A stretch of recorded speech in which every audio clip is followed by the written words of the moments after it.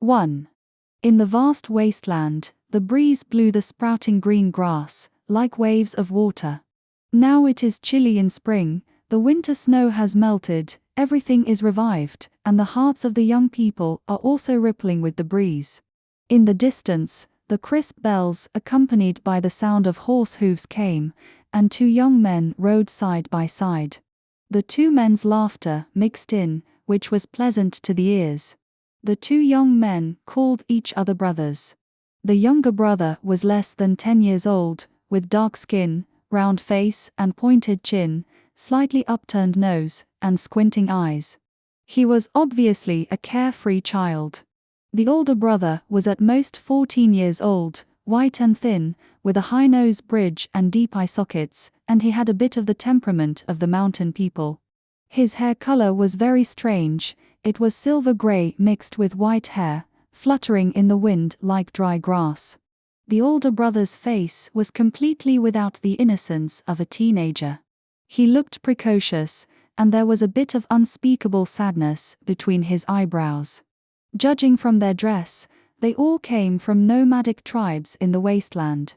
The empire called all people outside its territory barbarians, even though the mountains and seas outside its territory were vast. Under the arrogant and contemptuous words, they never investigated their ethnicity. Calling them people was already the empire's kindness. Barbarians lived in groups in the wilderness, and each ethnic group had its own language and traditions, as well as simple written symbols to distinguish each other. The 2 brothers were clearly from the same tribe. Otherwise, they would not be so close. They wore a double-breasted yisar with a well-shaped collar. Many tribes in the wilderness wear this kind of clothing. The tightened cuffs are convenient for riding and shooting. The fine pleats at the waist make people look broad-shouldered and heroic. But how can clothes be the same in terms of nobility? The younger brother's clothes are obviously new clothes. The peacock green brocade is decorated with dragons and phoenixes. The thick bright yellow belt around the waist is very conspicuous on the green grass. The younger brother also has a short knife inlaid with red coral and turquoise on his waist. Why does such a young child carry a knife? Look at his childish face, his gentle character that is harmless to people and animals, and he would never draw his sword against anyone. But his elder brother is more plain, even shabby. It is hard to tell what color it was originally, maybe turmeric, maybe blue-gray, dirty coarse cloth clothes. There are lace patches on the corners. The stitches of the patches are delicate and exquisitely sewn, which must be the work of his skillful hands. The younger brother was playful and rode the horse around and almost fell off. "Saji, be careful." The elder brother blurted out. Hee, it's okay. Look, grasshopper, haha, I caught a grasshopper." The elder brother smiled helplessly. Suddenly, something came to his mind, and the elder brother said, "I can't always call you by your nickname like this in the future. You will soon become an adult and the future leader of the tribe. I should call you by your full name, Prince Sazad." "No." The younger brother shook his head vigorously. "I still want to hear you call me Saji. You have been calling me like this since you were a child. But you are an adult now, and you will get married soon. Your status is different from before. But you are different. You are my brother, my dearest brother, Garland, brother. I just want to hear you call me by my nickname, and call me that for the rest of my life. Let's not talk about this topic." Saji suddenly pointed to the front and said, "Look, rabbit." He pulled up the bow, raised a feather arrow in his right hand, and aimed at the distance. Ordinary people looking at such a far place may not see anything. Children in the wilderness all have a pair of eagle-like eyes. They can see a needle from a distance clearly. Click, the feather arrow left the string, and a beam of light flew into the distance. The rabbit rolled on the spot. "Brother, I shot it." Saji galloped away.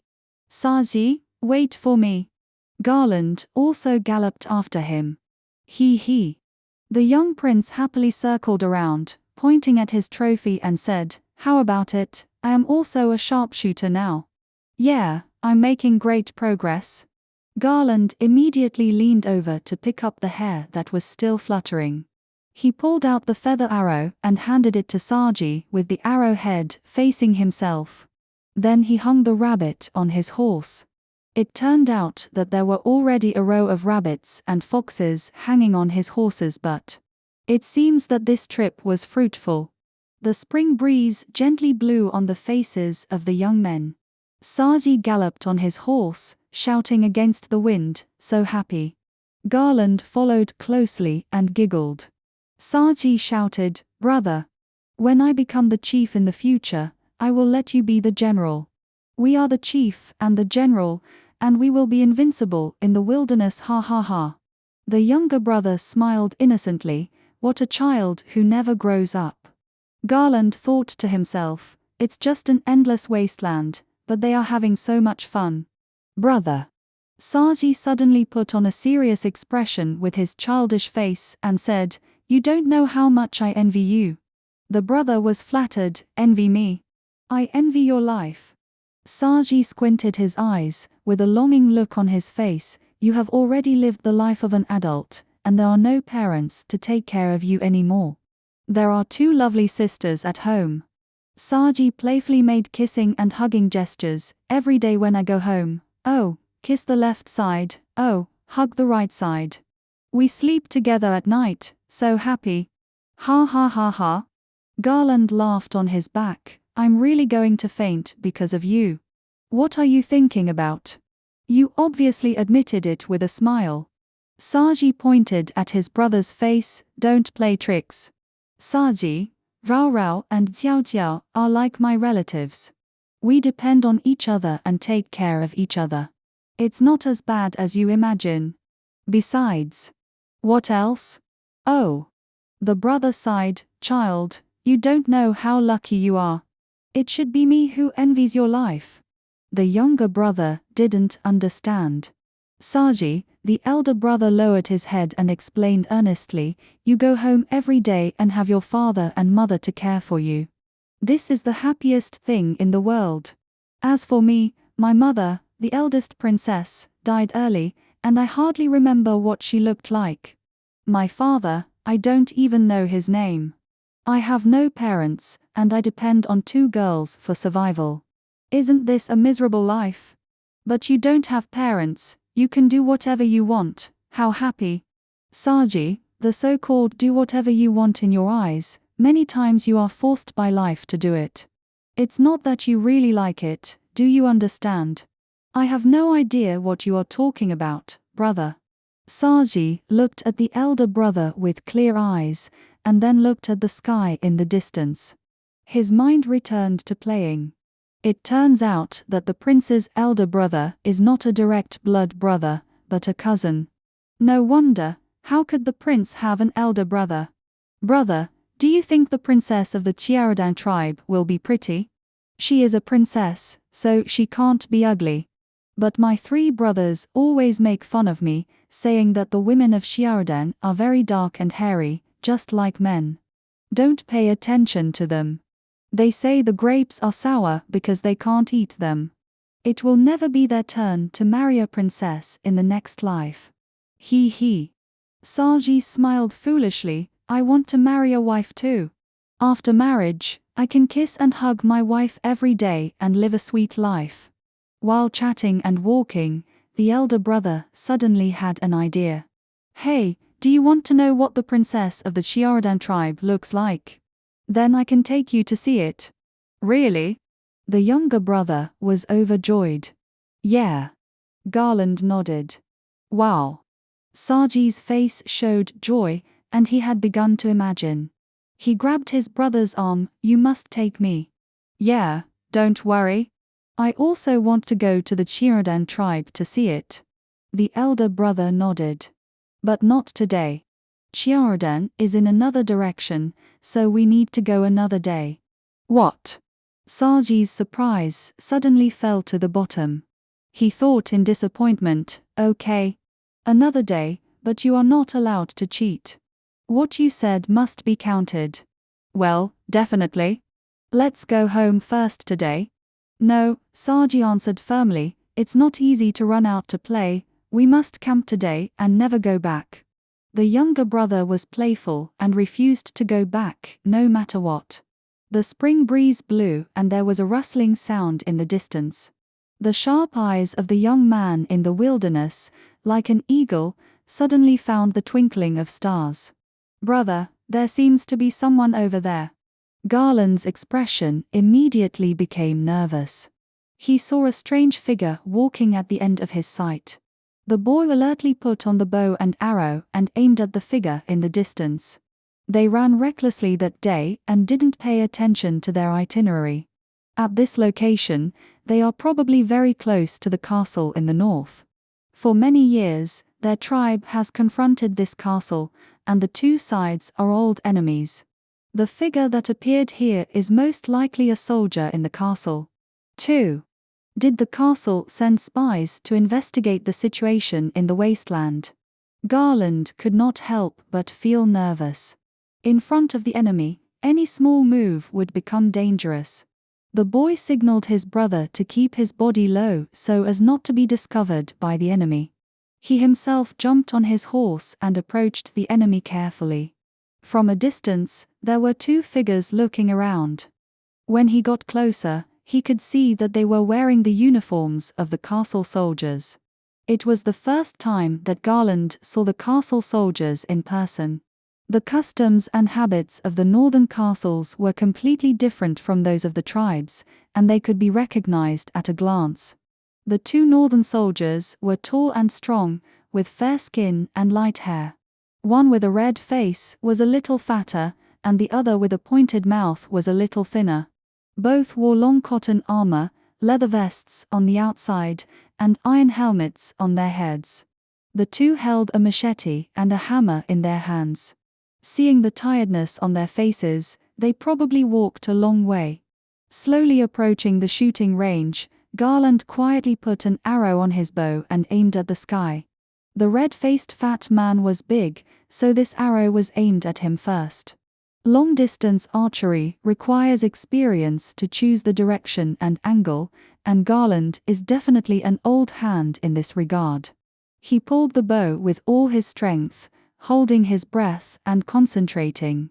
When he thought it was almost done, he gently let go with his right hand. The arrow flew into the sky and twisted twice in the air as it fell. It was not far away, but it hit the man's shoulder.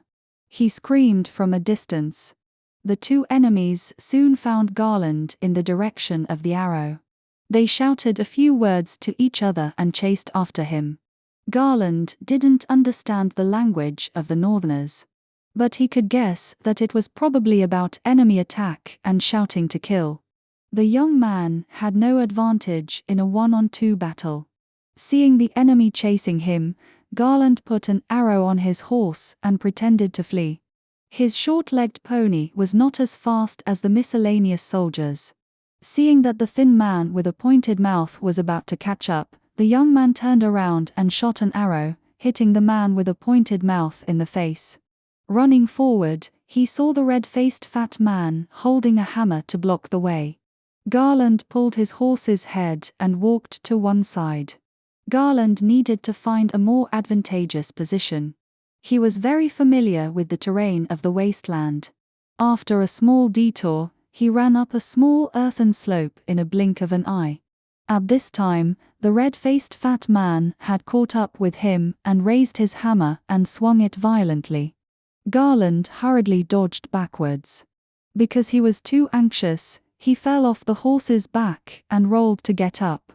Seeing him get off the horse, the enemy also got off the horse's back and pressed forward step by step. Garland drew out the dagger at his waist and got ready to fight the enemy.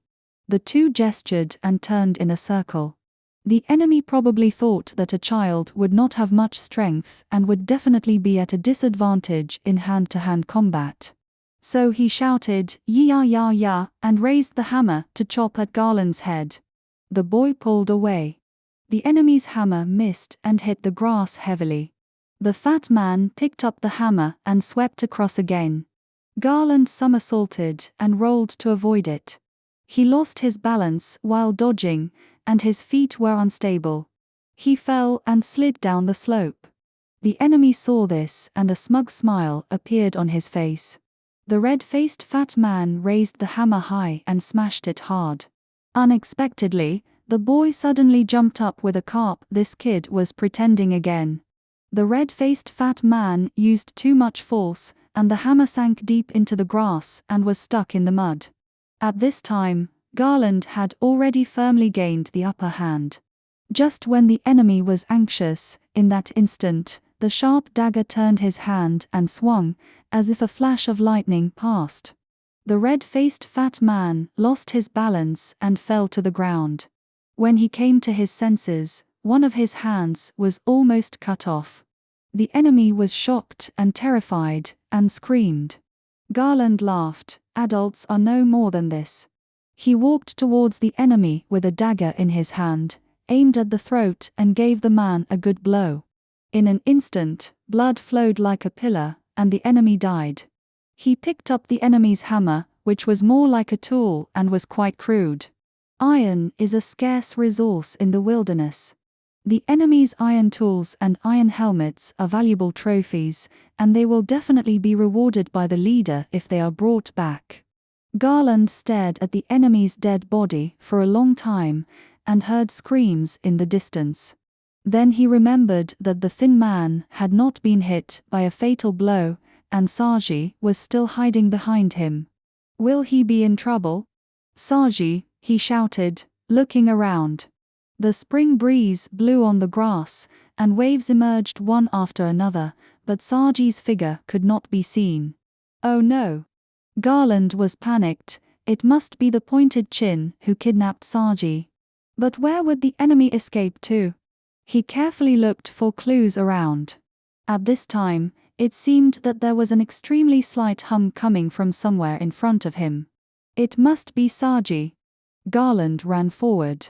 It turned out that there was a small cliff on the grass in front of him, only half a person's height, just out of his sight. The injured soldier in front was wrestling with Saji. The soldier pressed Saji with his whole body, holding the machete in his hand, and pressed Saji with all his strength. Saji was also resisting with all his strength, and was almost unable to bear it. Garland was anxious. He jumped up quickly, hugged the soldier, and held the arrow on the man's wound in his hand, forcing him to move away from Saji. The soldier turned and chopped him with a knife. Garland twisted the enemy's hand to fight with him, and swung his body to the side, pressing the enemy under him. The knife in the opponent's hand just cut his own throat. After a stalemate, seeing that the enemy did not move, Garland breathed a sigh of relief and collapsed to the ground. Saji was still in shock. He was relieved when he saw his brother resting. He threw himself into his brother's arms and cried, "Brother." "Well, dear, it's okay." Garland touched his brother's head. Garland carefully searched the Northern soldiers, confiscated all the valuables on them, and hastily buried the enemies. What exactly is their purpose in the wilderness? Garland was still confused, but he couldn't ask the answer from the corpse. "It seems that we really can't camp today." Garland said, "Let's go back and report to the leader." "Okay." Saji nodded helplessly. The interest in playing this day was destroyed by two enemies. Even if his brother wanted to take him camping, he didn't dare. When the two brothers were about to return, they seemed to see a sneaky figure in front of them again. "Not good, those soldiers may have accomplices," Garland whispered. At this time, the sun had begun to set. Under the red sunset, the sight was not as clear as before. Looking over, it seemed that a wretched figure was walking hard on the grassland, only one person, no horse. Garland let his brother wait there, and he picked up his bow and arrow and approached the figure carefully. When he got closer, he saw a skinny, thin man squatting on the ground and trembling. Garland breathed a sigh of relief and said arrogantly, "Raise your head." The man raised his head obediently. Oh my God, Garland was almost scared to death. How could there be such an ugly person in the world? This person had a crooked head and a shrunk head, a hunchback and a hunched chest, and his body was completely twisted. He had a flat face, small eyes, a mouth full of rotten teeth, rough skin, and skinny bones. He also looked a little dazed, and his behavior was very wretched, just like a devil. Garland had never seen such an ugly person in his life. Even if he put all the ugly people he had seen in his life together, each of them had one shortcoming: they would not be as ugly as this person. This person was simply ugly beyond the realm and the highest level of ugliness. Looking at the ragged clothes of this person, he was obviously a slave. He said in the unfamiliar tribal language, "No, don't kill me." "Who are you?" "I'm a slave," the man said while kneeling. He treated Garland like a god and kept begging for his life. Looking at the shabby clothes of the slave, there were some traces of the Wasteland tribe. Garland recognized this style. It was a tribe that wandered between the wasteland and the castle all year round and did business. The reputation of that tribe was not very good. It was called punished sinners. "Are you from the Kukar tribe?" "I was their slave," the other party explained humbly. This did explain the origin of the clothes on his body. "But I later became a slave of the Northern Army, and I just escaped 2 days ago. The soldier you killed was originally here to capture me." The Northerners were divided into different classes, and Garland had heard a little about it. They enslaved prisoners of war and used those poor people like animals. "Please don't kill me, I don't know anything, I'm just a slave." The man kowtowed to Garland again. The identity of a slave cannot be faked, and the servile attitude of this man is a proof that can never be washed away in a lifetime. Garland had no intention of killing him, and said coldly, "You are a guilty and punished person, and the gods do not allow your tribe to live in the wilderness. Get out as soon as possible."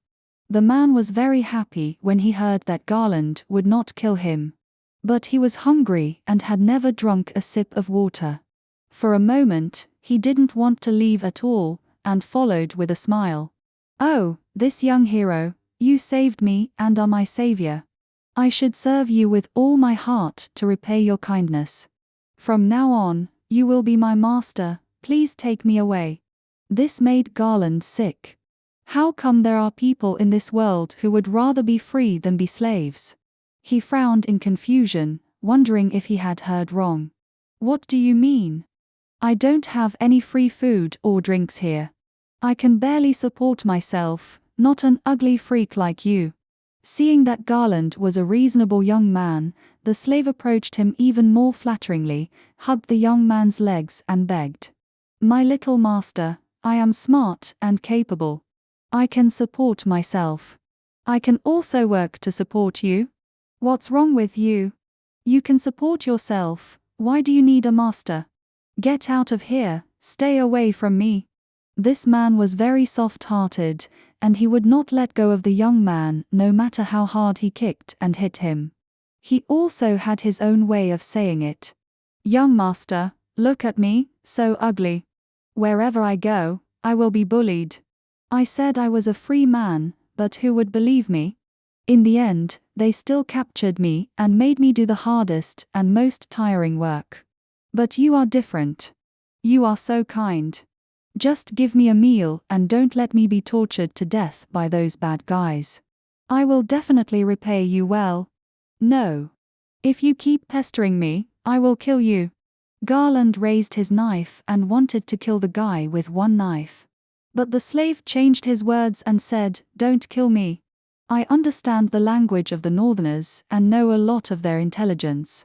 They are about to attack you, don't you know it yet?" After saying this, Garland panicked. "Sure enough, the Northerners are going to attack us. Tell me everything you know." He. "Don't worry." The slave was very cunning. He found Garland's weakness and took advantage of it. "Young master, take me back. I will tell you everything I know and let you take the credit." "How nice. You just said you knew nothing, and now you say you know everything." Garland clenched his fists, angry, and didn't know how to refute. The boy was a simple person, unlike this slave who had gone through countless life and death tests and survived by his smooth talk. "Young master, don't be angry. As long as you need me to know, I know everything." He. "Let's take this man back first," Garland discussed with his brother. "Okay." Saji didn't care. "But he is very dangerous, tie him up and take him back." Garland glared at the slave again. The slave just smiled flatteringly and didn't complain at all. 3. They tied the slave and led him behind the horse. They ran all the way back to the camp. It was already late at night when they arrived. "Dad." Saji ran happily into the leader's tent, shouting as he ran, "Come and see our results." Garland didn't want to disturb the leader's rest, so he waited outside. The barbarians in the wilderness live in groups, and a tribe is an alliance of several families. Looking back on history, there are blood ties between families. The closer the blood is to the leader's family, the higher the status in the tribe. In the center of the tribal camp, there are more than 10 large tents. 3 of them belong to the leader, and the others belong to the family of the minister. In addition, there are several small tents gathered around the big tent, and each tent is a family. They are not resident here. In order to graze, the tribe's camp will move from time to time. And the entire tribe also contains more families. Those people live scattered throughout the territory. It is said that there are as many as 300 households in total. When Garland's mother was alive, she also lived in the camp, in a large tent next to the leader. But later she had to graze herself to make a living. At that time, she was young and didn't remember where the tent was. Recently, as he grew up, Garland's appearance became more and more different from that of the tribe, and he was gradually drifting away from everyone. He was like a stranger when he returned to the camp. He never stepped into the leader's tent and waited outside silently. After waiting for a long time, Sage still didn't come out, and he almost fell asleep. "Everyone wake up, don't sleep. Let's celebrate together."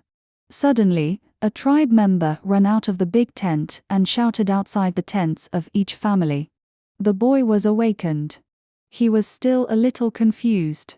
The chief's retainers came out one after another, running around happily, waking up every household in the camp. They held up the spoils and announced, "Our little Prince Sage is invincible. He killed 2 soldiers from the enemy's northern castle alone." The sleeping tribesmen came out of their respective tents, heard the chief's retainers' announcement, and cheered, holding torches and gathering outside the chief's tent. "Our little prince is so brave. Of course, look at these spoils. There is still blood on this iron helmet." "What? Let me see." The tribesmen passed the spoils to each other and praised the spoils. Since they had won the victory, they should celebrate. Garland was crowded by them and stood in front of the big tent waiting for the chief to speak. The retainer opened the big tent, and the chief came out holding Saji's hand, showing off with a red face and a smile. "Tonight is worth celebrating. My little son is brave and good at fighting. He killed 2 soldiers from the northern castle. These are the souvenirs he brought back." The general of the tribe walked out of a big tent on one side and came to the chief to praise. "This trophy is worth a lot of money. The prince has made a great contribution at such a young age." The patriarchs of other big families also echoed, "The prince has added glory to the tribe and is worthy of being the descendant of the ancestors." The chief ordered the trophy to be hung high to show the prince's achievements. He also ordered everyone to prepare a bonfire. The tribesmen will sing and dance all night and praise the story of the little prince to their ancestors. The tribesmen immediately got busy. Only then did Garland see Saji hiding behind the chief. The brother's face was full of grievances. "Father, father," Saji's childish voice kept shouting, "I've already said it, it's my brother, my brother." "Shut up. Stop talking." The leader scolded, "Go play somewhere else." Seeing his father being so unreasonable, Saji's eyes turned red, and tears welled up in his eyes. He ran out and threw himself into his brother's arms, saying sadly, "Brother, it's not like that. Father didn't listen to me at all, it was obviously my brother. Be good, it's okay." Garland touched Saji's head and said gently, "Those enemies were killed for the future leader, you. What I killed is what you killed." Saji touched his brother's collar, and the blood on Garland's body had not yet dried. The leader saw Saji and Garland whispering intimately, and frowned slightly. "Garland, come here, I have something to tell you." "Oh, I'm coming." The boy pushed Saji aside and followed the leader into the big tent. The carpet in the big tent was all animal skin, soft and comfortable to step on. The chief dismissed his retainers and sat down alone. "Chief," Garland asked again. "Hello." The chief looked down majestically, showing a smile that was similar to anger but seemed very kind, staring at the boy. Garland remembered that the strange guy was still tied to the horse's butt. He didn't know how to deal with it. He reported, "On the way back today, we also caught a slave." "Slave?" "Yes. He's outside." The boy became interested when he talked about this. "He is a guy who can speak both our tribal language and northern dialect. He said that the people in the northern castle are gathering troops to deal with us, and he knows everything and can tell us the details of the northern castle." Garland talked with relish, but the chief was not listening at all. A tribe member who was responsible for preparing the bonfire ran in to ask, and the chief waved his hand to him, indicating that he should wait, and then he asked about the celebration tonight. Garland waited for a long time, but the chief seemed to have forgotten the situation of the slave and talked about other things. The chief spoke earnestly, "My nephew, you are a brave warrior who deserves the name of Garand. I have always known this very well." The young man nodded seriously. "His name, Garand, means courage, which is the name of a warrior. You call me chief just like them, but you are different. You are my sister's son, my nephew, and my closest flesh and blood." The chief sighed, as if he was recalling the past, with tears in his eyes. "I don't have more offspring, Saji is my only son.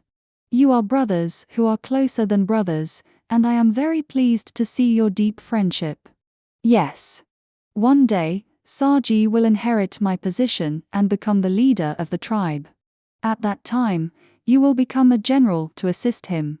You will be each other's most trustworthy partners and the only ones who are worthy of trust." "I remember it," Garand replied. He didn't quite understand the meaning of these words. The elders seemed to often say such meaningful words, so he just took it as a sincere warning for the time being. When he was about to ask about the slaves again, the chief was already tired and motioned him to leave. The bonfire outside was ready. The tribesmen changed into festive attire and cheered around the bonfire. When the atmosphere was heated, the chief also dressed in his best clothes and walked out surrounded by his retainers, followed by Prince Sage. Garland carefully got out of the crowd and hid behind them. Lively activities have never been his forte. Telling the heroic deeds of ancestors is a traditional activity. The chief took the lead in singing a song, which was the history passed down by word of mouth among the tribesmen. Anyway, the time at night is endless, and the history of the tribe can be told from a long, long time ago. The endless wasteland is our homeland, from where the sun rises in the east to where the sun sets in the west. From where the severe winter rules in the north to where the scorching heat rules in the south. We are the descendants of our ancestors. 40 years ago, a force rose in the east of the wasteland. A leader unified all the tribes and led the army across the wasteland. We call him the great leader who shines on the wasteland like the sun, following him all the way to here. We are 3 tribes with the same blood, Kade, Chiaodang, and Cesar in the distance, like his eyes, wings and claws. We are invincible and victorious. We killed all the way to the end of the wasteland. Where we are is the end of the wasteland. There are no water or grass in the distance, only high mountains with rocks. We have been guarding this land for the great leader for 10 years.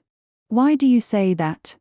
Garland squatted and muttered, there are obviously people in the castle in the distance.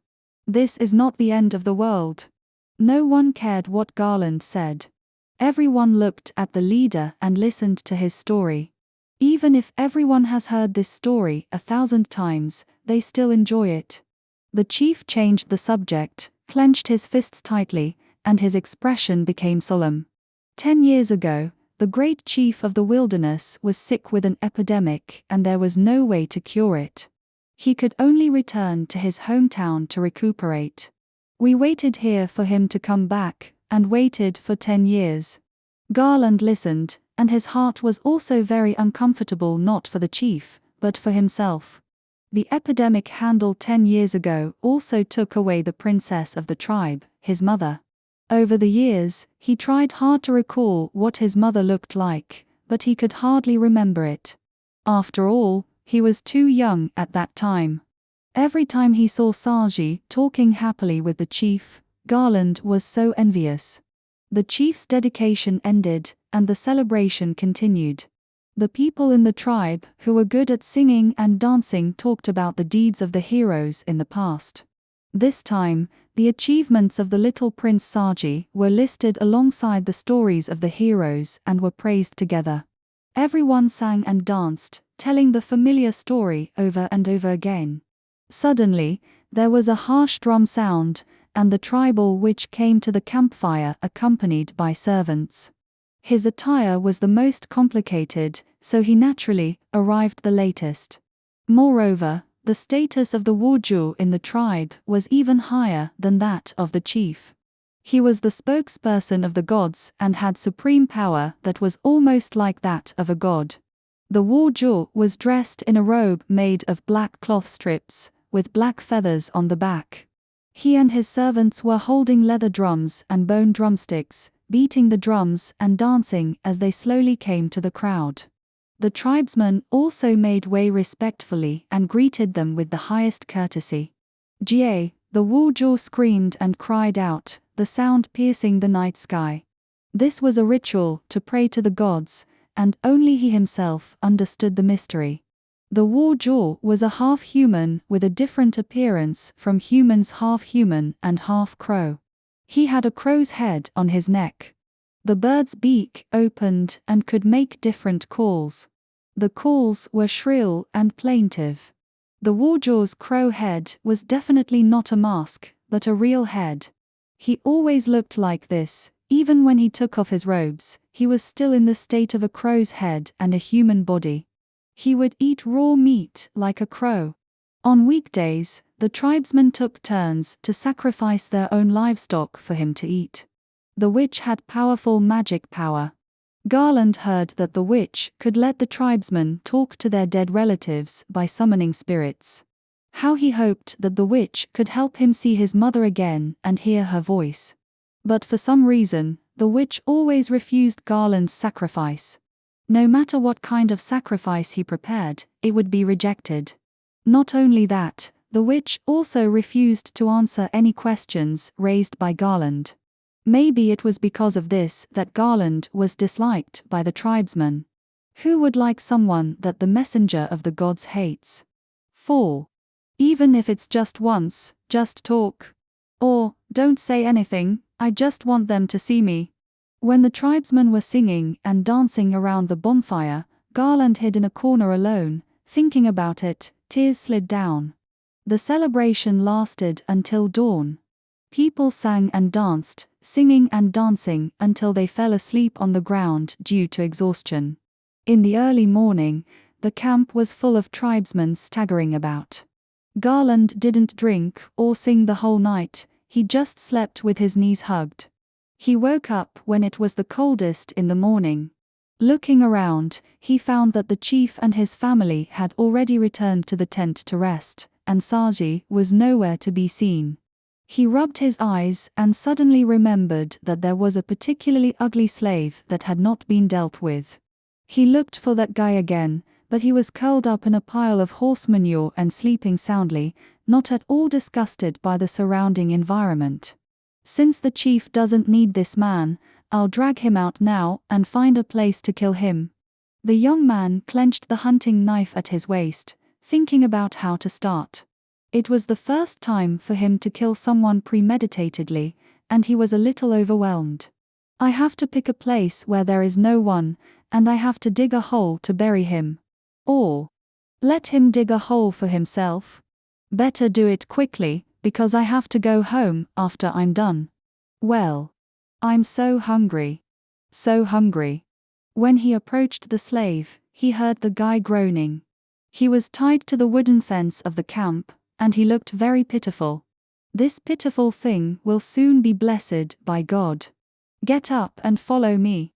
Garland kicked him awake, pulled him away by the rope. Is dinner ready? Little master. I'm starving. I haven't found you all night. Seeing them eating and drinking, I'm almost dying of greed. Do they have any leftovers for me? You're about to die, and soon you won't know what hunger is. Garland said to him coldly. What? You want to kill me? Little master, even if you behead someone in the castle, they should be given enough food. Why don't you provide food? Stop talking nonsense and go away. Garland pulled the rope hard. White wolf cub, don't go, a malicious voice suddenly came from behind. Garland stopped and sighed. What a coincidence, how could he meet them again? He was very familiar with this voice, it was simply a nightmare since he was a child. The boy turned around and saw 3 boys behind him. The youngest one on the left was chubby, about 10 years old, younger than Sage. He looked very favored and arrogant. The fat one on the right was not tall, the same age as Garland, and about the same height. But he was much fatter than Garland, and could fit his whole body. And the one in the middle, a few years older than Garland, was already burly and strong, 6 feet tall. Size, adults would be afraid of them. It's obvious that these 3 are brothers, very close, and grew up together. The clothes they wear are of similar styles, all made by the same mother.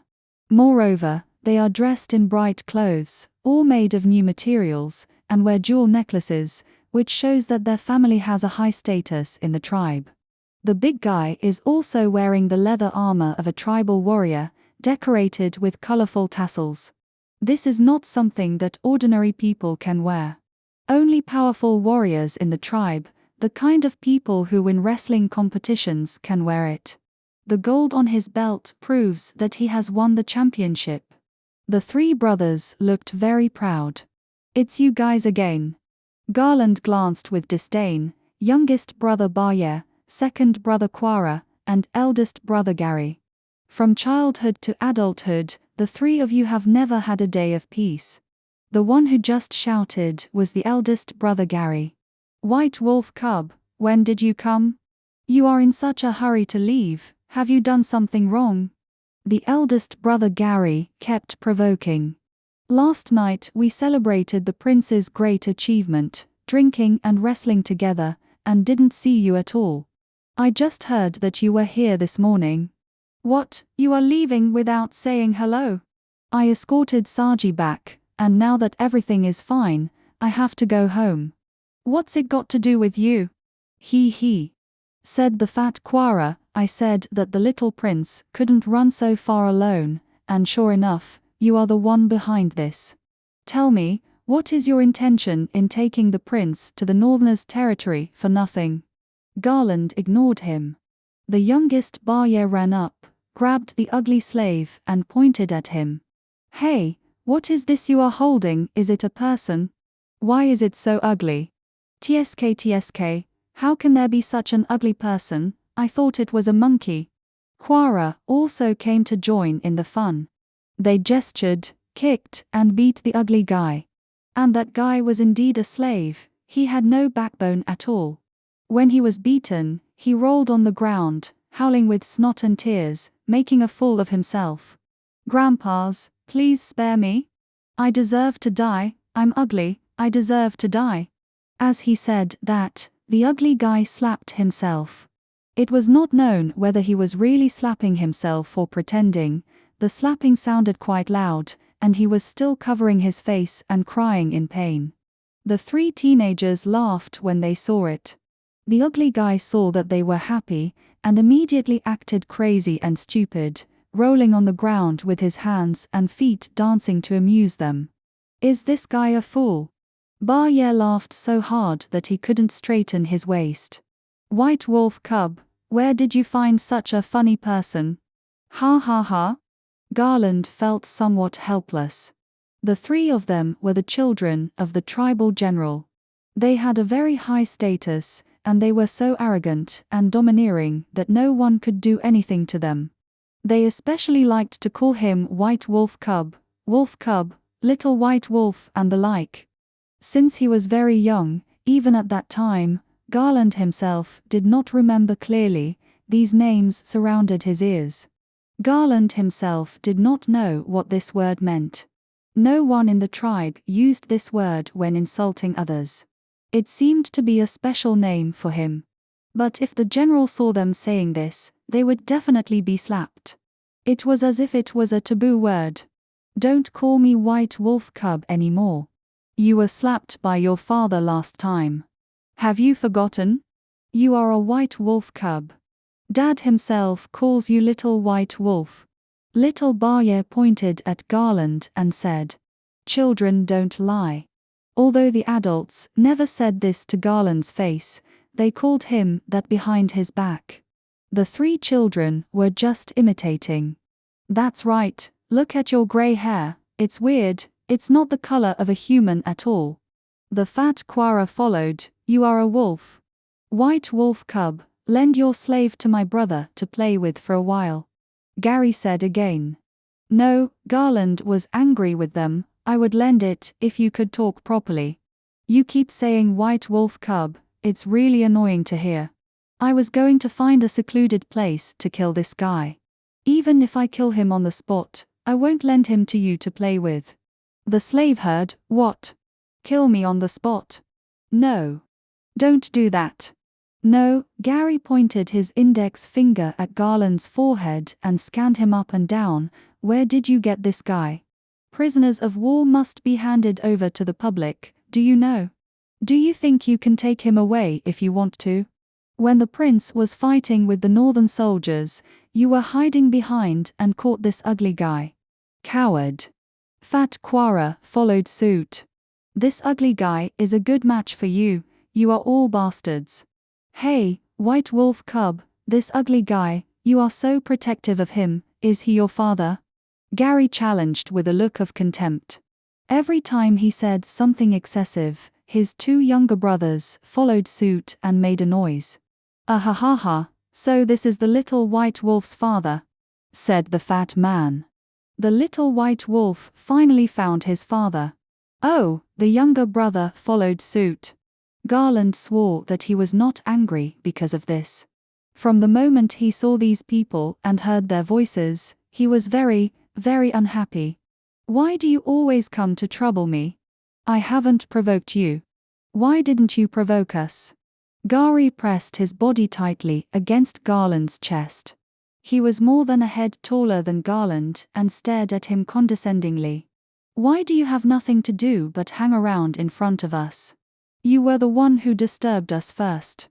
You're such a disgusting bastard, you should take your father and get out of here," Gary said, pointing his finger at Garland. The boy pushed him and Gary took a half step back. He also stepped back on purpose, just in time to roll up his sleeves and get ready to hit someone. 5. Don't forget, who was hit on the head with the back of a knife last time. Garland was fearless and calmly faced the battle. Little wolf cub only knows how to use some insidious tricks. In terms of strength, you are 100 times inferior to me, your little grandpa. Gary rushed over angrily and grabbed Garland's belt. Garland quickly squatted down and grabbed his opponent's calf. Both of them used all their strength. The two younger brothers cheered on the side. Gary stared with his eyes wide open, and the veins on his head were tense. The way he used his strength was particularly funny, a bit like smiling, with his mouth wide open. Garland lowered his body as much as possible and pushed Gary forward. In wrestling, height and weight bring absolute advantages.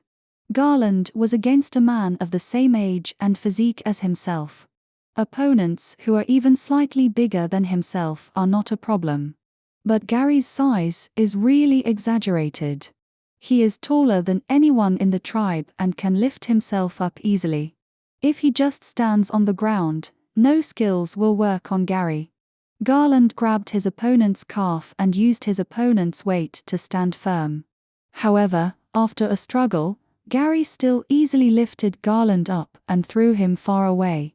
Garland quickly rolled over and got up. Fortunately, he was not injured. "There are so many of us, let's beat him up."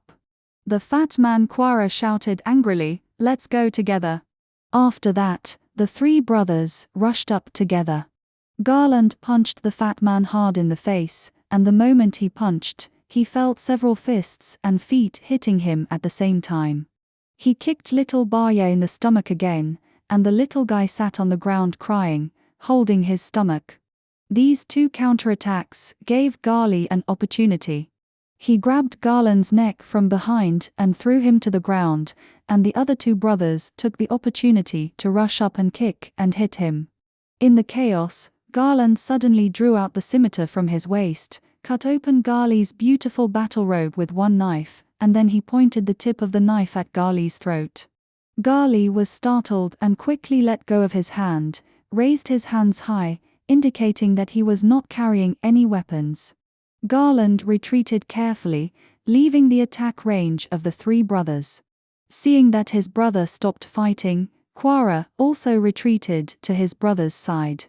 Garly stroked his clothes angrily. "This is sewn by my mother, you pay for it. Do you dare to use a knife with me?" Garland asked coldly. Because he was dressed up for the celebration, Garland wore his best clothes. He was not willing to accept such a cut. His face turned red with anger, and he kept muttering that he must kill Garland. "Your clothes are torn, go back and ask your mother to mend them. Don't come to fight me, your mother won't agree."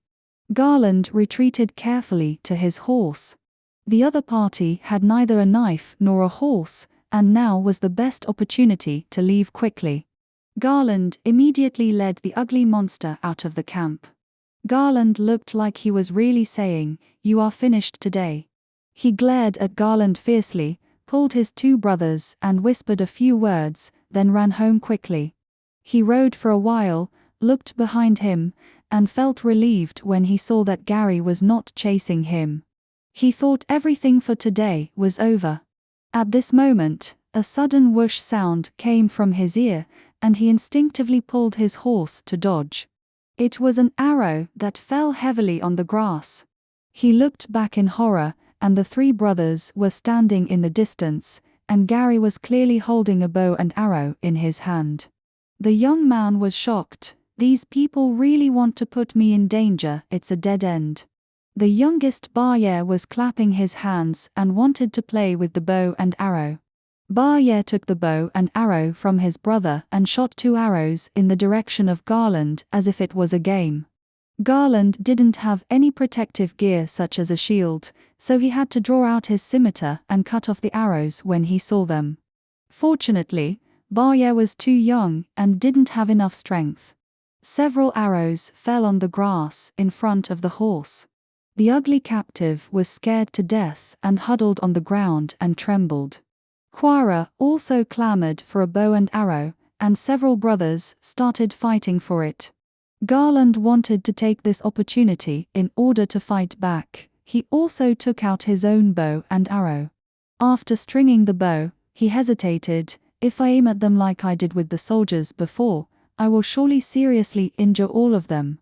But after all, they are powerful members of the tribe, and I cannot just kill them casually.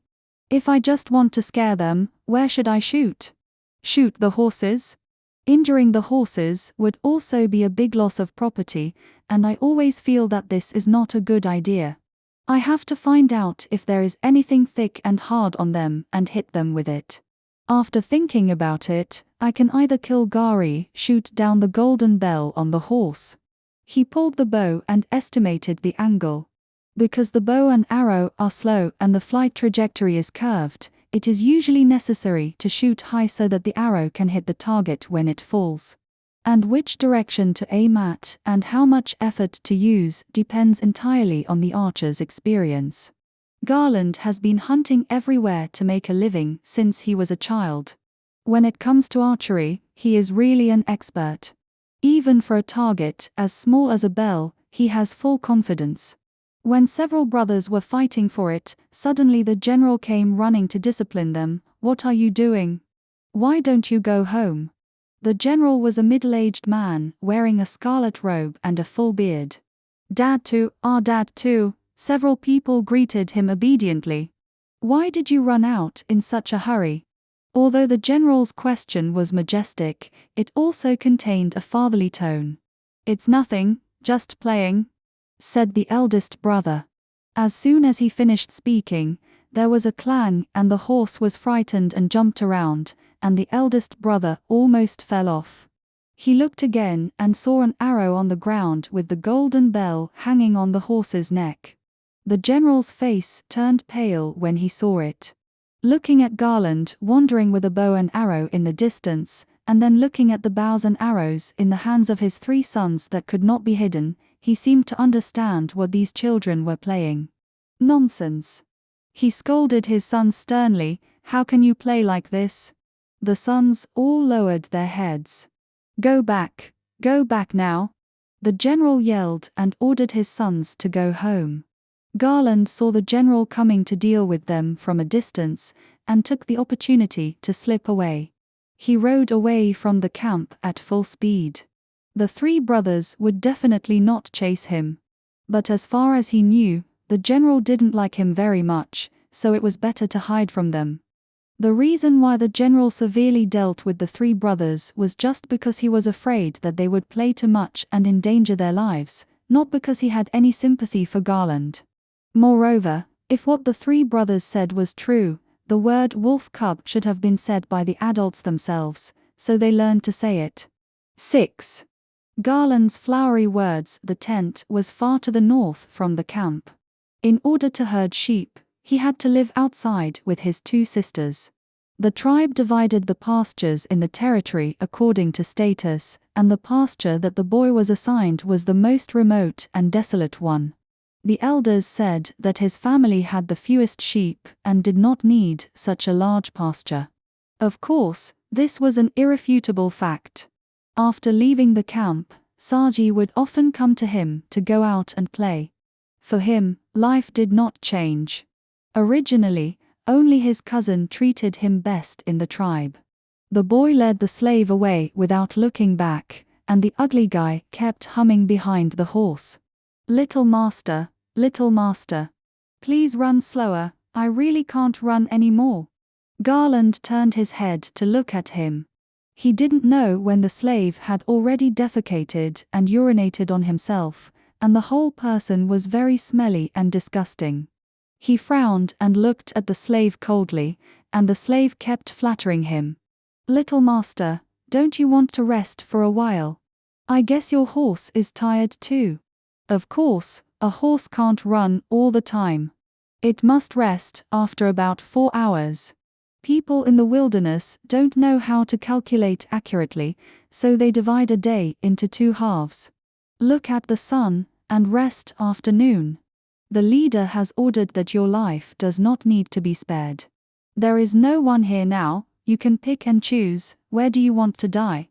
No. The slave knelt down and begged, "No, kind little master, please. Doesn't your family need a slave to do hard work?"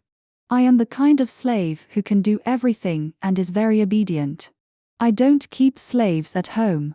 Besides, you are so ugly that I don't need you." The young man scolded him sternly and led the slave to a pile of rubble. "Just dig a hole for yourself here." He pointed casually. There was no grass there, and it would not affect people's grazing. "Little master, you still tied me up. How can I dig a hole?" "Just dig it like this." "I'm afraid you will run away if I let you go." "Since the leader ordered you to die, if you escape to another place, the leader will blame me for not doing my job well." "You." The slave was very desperate when he heard it. "But master, you won't give me a shovel." "I don't have a shovel, so you have to dig with your hands. Anyway, you won't be able to use your hands in the future." "Well, okay." The slave lowered his head in frustration and found a soft place to start digging. He found a small stone to use as a shovel, but he was still digging very slowly. He was just dawdling and wasting time. He kept digging and muttering, and begging for mercy for a long time.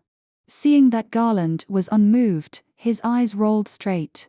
Suddenly, the slave seemed to have thought of a good idea, and pretended to be nonchalant and asked, "Young master, your father is from the north, right?" "Humph. Ha ha ha." Garland sneered after hearing this, and turned from a contemptuous smile to laughing with his head raised. There was helplessness and self-mockery in the laughter. "It seems that even a fool can see my affairs." The slave smiled humbly. "Yes, my father is indeed from the north, and he is the same kind of person as the soldiers I killed. Such things, even if I don't say it, are all written on my face. The boy's appearance is incompatible with the tribe, and he himself is also very clear." Garland suppressed his anger and said, "They called me a bastard just now, you heard it too." Perhaps this was the real reason why he was excluded in the tribe. Everyone knew it, but they just didn't say it out loud. "Young master." The slave looked at him with a playful smile. "How can this be called a bastard? It's too ugly. This is called mixed blood.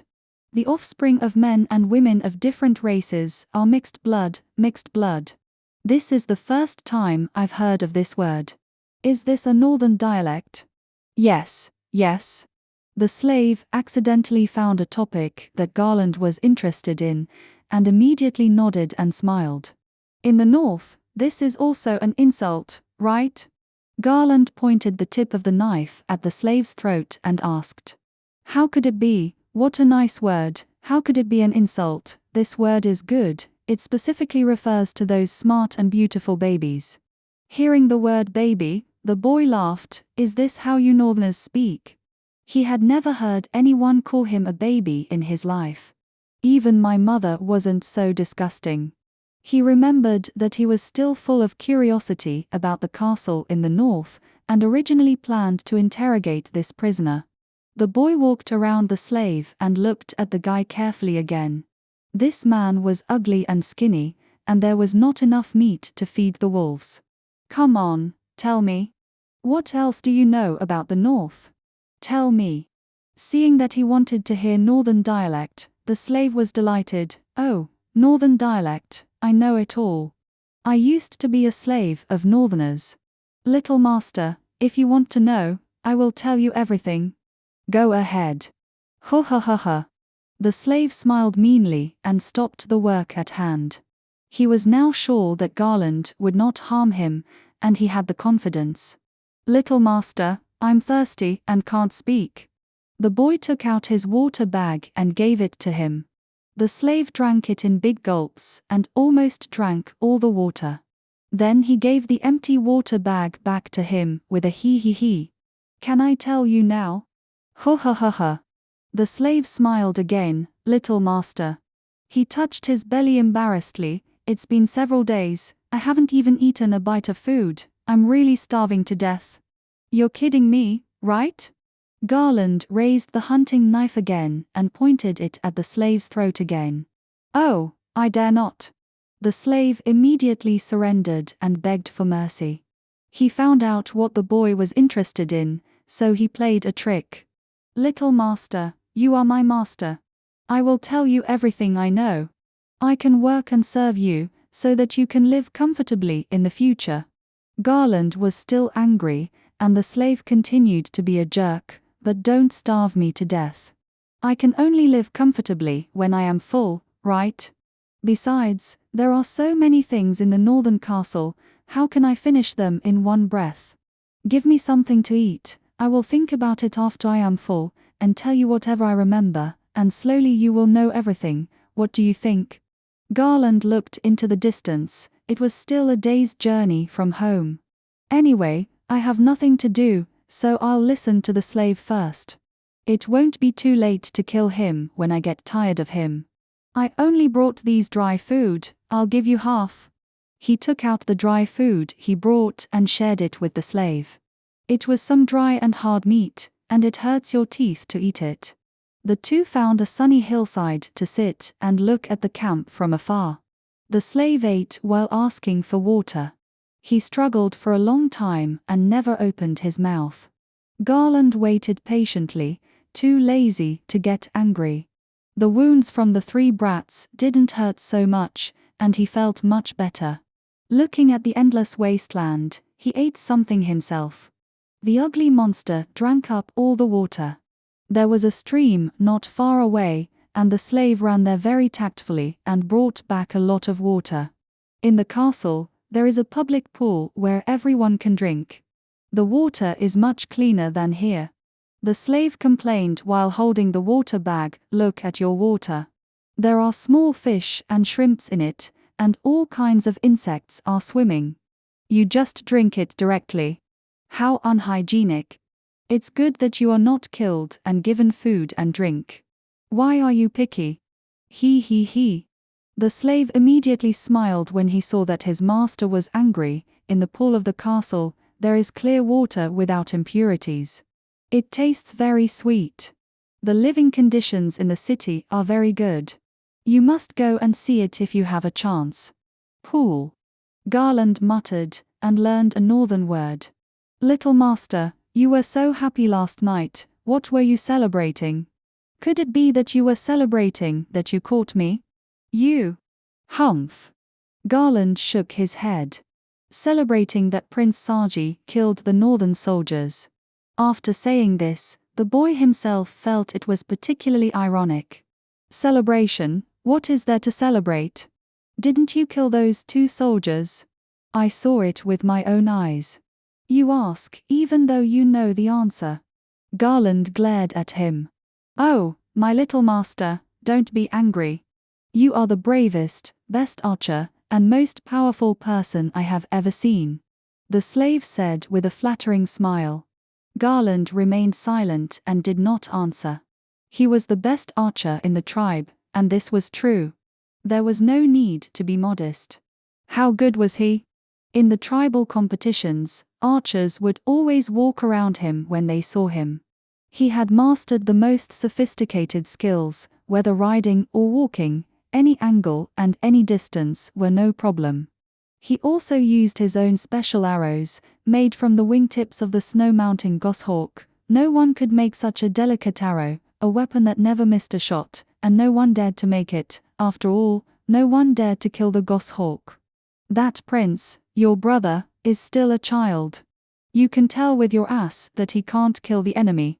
They all flatter the leader. You flatter well. That's right.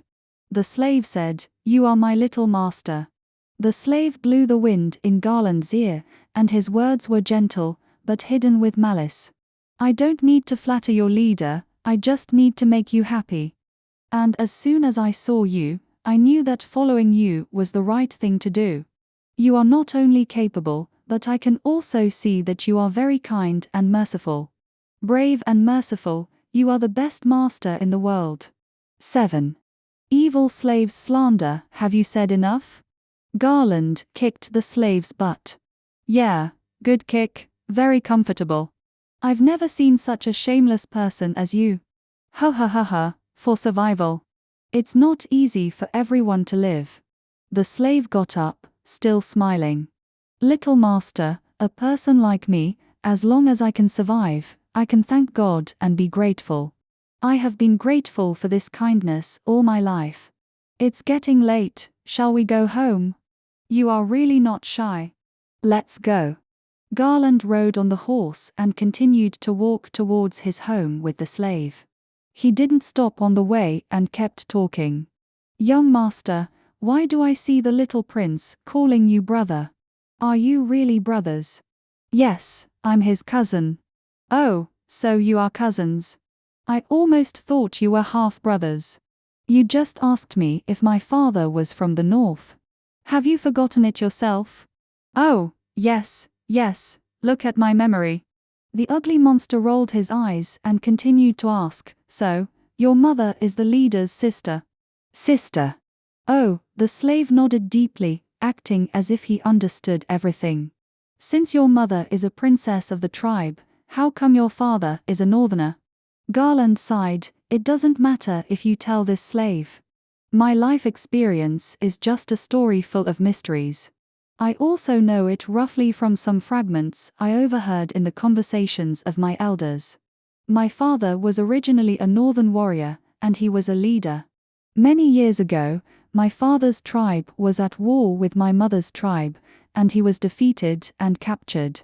But my mother fell in love with him, so she kept him as her husband. And then I was born. So I am the one you said, a half-blood. Oh. The slave listened thoughtfully. Ha ha ha, little master, you are really good at talking nonsense. How are you talking nonsense? We people of the Wasteland tribe never lie. Garland got angry when he heard it. You said your father was the leader of the Northerners. There is no such thing as a tribe in the north. There is only a castle in the north. Is your father the lord of the castle? I don't know. TSK, how is that possible? The lord was captured. I have never heard of such a big thing. I see you are only about 10 years old. 14 years old. This happened at most 15 or 16 years ago. I have never heard of it. As far as I know, the lord of that castle has been in power for more than 10 years and has never changed. Don't believe it, I didn't force you to believe it. Garland never knew the whole truth of this matter, and it was inconvenient to ask the leader directly, so he had to keep it secret. The slave's series of questions evoked his memories. Moreover, the slave was relentless and wanted to continue digging deeper. I heard that the women of the Wilderness tribe can choose their own husbands. She can have children with whoever she likes. After the child is born, it belongs to the woman. If she wants to change her husband, she can drive the old man out. This is called a matriarchal tribe. What nonsense! Unheard of. Garland glared at the slave. In all my years, I have never heard of or seen a woman choosing her own husband or changing her husband. There is no such thing as a matriarchal tribe. The children of our tribe are decided by their parents and marry with families of equal status in the same tribe or neighboring tribes. Well, that's strange. You said your mother is a princess and the elder sister of the leader. How come her marriage was not decided by her parents, and she had to capture prisoners herself? How should I know? Garland didn't want to answer, and he really didn't know the answer. You never asked her? This slave, he really talked about things that were not related to the topic. Garland didn't want to talk about his mother anymore, but the slave kept asking. The young man reluctantly said, My mother died a long time ago. Oh, so that's the case, poor little master. They bullied you so much, maybe your father is gone too. Garland didn't say anything, just glared at him. The slave thought he had guessed right. But little master, I guess your mother had a husband. They might not have a good relationship, so she found a new husband from another tribe. Garland got angry again when he heard it. How dare you joke with my parents? Do you think I can't do anything to you if I don't kill you? After saying that, he whipped the horse and the horse galloped. He pulled the ugly monster and ran for several miles. He ran until nightfall. When he looked at the ugly monster again, he was almost fainted from panting. He collapsed on the ground like a puddle of mud. Remember it? Do you dare to talk nonsense in the future? The slave nodded violently, but he was panting so hard that he couldn't speak, and even was difficult to say. Seeing the slave's particularly bitter look, the young man stopped being angry. And as they got closer and closer to home, the troubles they had encountered in the camp began to dissipate. Thinking about the two sisters waiting at home, he felt that he should be in a good mood. Even though it was getting dark, he had no intention of resting and just wanted to arrive quickly. But he didn't expect that the ugly and cheap guy would start talking nonsense again as soon as he had a chance to breathe. Speaking of which, young master, I really admire you from the bottom of my heart. The slave came up to him servilely. What are you trying to flatter? I made fun of your parents before, and you got angry. But you didn't kill me or beat me up. This is the first time I serve a master as magnanimous as you. Oh. That's just because I still want to know about the castle and the Northerners. Garland suppressed his anger. Beat him up? That reminds me, why didn't I think of it? He was used to treating people kindly, and even when facing slaves, he didn't have the intention to be tyrannical. This is what is called kindness. Based on this, you must be a promising person, so my vision is also very good. The slave was complacent. But, little master, there is one thing you must say, don't think I am too nosy. As the saying goes, good medicine tastes bitter, and honest words are unpleasant to the ears. Those life-threatening words are not very pleasant to hear. Garland was stunned. Life-threatening. He couldn't help but feel funny. What kind of life-threatening things would an ugly slave know? My young master, although you are the son of a princess, your parents are gone, and you have lost your status in the tribe. This can be seen from the place where you live. Not only did you lose your tent in the camp, but you were also assigned such a remote pasture. Your status is not even as good as that of ordinary tribesmen. The young man's face darkened. Do you have to say it directly? Although the chief is your uncle, he doesn't like you, does he?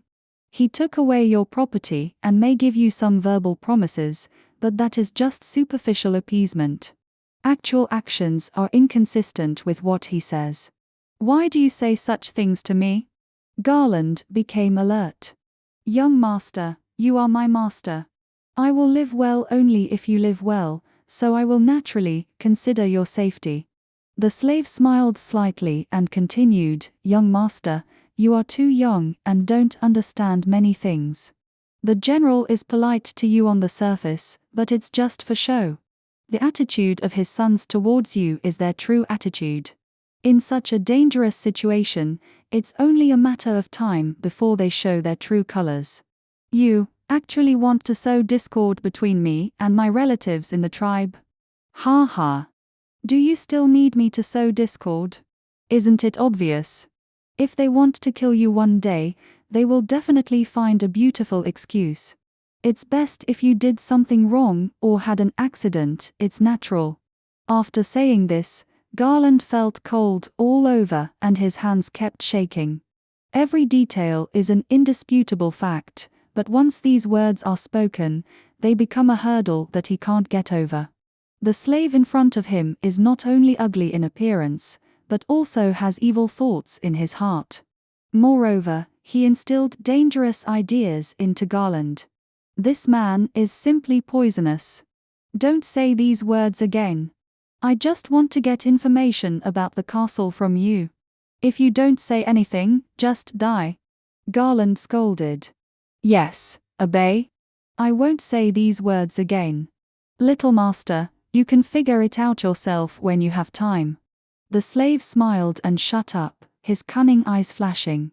While talking, the two had already walked to a pointed white tent. This is Garland's warm little home. Brother, you are back. A cute little girl ran out and jumped into the arms of the boy.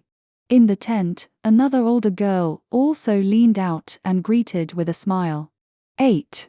Jiao Jiao and Rao Rao, the younger girl, was at most 6 or 7 years old.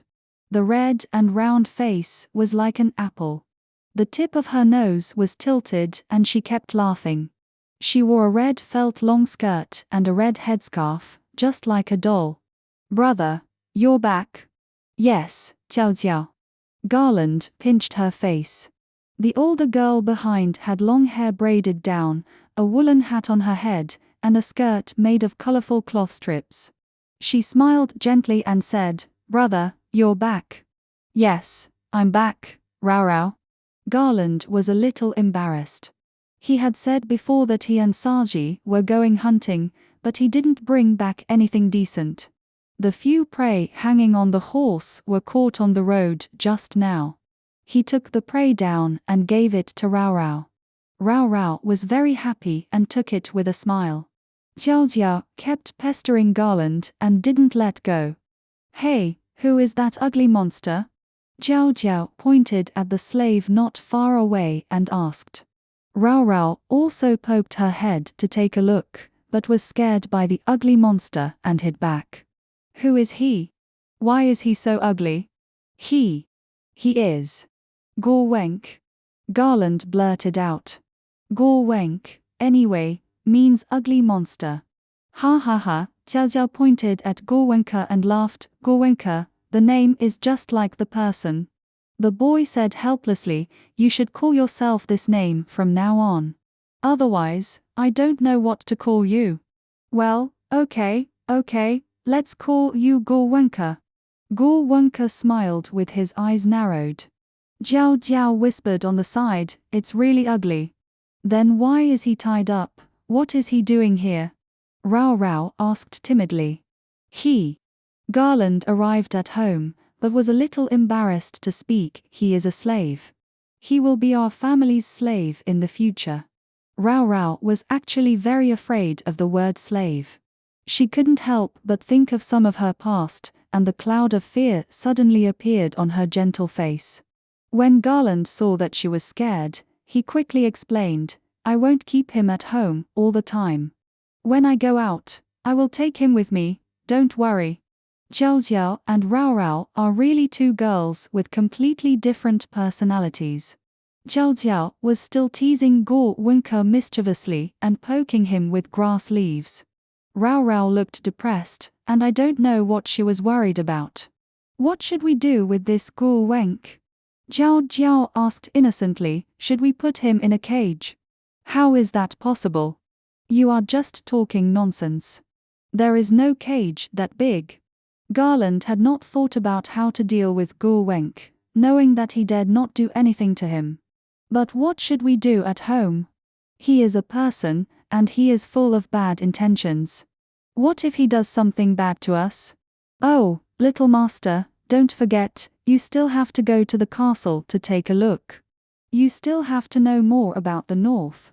You have to keep my life. Seeing Garland's embarrassed face, Guo Wenke immediately reminded him. Besides, you can't always tie me up like this. Look, my wrists are blue. How can I work? Guo Wenke smiled and said, hey, how about this, you find a bell and hang it around my neck. In this way, if I run around, you can hear it, how good. Guo Wenke's shameless spirit is really the best in the world. Garland was completely convinced. He had no experience in raising slaves and didn't know what to do. What Guo Wenke said made sense, so he should listen to him for once. Anyway, he never left his hunting knife, so if the ugly guy dared to mess around, he would be in trouble. After searching for bells, only the bell on the horse's neck made a loud sound, tied to Guo Wenke's neck. When this guy walked, the bells kept jingling. He was actually quite happy, singing and dancing in front of the two girls to make them happy.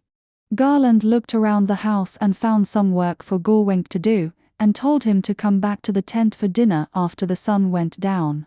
Then he took Jiao Jiao Rao Rao's hand and walked into the tent. The boys' home was a very small white felt tent. It was so small that it could only accommodate the three of them. When they were young, they didn't think this home was small, but only felt that this was the happiest and warmest place, and they were not afraid of any blizzard. The small tent was still so clean and warm. Rao Rao was a careful girl, and she always kept the house clean. The felt blanket in the tent was still so warm. When the weather is good, the pot must be placed outside the tent. There are still some hot cakes and hot soup in the iron pot. The tent cannot accommodate strange slaves, and when that guy Guo Wenk comes to eat later, he can only sit on the grass outside. Zhao Jiao brought the delicious food to Garland. And Garland told them all the things he had experienced in the past few days. They are the boy's closest family, no matter what, he tells them without reservation. The two listened attentively. This is their only way to contact the outside world. But this time, Garland only mentioned the fight with the three brothers in a few words and did not go into details. The two girls have very different personalities, which is inseparable from their life experiences. Rao Rao is 20 years old this year, much older than Garland. When she was young, she was a slave of other tribesmen and suffered a lot. It was not easy. When Garland was 2 years old, the eldest princess bought her to be her son's nanny. From that time on, Rao Rao has been taking care of Garland's daily life. It can be said that she is the person who understands him best in the world. When Garland was 4 years old, the terrible plague took away the eldest princess. From then on, Rao Rao was the best relative for him, surpassing everything. And both the eldest princess herself and Garland treated her like a relative. She was no longer a slave and was very grateful to them. Rao Rao, are you unhappy? Brother. Rao Rao lowered her head and asked, are we also your slaves? Garland lifted her face, kissed her forehead, and whispered, don't think too much. You are my most precious family. Rao Rao was still not very happy. Don't you like to see that Guo Wenk being treated as a slave? Garland asked. Rao Rao blinked, tears in her eyes, and didn't speak. But the expression in her eyes acknowledged these words. You are such a kind-hearted person. You can show mercy even to such an ugly guy. Garland sighed, then I promise you, he is not a slave. I will give him freedom at the right time, and he can go wherever he wants in the future, okay? Yeah. Rao Rao nodded and smiled. What exactly is a slave? Jiao Jiao asked, lying on the blanket. Me too.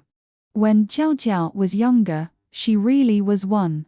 At that time, Rao Rao and Garland depended on each other for survival. Once at the market, Rao Rao saw this little girl suffering from all kinds of grievances, and she couldn't help but think of herself. Garland didn't want to make her sad, so the two of them pooled their money to buy her. Little fool. Rao Rao pointed at her little nose and said, you are not, and neither am I.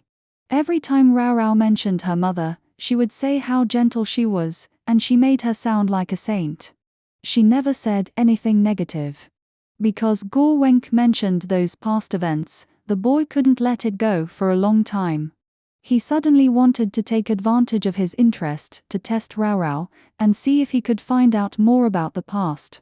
Rao Rao, how much do you remember about my mother? Garland put down the food and asked suddenly. She is a very gentle and kind hostess. Rao Rao said shyly. I don't want to hear these general words, I want to hear the truth. I want to know what kind of person she is and what kind of things she has encountered. This is related to my life experience, I must know. Maybe because his tone became harsh, Rao Rao was very scared and a little aggrieved, as if tears were about to flow again. But this time Garland's will was firm and did not waver at all. Rao Rao lowered her head and whispered, when I came home, the eldest princess lived with you alone. Anything else? At that time, did anyone come to see my mother? Rao Rao shook her head. But her expression was trance, always making people feel that there was something else hidden. Garland asked again and again, and Rao Rao finally said it. At that time, Ho Luo would often come to see the princess, and they would always quarrel fiercely before leaving. Later, she was afraid that her tribe would harm her, so she moved to a place far away from the camp and herded alone. Ho Law. This name sounds familiar, who is it? Garland read it several times, thinking again and again, hey, isn't it the general himself? The tribe members don't have surnames, and the children's names will be followed by the father's name. The father of the three brothers is Ho Law. It turns out that the relationship between the general and the Garland family is not a matter of 1 or 2 days, it started from that time. The boy himself also tried hard to recall his childhood, but he could only recall vague images. At that time, the man who kept coming to see his mother turned out to be the current General Ho Law. Garland did remember such a person. So what are they arguing about? Rao Rao was repeatedly asked before she was willing to tell him. The eldest princess had an engagement with Ho Li's brother. But that brother had died in the war. After the eldest princess became single, Ho Li kept pestering her to marry him as his concubine. Garland recalled his childhood again, and those fragments of memory had a reasonable explanation. He let go of Rao Rao and sighed deeply. Unexpectedly, that guy Go Wenk's unintentional joke actually hit the truth. My mother, like other girls, had an engagement promised by her parents, and the object was a peer of the same age in the tribe. And that person was killed in the war. His brother must not be killed by my father, otherwise. It's no wonder that Ho Li's family and I have such a deep hatred. The boy suddenly realized, but he didn't dare to believe his guess. No elders admitted it in person, so this matter could only be guessed by a few words. Oh, why bother? Garland lay down and looked at the top of the tent, talking to himself. His childhood memories also came to his ears. The man whose face he could not remember also said something like this, he is just a prisoner of war. Why are you doing this? When the sun set, Go Wenk ran back to eat dinner. He was really a genius at making people happy. He acted weird and funny, making Jiao Jiao laugh. Go Wenk, this guy, also claimed to know the beauty magic of the women in the castle. Let me tell you, the women in the castle are all very white. They use flour and other things to apply on their faces. Go Wenk patted his old face, their faces become very white and very pleasing. Then, they also use small wooden sticks that are burned into charcoal, he gestured again, to paint their eyebrows curved.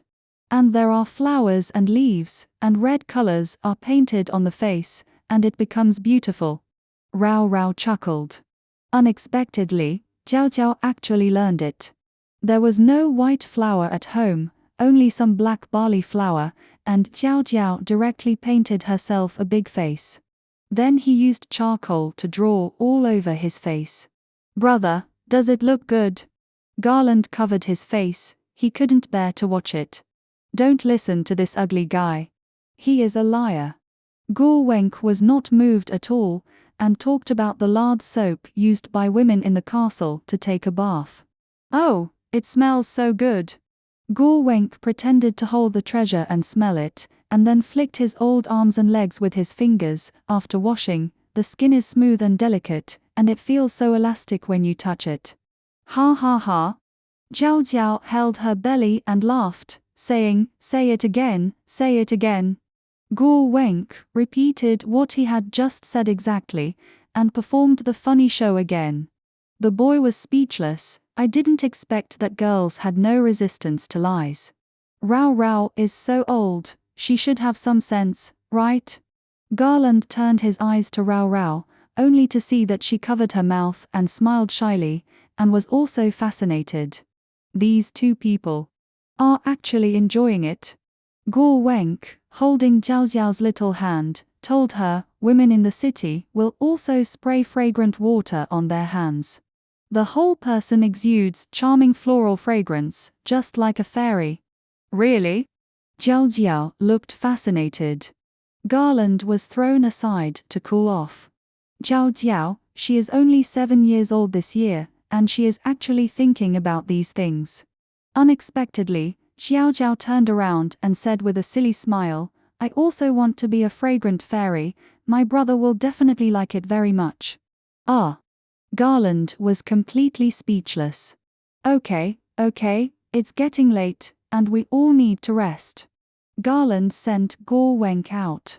The tent is so small, there will be no room for you to sleep, you can go to the sheepfold to sleep. Yes, little master. Guo Wenk ran out happily. Rao Rao found an old blanket and gave it to him. Garland took Guo Wenk to the sheepfold, which was just behind the tent. A simple wooden fence surrounded their sheep. The conditions in the wilderness were very difficult, but fortunately it was spring and the temperature at night was a little higher. After settling the slaves, the boy returned to the tent. The two girls spread the bedding and pulled down the curtain of the tent. The sun soon set, and the moon rose to shine on the little home. The little girl Jiao Jiao could fall asleep just by sticking to the pillow. Her snoring could be heard from a long distance away. Garland lay in the tent. For some reason, he couldn't sleep at all. He thought about his past, looked at the sky through the gap in the top of the tent, and counted the stars. Night was a time full of anxiety. Once the surroundings were quiet, some thoughts that could not be expressed during the day would fill his head. He had a secret that no one knew and he had never mentioned it to anyone. He would temporarily forget it during the day, and every time at this time, he would be reminded. There was a voice that only appeared at night, calling Garland's name in silence. This was definitely not an illusion or a dream, but a real feeling. Especially when everyone else fell asleep and only he was insomniac. That sound really echoed in my ears. 9. A secret no one knows. Bang bang bang bang. Heavy sounds slammed against the door in front of him. What was behind the door, he never knew. He only knew that this door was about to be broken and would be shattered by the huge force outside. Garland's body was bound, wearing silver white fish scale armor, shining white iron wrist guards on his arms, and a pure white long silk scarf wrapped around his neck. He also wore a helmet on his head, his vision was cramped, and there was only a little light in front of him. This outfit was extremely heavy, and it was difficult to move. He held the spear tightly in both hands and faced the door. His hands trembled because he held it tightly for a long time. His body was almost stiff because of waiting. He didn't remember more, he just knew that he had to guard this door. There were many strangers around him who were ready for battle, but they were completely unfamiliar to him. They were dressed simply, like farmers, some holding spears, and some holding farm tools. They stood trembling, their eyes full of resentment and despair. Bang, the last heavy blow, the door cracked open. Outside the crack, there were the enemy's prying eyes. Garland woke up suddenly, and broke out in a cold sweat. He sat up suddenly. Because the sleeping place was too crowded, his hands and feet were a little numb. The two girls were still sleeping, and it was still late at night. This was a nightmare that had appeared repeatedly for many years. It had appeared continuously since he was sensible. Whenever he felt tired, he would dream of that scene. As he grew up, the content of the dream became clearer and clearer. I wonder what the door that was about to be broken was hinting at. Garland couldn't sleep anymore. He lay with his eyes open for a long time. It was still a little cold in early spring. I still have an old coat that I can give to that guy Guo Wenk. Don't let him freeze to death. He thought, quietly got up, took out the old coat and walked out of the tent. The small tent stood alone in the night. There were few trees on the endless wasteland, and there was grass everywhere. Guo Wenk dug a pit in a corner of the sheepfold and made a nest. He slept in that nest. He held a lamb in his arms to keep warm. Garland covered him with clothes. The guy groaned but didn't wake up. How can there be such a person in the world? This is the first time I have seen such a person, the boy said to himself. The boy's ranch was very remote. Extending to the northwest, the grass became sparse. The pasture was close to a barren thorn bush. There was no value in grazing there, and people were unwilling to get close. Garland looked up at the starry sky, which was shining brightly. He couldn't sleep on such a beautiful night, so he might as well go out for a walk. He led out the grey horse and put a felt mat on it.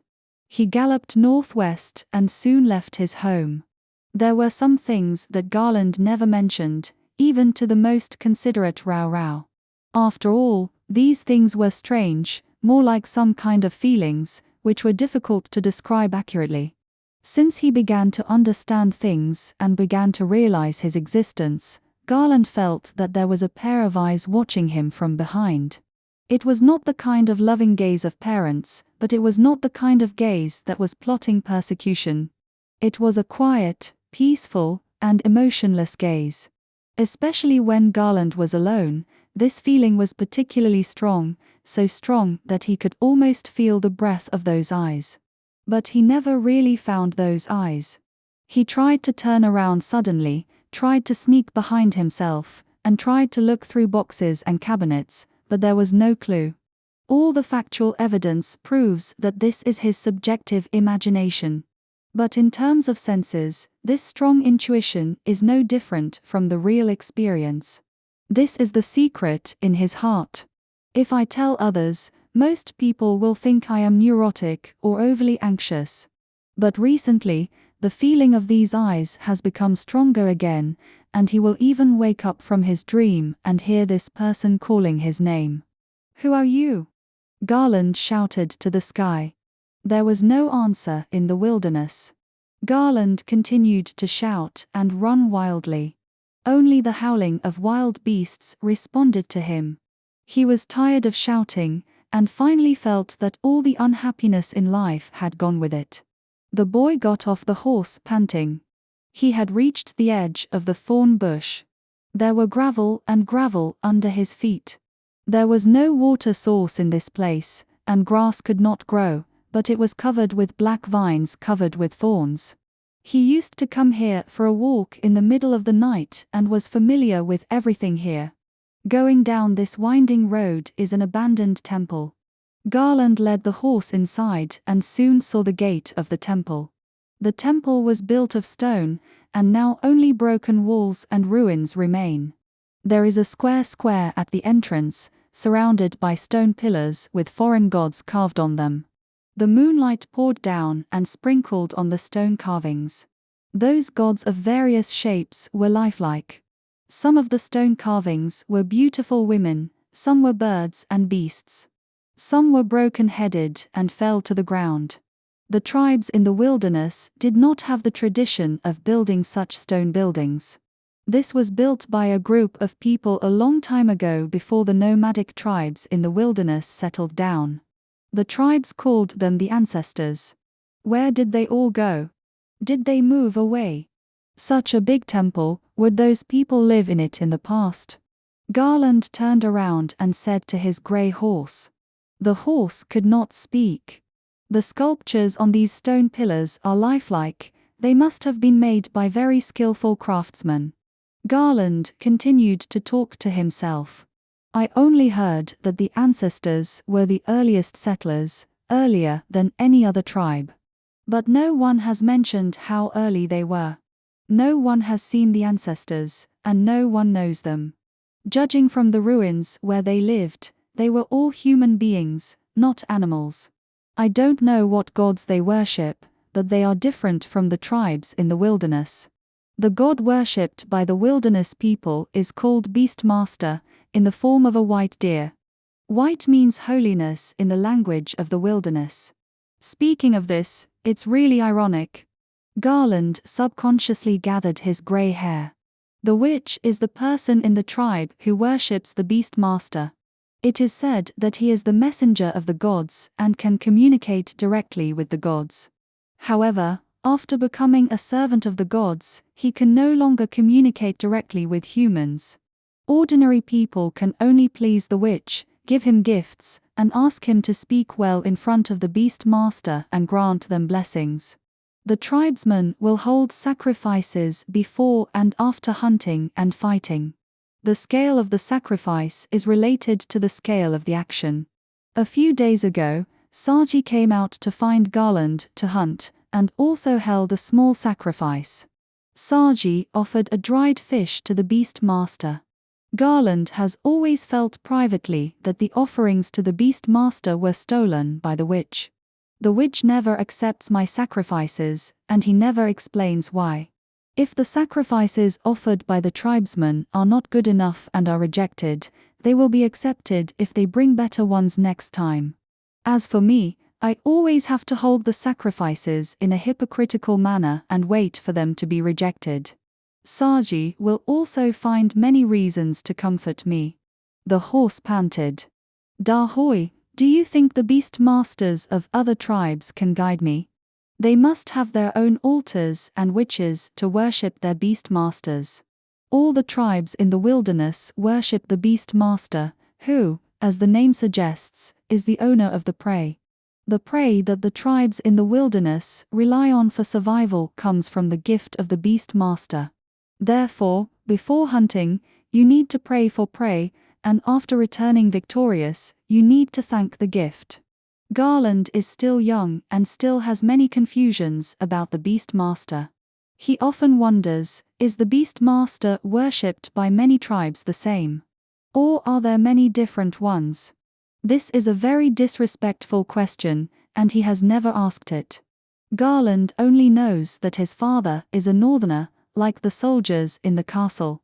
He himself had never been to the north and knew nothing about his father. But the beast master must know. Isn't it said that the beast master knows everything? He can know the situation of prey in the distance, and he must know about the princesses and captives of other tribes.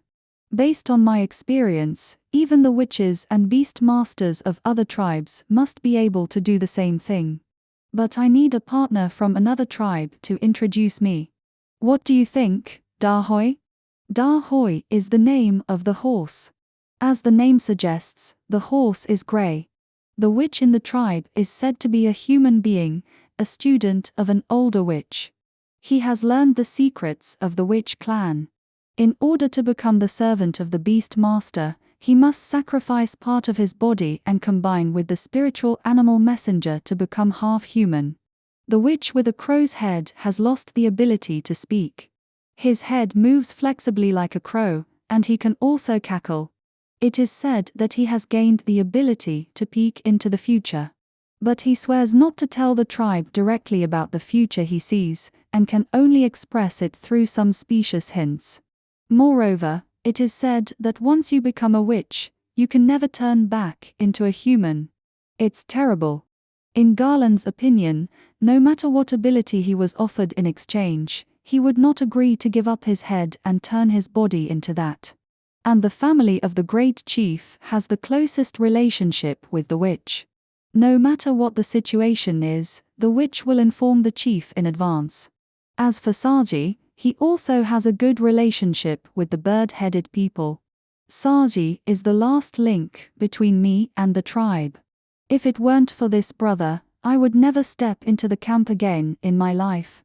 10. That ugly guy Gu Wenk knows the language of the northerners. I should ask him. Maybe he can help me find the witch in the city. Garland walked around the outside of the temple, thinking wildly in his mind. Every time he couldn't sleep, he would walk around like this. It was almost dawn when he finished walking. Just when he felt his eyelids drooping and began to laugh, a white shadow flashed before his eyes. He was startled. There was a wolf howling not far away. Wolf, was that a wolf just now? He rode on his horse to chase, and saw a beautiful white shadow. White wolf? Are there really white wolves in the world? While thinking, suddenly more than a dozen wolves rushed out and surrounded him. All of them were grey wild wolves. He looked around and always felt that there was a shadow of a white wolf behind him, but when he looked back, he couldn't find it. The wolf pack in front of him was very tricky.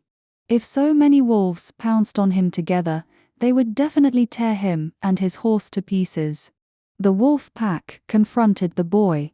A wolf rushed up first, and Garland hurriedly reined in his horse, and Big Grey kicked the wolf with his front hoof. Another wolf also rushed up, and Big Grey kicked it with his hind hoof. Both wolves retreated after being injured, and the other wolves still looked at them greedily. Fire. We should use fire. Garland took out the fire knife, flint, and flannel in his arms. These are the items that hunters always carry with them, specially used to make fire. But making fire in such a primitive way is usually not so smooth. He tried hard to strike the flint, while controlling the horse to defend against the wolves that rushed up. But there were too many wolves.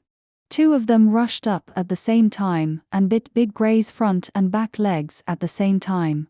They pushed together and Big Grey couldn't move. Hurry up! Hurry up! Garland's hands trembled. The sparks finally came out and went out again. He hit it hard more than 10 times before he lit the tinder. Finally, there is a fire. A flame illuminated the night. Garland lit the torch to burn the wolf that bit the most. The flames approached the wolf's face. The fierce face of the wild wolf was very hideous, and its 2 eyeballs reflected the flames. This wolf was not as afraid of fire as imagined. The flames burned the hair on its ears, and it felt the pain and stepped back a few steps. The boy went to burn another one. Some wolves wanted to take the opportunity to rush up and bite, so he quickly pulled out his hunting knife to cut. Suddenly a wolf jumped up and pounced on him, almost jumping into Garland's arms. He used the hunting knife to slash the wolf's stomach, and its intestines spilled out, and blood splattered all over its body. The other wolves were suddenly a little scared. Garland swung his torch around again, and burned any wolf that dared to rush up. At this time, Garland didn't want to run away. There was a still warm wolf on the ground. He hasn't brought back any decent prey in the past few days, and this wolf must be brought back. The wolves confronted the boy for a long time, but neither of them got the upper hand. At this time, another wolf howl came from the distance, and the nearby wolves stopped attacking and howled on the spot. Then in an instant, the pack of wolves fled. White Wolf. Garland looked in the direction they fled. Above the broken stone door of the temple, a snow-white wolf stood gracefully, looking down at the boy. Such a wolf didn't even look like a wolf. Its face was pointed and long, and its green eyes were like stars. Its ears were gathered back, with 2 long hairs on the tips of its ears. Its white hair was very long and dragged on the ground. Its huge tail spread out like a fan. There really are white wolves in the world. They are not mortal creatures at all.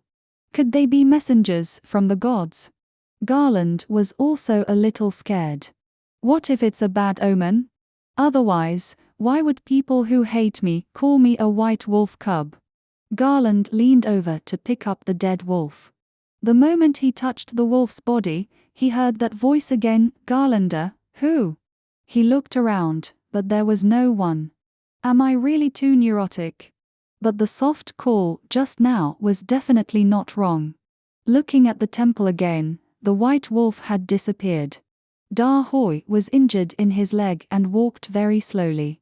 When Garland returned to the small tent, it was already daybreak. From a distance, he saw Go Wenk counting sheep there, and Rao Rao and Jiao Jiao were already doing housework outside the tent. They all waved to Garland. Looking further away, there was a familiar figure riding a horse and running over. "Brother, isn't that Saji?" Garland waved in response. The boy rubbed his eyes, still a little sleepy. "Brother, brother." Saji shouted happily, galloping to him. "Why are you here?" Garland asked with a smile. "To the Chiardan tribe. To take a peek at what the bride looks like. Have you forgotten?" "Oh my God." Garland smiled bitterly. "We've only been separated for a day. why are you so anxious? Saji pouted. Next month is the festival to worship the Lord of Beasts, and your wedding date is approaching. By then, the bride will come to the door by herself. What are you in such a hurry to see? Are you going to deny what my brother said? Saji put his hands on his waist, looking like he was going to accuse someone. Oh, I dare not. The elder brother shook his head. I keep my word. Now I'll take you there.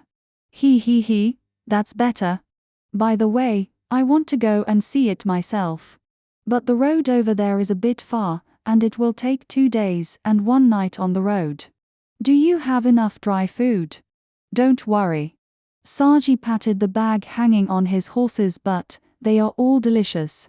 There is also a share for my brother. Well, okay, let me pack it up a little.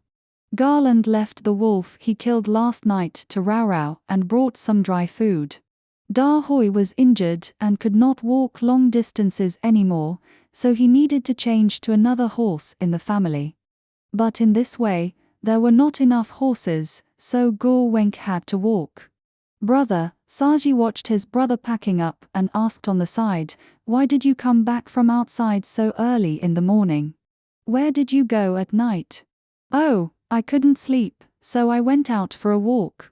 The elder brother looked up at his younger brother and continued to organize his things. You came back injured after taking a walk. This. Garland looked at the wound on his arm. I encountered a pack of wolves. Look, I killed one. When Rao heard that he was injured, she immediately ran to bandage him and felt distressed for a long time. Hey, little master, are you going out again? Go Wenka ran over with a smile. Yes. You should come with me. There are not enough horses, you have to walk with me. Look at what you said, I am a slave. How can slaves ride horses? Slaves walk. Then you should pack up too. I don't need to pack anything. I am light, and all my belongings are this small blanket.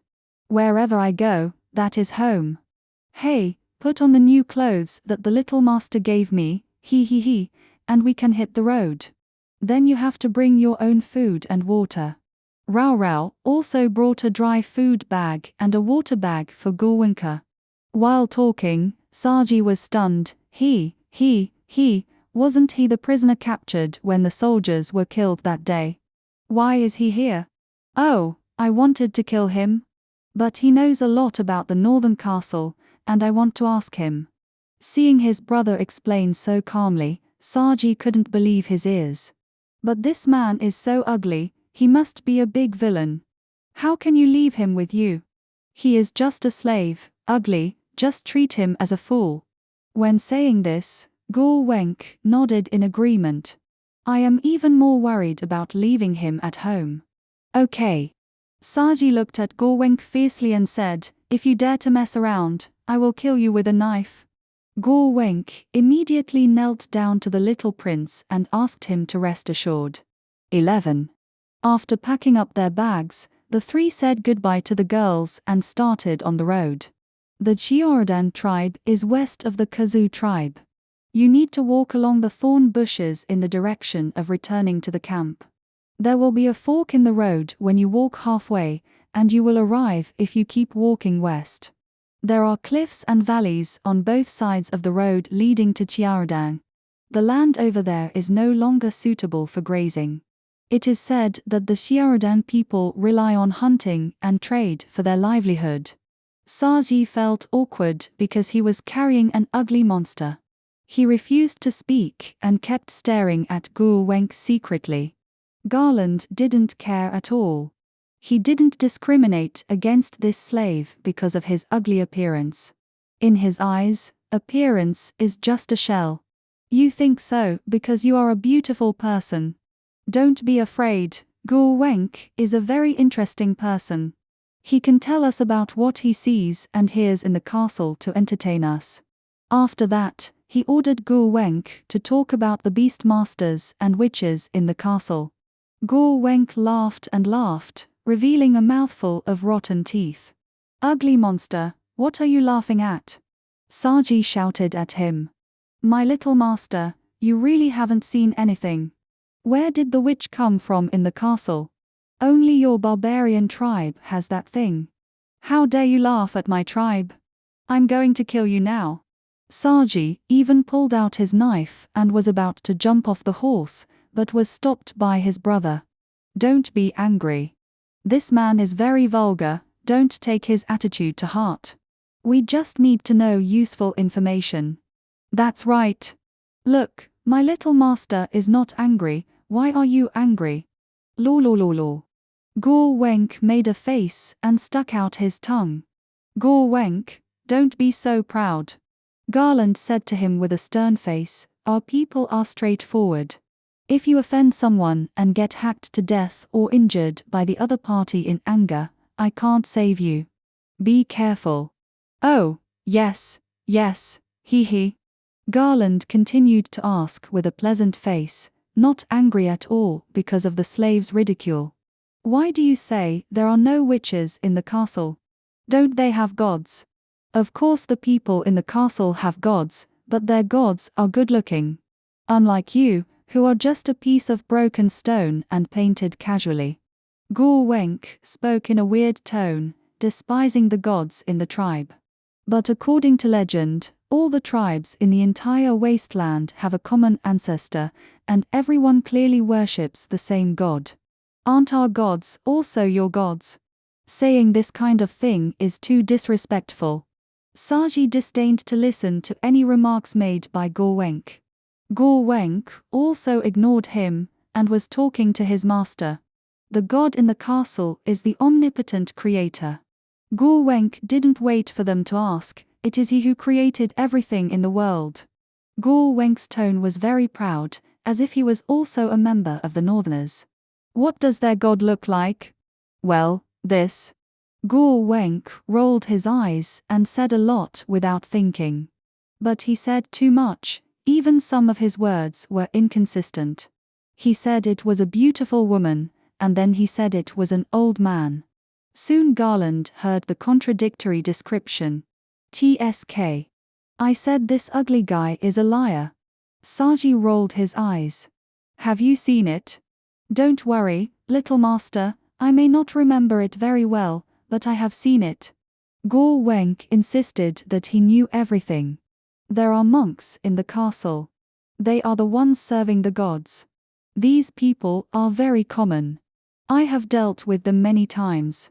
I am definitely not lying to you. They all wear white robes made of coarse cloth and have shaved heads. Some of them even hold scriptures and read them when they have nothing to do. The two young men looked at each other. After all, they had never seen it with their own eyes, so no one could imagine it. Who are they serving? Where is their god? The elder brother asked. It's in the sky. When they read the scriptures, they look up at the sky and roll their eyes, said the slave. Brother, they originally came from an expelled tribe. Because they betrayed our gods, they were punished to be slaves for generations. What expelled tribe? I'm a slave, so how can I have a tribe? Whoever is my little master, I belong to his tribe. We don't want people like you in the Khazar tribe. Who cares about your tribe of barbarians? Gorwenk was proud. Look at my little master's charming green eyes, he must be a descendant of a noble. I belong to his tribe. Oh no, his family. Saji looked at his brother inexplicably. Many words were in northern dialect, and he didn't understand. And Garland suddenly realized that his life experience was a pot of boiling water that could not be lifted. This was too much, and Garland immediately scolded Gorwenk to shut up. If I ask you to tell me what happened in the castle, just tell me. Don't talk nonsense. Since you claim to know everything, why don't you tell me about them? What tribes are they from? What do they wear and eat? What kind of person is their leader? Big leader? Oh, little master, you really know nothing about the outside world. You have never left the wilderness in your life. Garland was just asking based on his own life experience. Why does the slave think that the term leader is strange? He couldn't help but become curious again and asked, "What do you mean?" "Little master, only a wild tribe like yours will have a leader. The owner of the castle is called a lord. He is also the owner of a large piece of land over there. Lord is also a northern word." While Garland was thinking about the pronunciation and meaning, Saji was furious. "Don't underestimate our tribe. Our Khazur is the largest tribe in this wilderness, with 3,000 people." "TSK, what's that?" Gor Wenk looked disdainful. "Then how many people are there in the castle you mentioned?"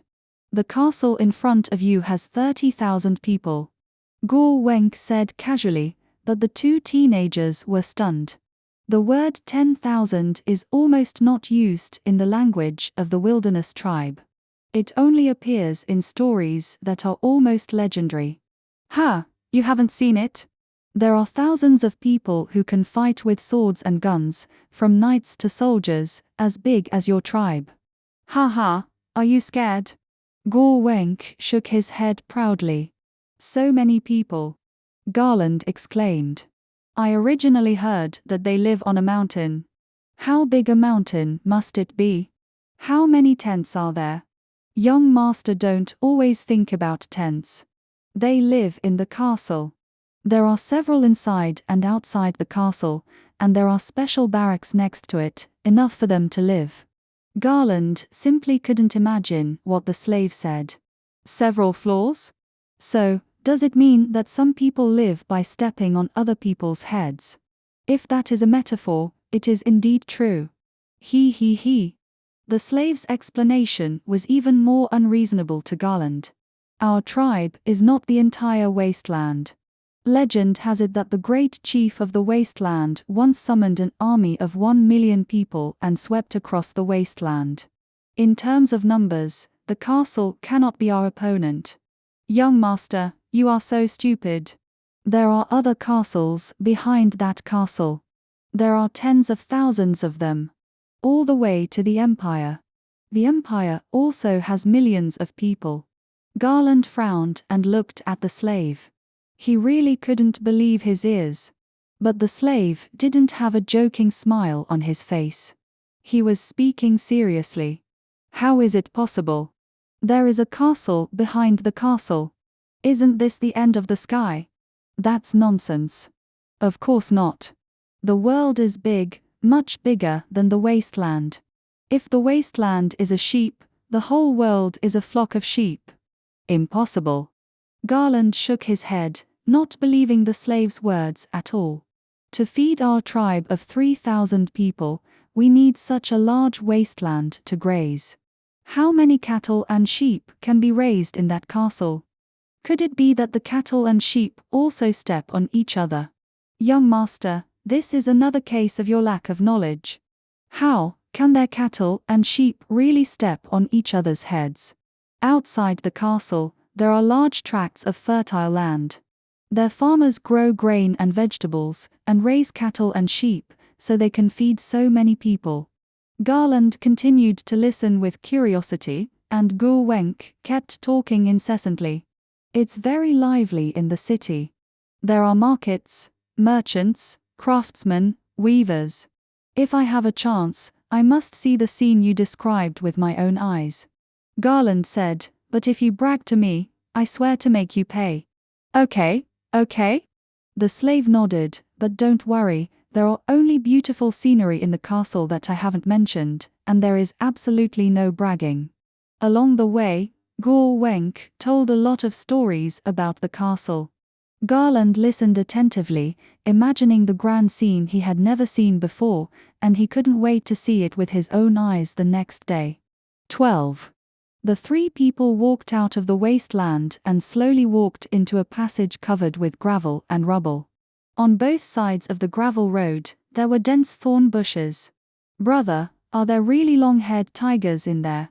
The elder brother shook his head and didn't know.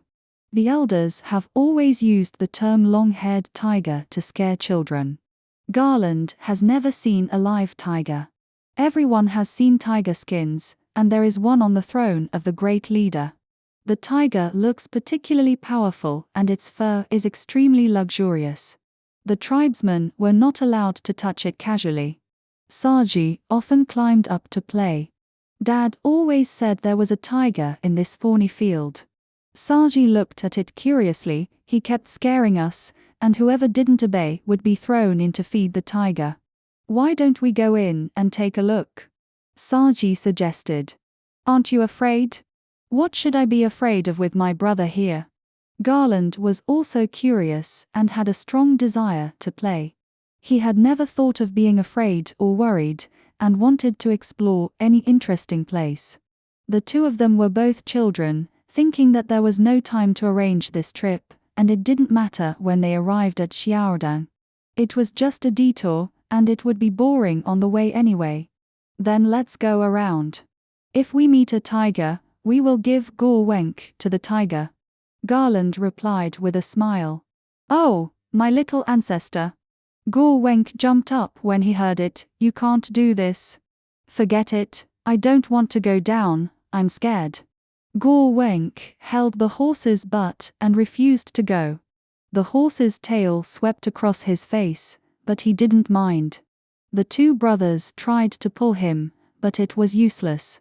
Then I won't take you, a stinking ugly bastard. You stay and watch the horses. Garland waved his hand. Oh no, what if he takes our horses away? Saji waved his hand quickly. What are you afraid of? If he dares to be naughty, we'll catch him and feed him to the tiger. The two teenagers laughed heartily and walked into the thorn bush. When they first walked in, Saji turned back to see Guo Wenk standing there waving. After walking for a while and going deeper into the bush, Guo Wenk and the horses could no longer be seen. The thorn bush was extremely dense, with black vines everywhere. The vines were full of sharp thorns, and you would get scratched if you were not careful.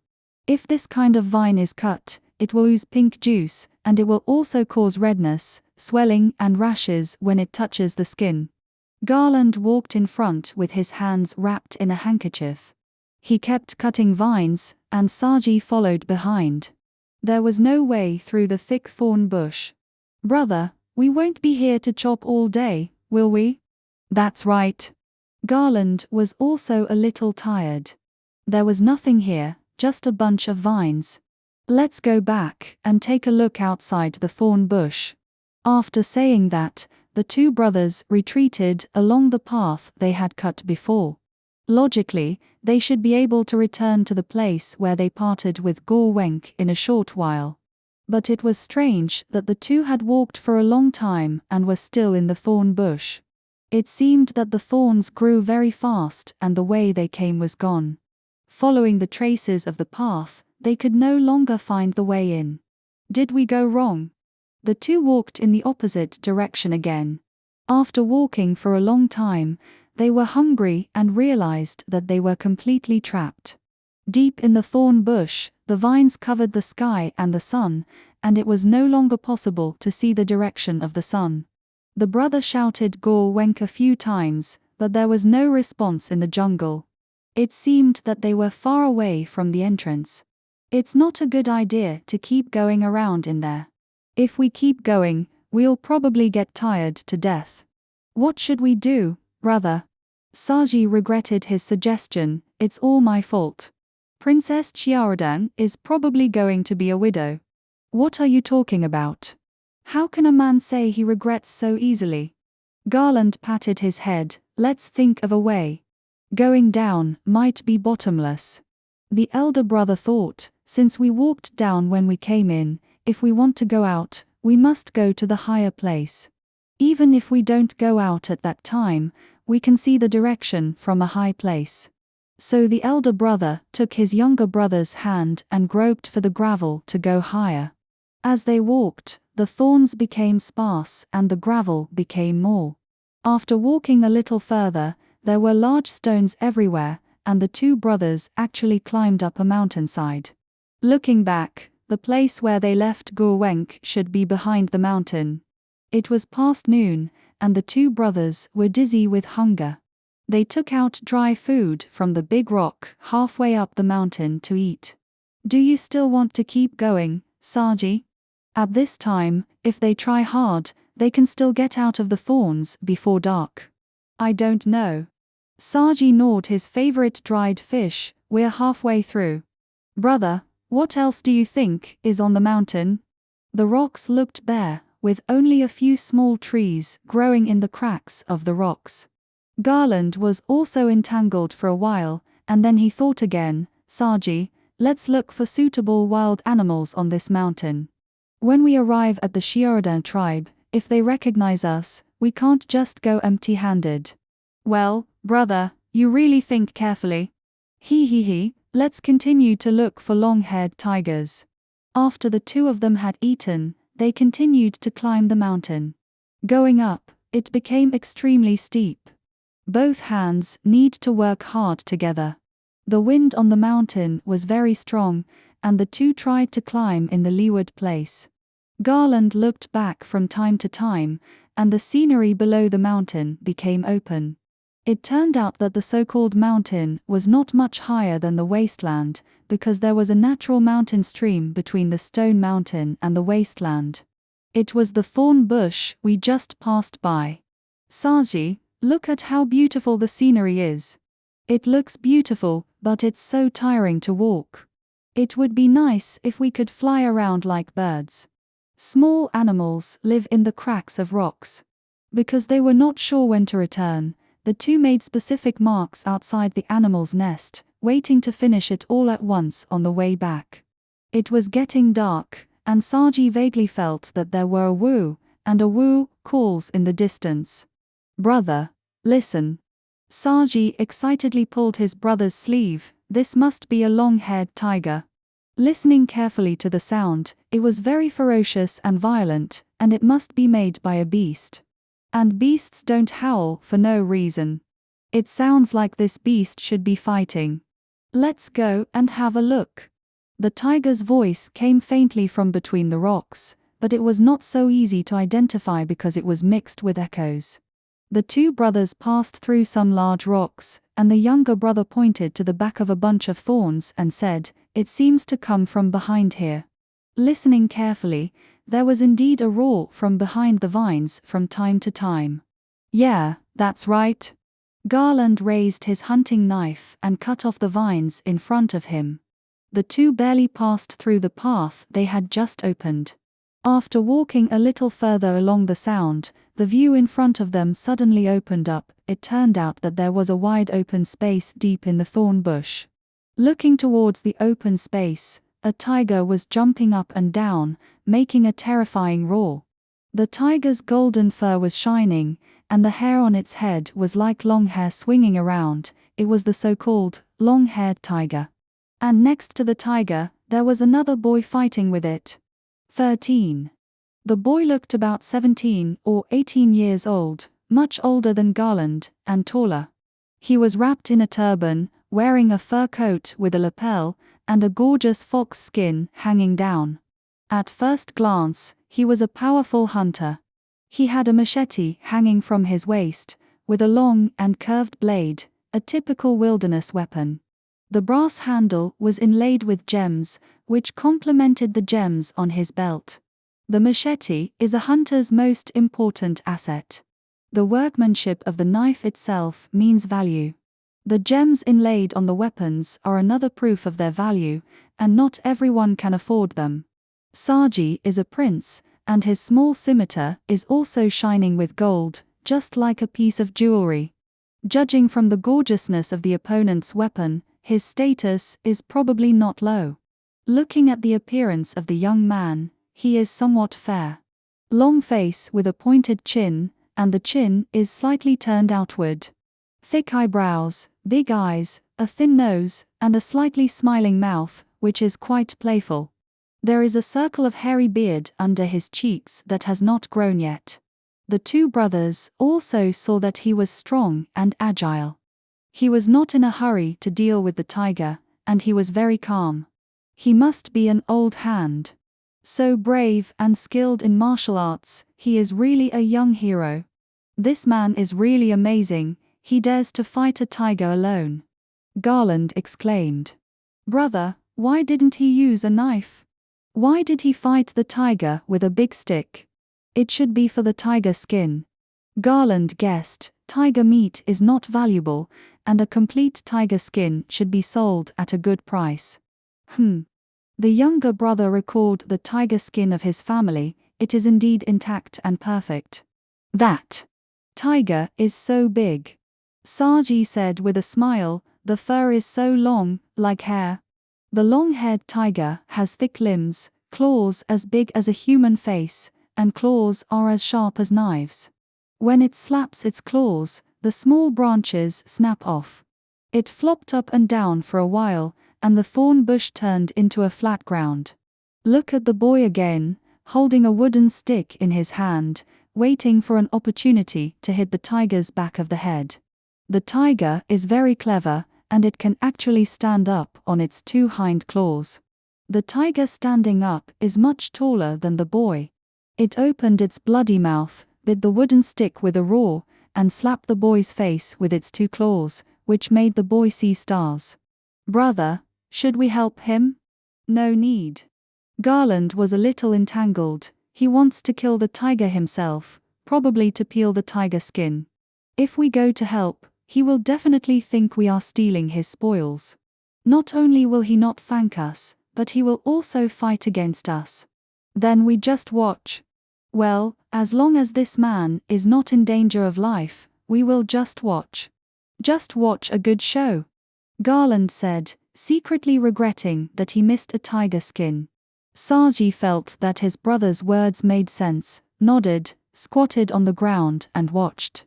The man seemed to have seen the two brothers. He didn't say anything, and continued to fight with the tiger. While chatting, the tiger had been hit several times and screamed in pain. The boy was also quite skilled, jumping up and down like a monkey. After fighting with the tiger for a long time, he didn't even breathe heavily. Not long after, the tiger groaned and lay on the ground, and it seemed that it was defeated. The boy smiled triumphantly and walked forward to give the tiger a fatal blow. Just as he raised the stick with great pride, the tiger suddenly leapt up with a roar and pounced on the boy's head. The beast can cheat. Saji, who was watching from the side, was shocked. Looking at the boy again, the tiger had bitten his shoulder tightly. The tiger held him and slapped him around fiercely. The boy's situation suddenly became very critical. "Hurry up and save him." Garland drew out his hunting knife and rushed towards the tiger. Don't cut the tiger." The boy bitten by the tiger actually tried to stop him despite the severe pain. Garland shook his head angrily and hit the tiger's head with the handle of the knife. But the hunting knife was very light after all. Even if he tried his best, the tiger was unmoved and still bit the boy tightly. Seeing the boy dying and fainting, the wooden stick in his hand fell out of his hand. Garland took the stick and hit the tiger hard on the side of his face. The tiger wailed and let go of the boy. The tiger was finally knocked unconscious and his steps were as chaotic as a drunk. The beast took a few steps back and fell down. "Since you like tiger skin so much, I'll keep it for you." Garland raised the stick towards the tiger's head, thinking, will the beast cheat this time? Just when the stick was about to hit it hard, a whip or something came from behind and hit Garland's head hard. Ouch! The young ninja ran away in pain.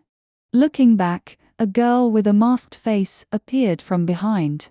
This girl, half of her face was exposed, and it was quite dark, which was considered relatively dark in the wilderness. She had a pair of small daffong eyes, with upturned corners, and a bit fierce. She had a pair of big braids, which were black and shiny. She also wore a gold leaf hair ornament on her head. Her cheeks were temporarily covered with a flower scarf. In ancient times, hygiene conditions were poor, and people were used to wearing scarves to wrap their heads. This scarf occasionally has various uses. She wore a tight red coat, emerald green cotton pants, a silk ribbon around her waist, and a pair of sheepskin boots on her feet. The dress is quite luxurious. But she held a whip in her hand and glared at Garland fiercely. Bandit? Garland thought, not really.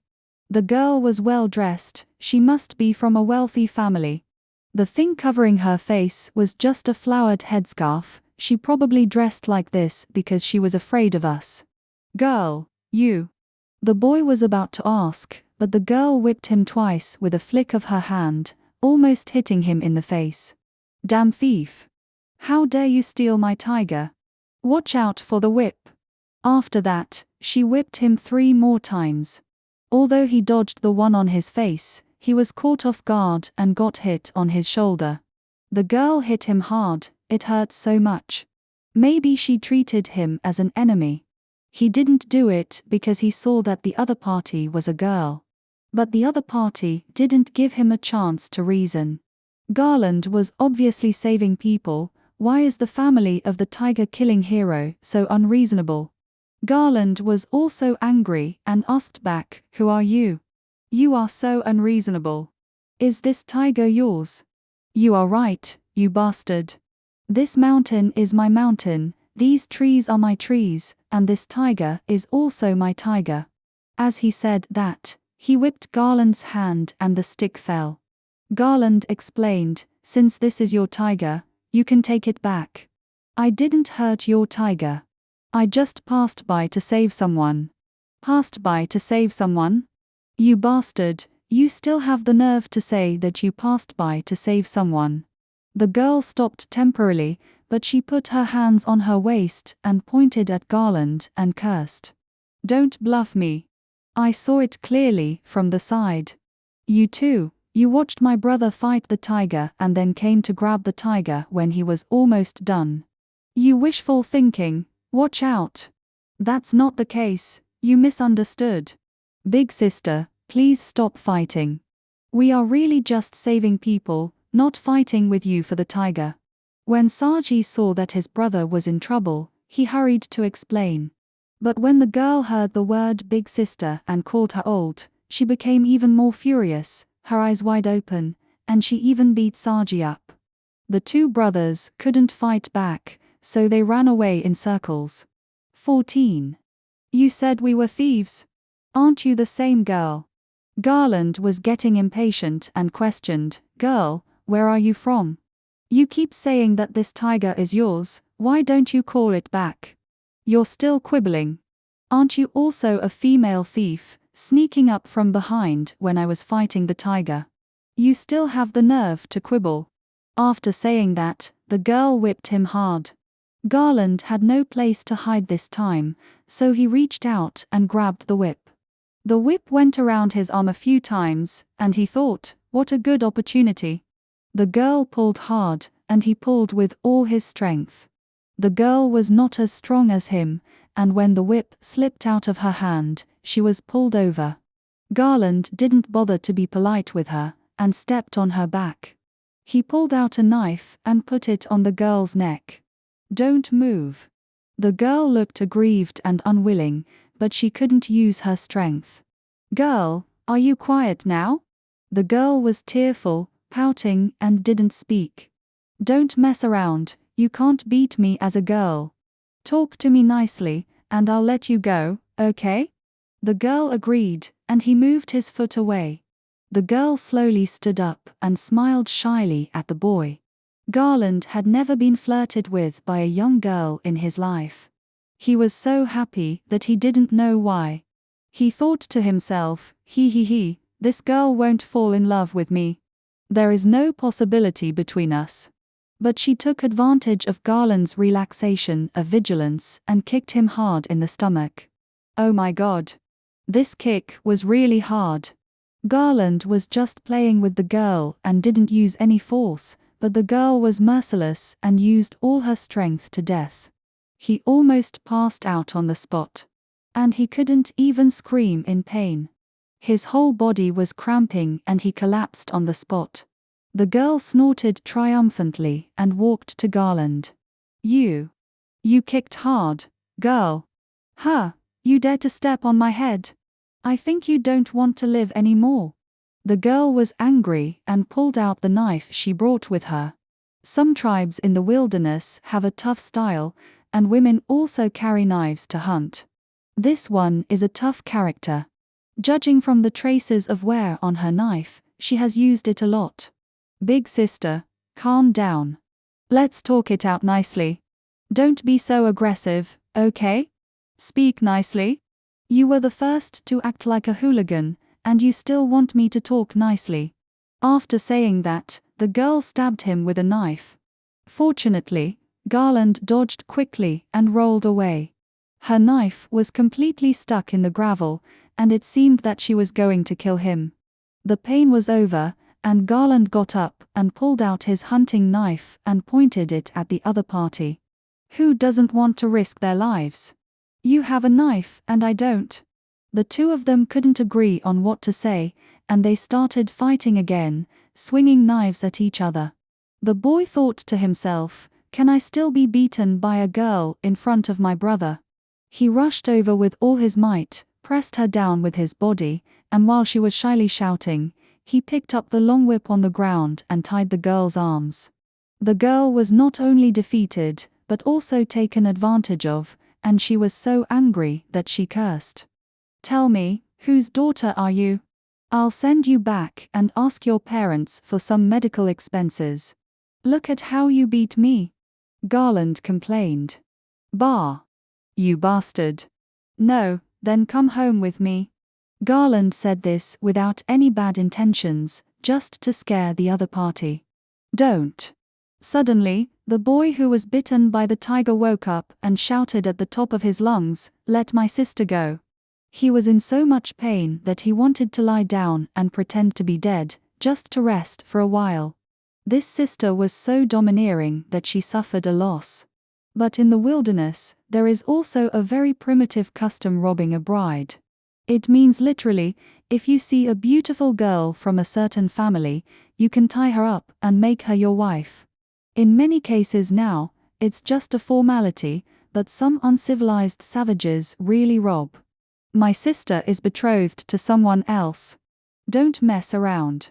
The man struggled to get up. He endured the pain of the wound and shouted, "This is a misunderstanding." Of course, I know it's a misunderstanding. Halfway through the tying, Garland put down the whip in his hand. Even if he hadn't kidnapped her yet, forget it. HMPH. HMPH, you bastard. The two looked down on each other, and the girl returned to her brother. You dare to rob me?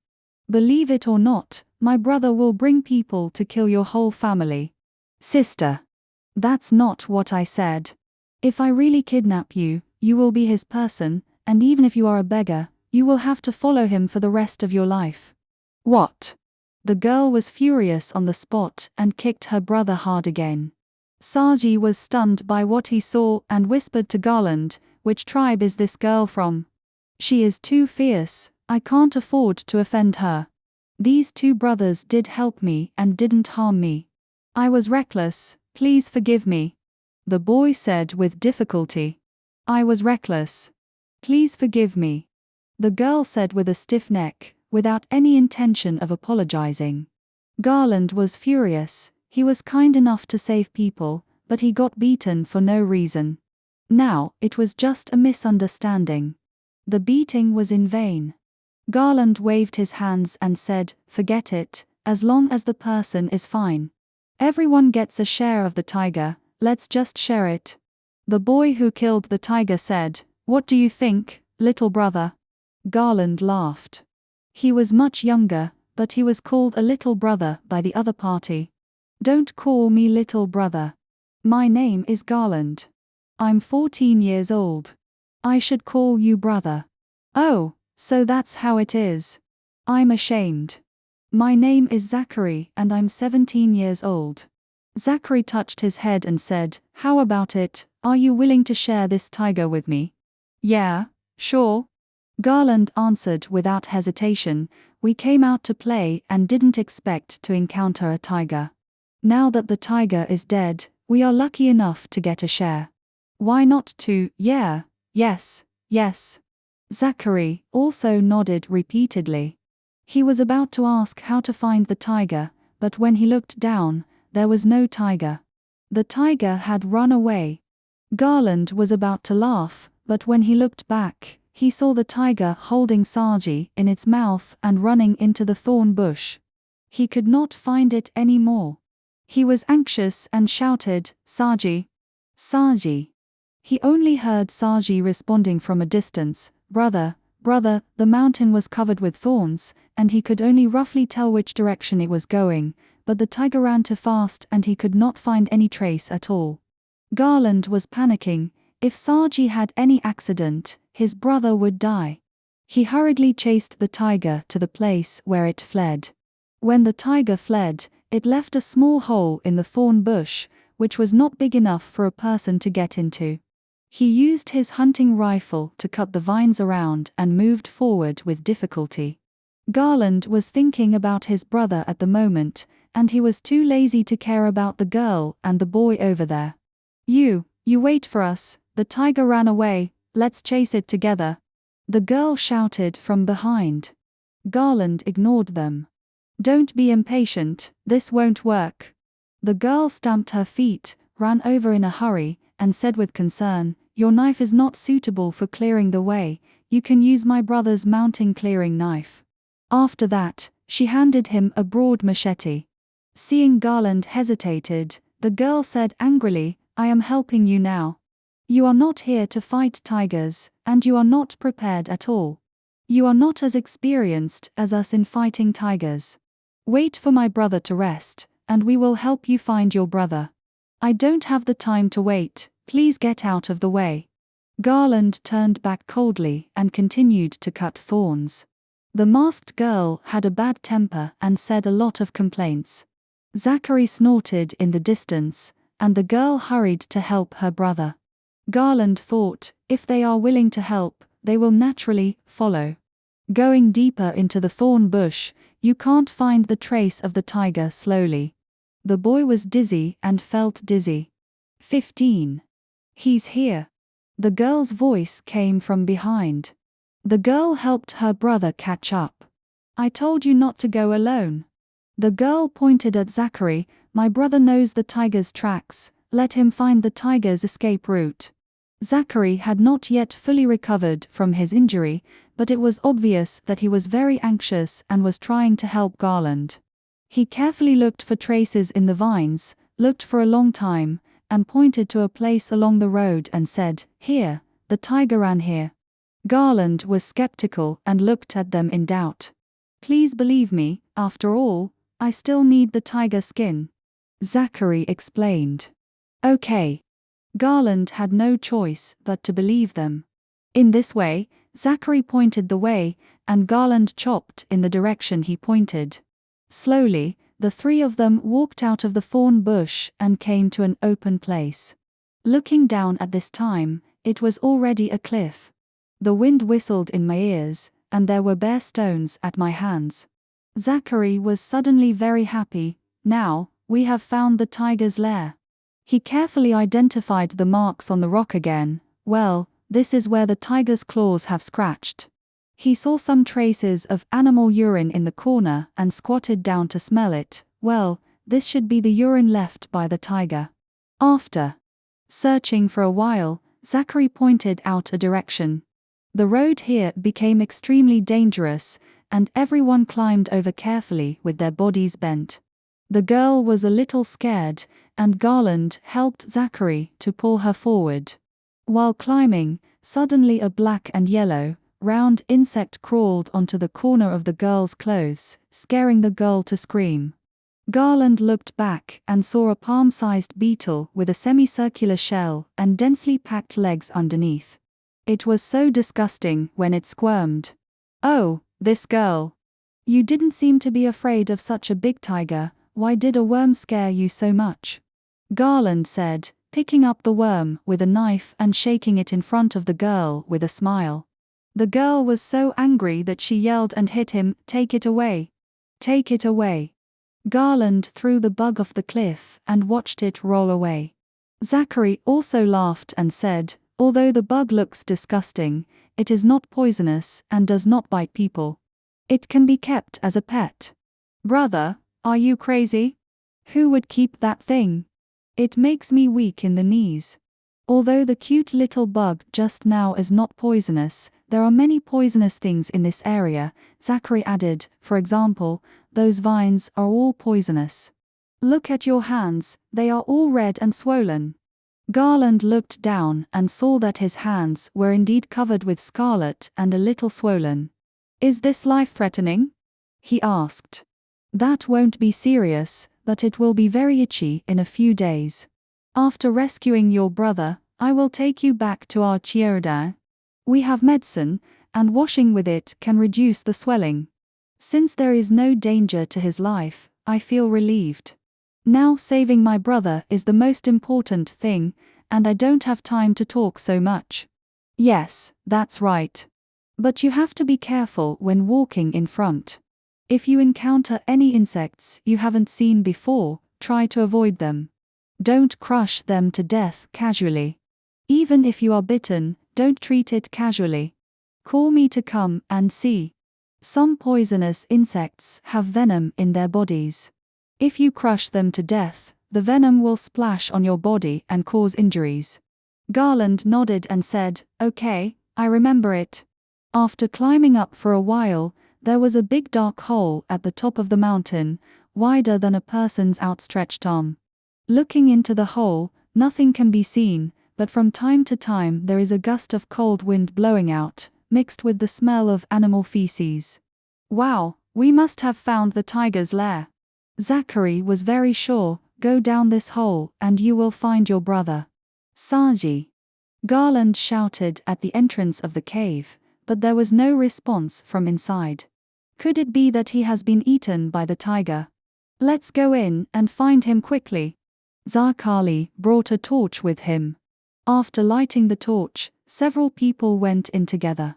Garland originally thought that the cave would not be too deep, it was just a nest. Unexpectedly, when he stepped in, the cave was winding and he could not even reach the end. The rocks around were arranged closely like a tunnel, and there were occasionally fragments of animal bones under his feet. These should be what the tiger left over. Zachary shook the torch and checked it carefully. After taking a few more steps, the cave became wider, like a hall. Why is this cave like an intestine, long and thin in the front, and becomes spherical inside? The girl's words were full of curiosity. Caves are also spiritual, just like gods. This cave is probably the internal organs of the mountain. Zachary was also full of curiosity and looked around. Saji, Garland didn't care about these. And kept looking for his brother. Brother. From the darkness in the distance, Garland could faintly hear his brother's cry. Garland was about to rush forward when he heard it. Zachary quickly grabbed him and asked him to move forward with his torch. After walking through some bumpy roads, Garland finally found Saji. He was sitting on a higher fault on the cave wall. Under his butt was a tiger's nest made of hay and branches.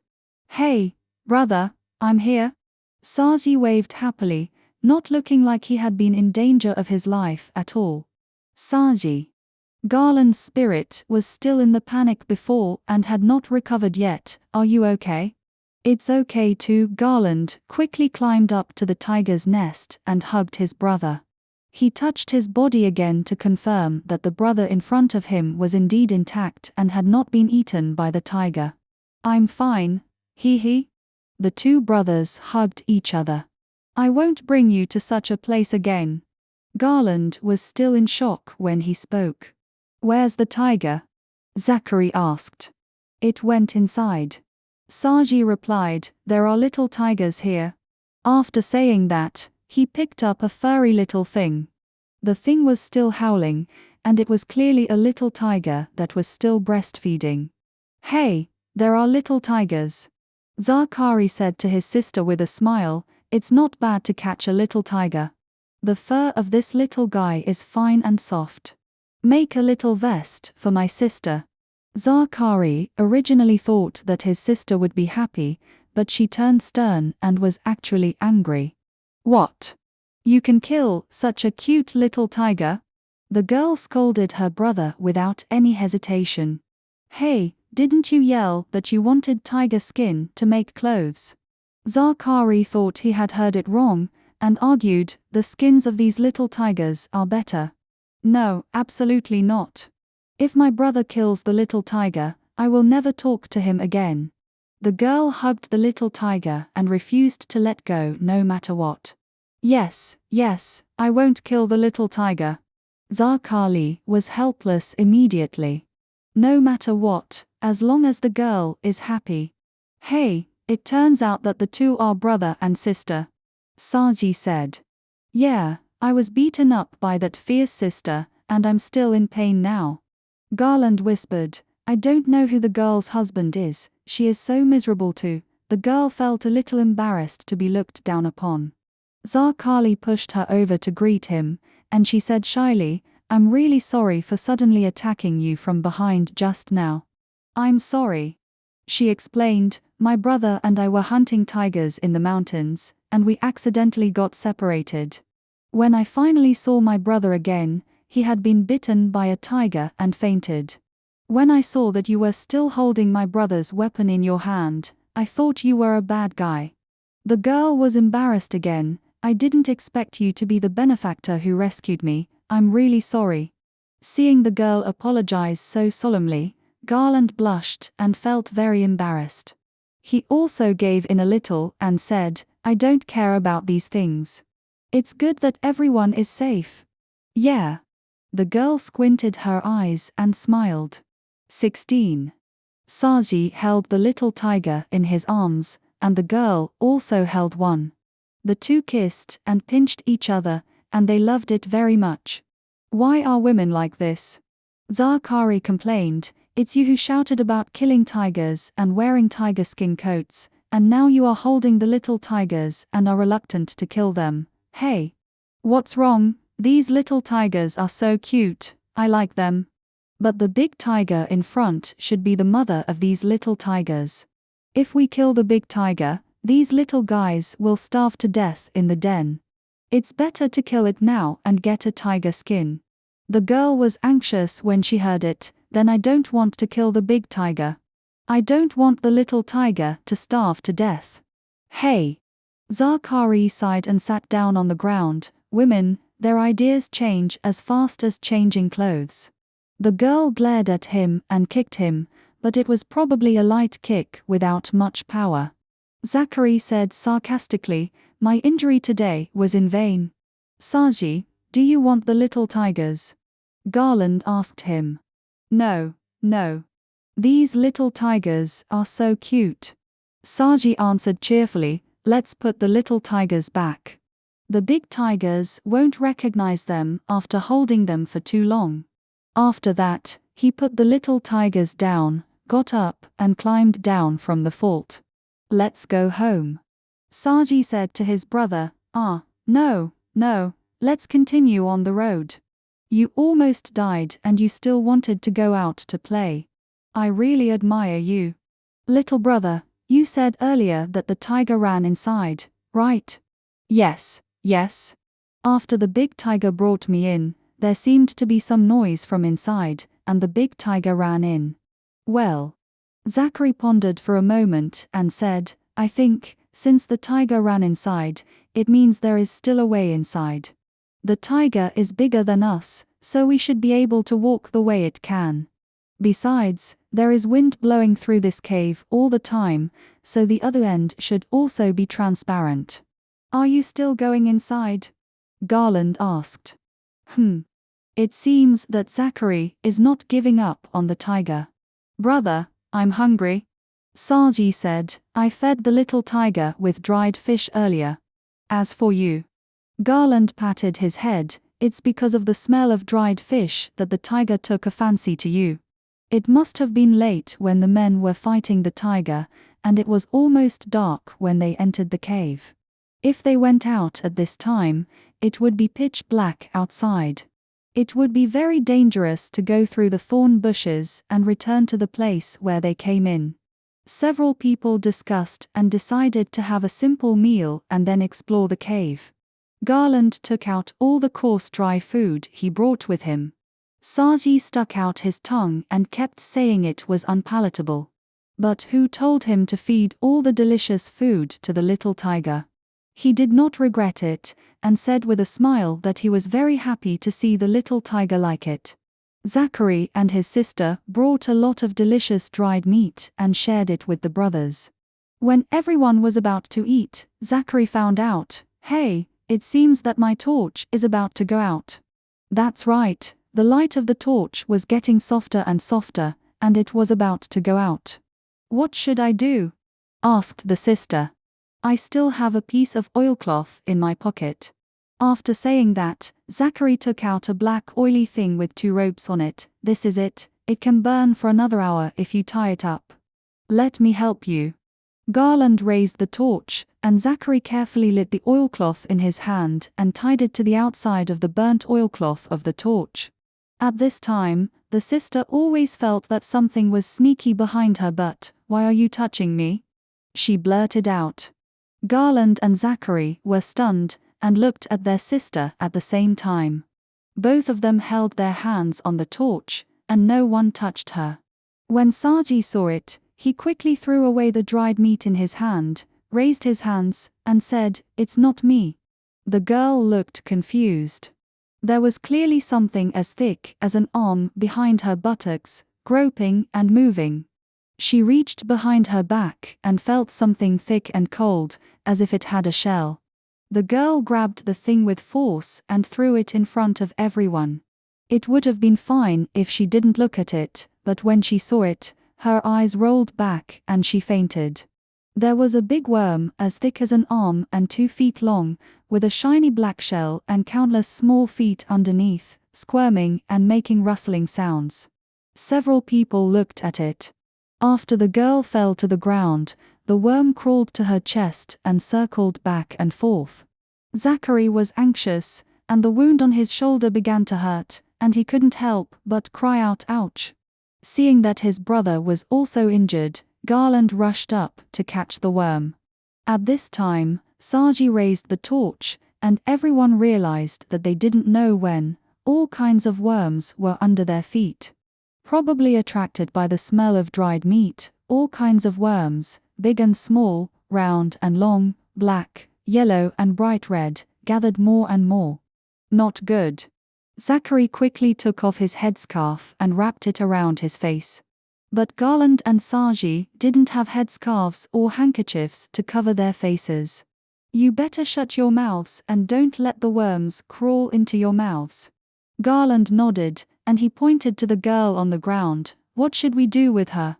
"The girl really fainted, and she wouldn't wake up, no matter how we called. She is the most dressed up," Zachary said, "but we have to pick her up. There are too many worms on the ground." Garland had no choice but to carry the girl on his shoulders.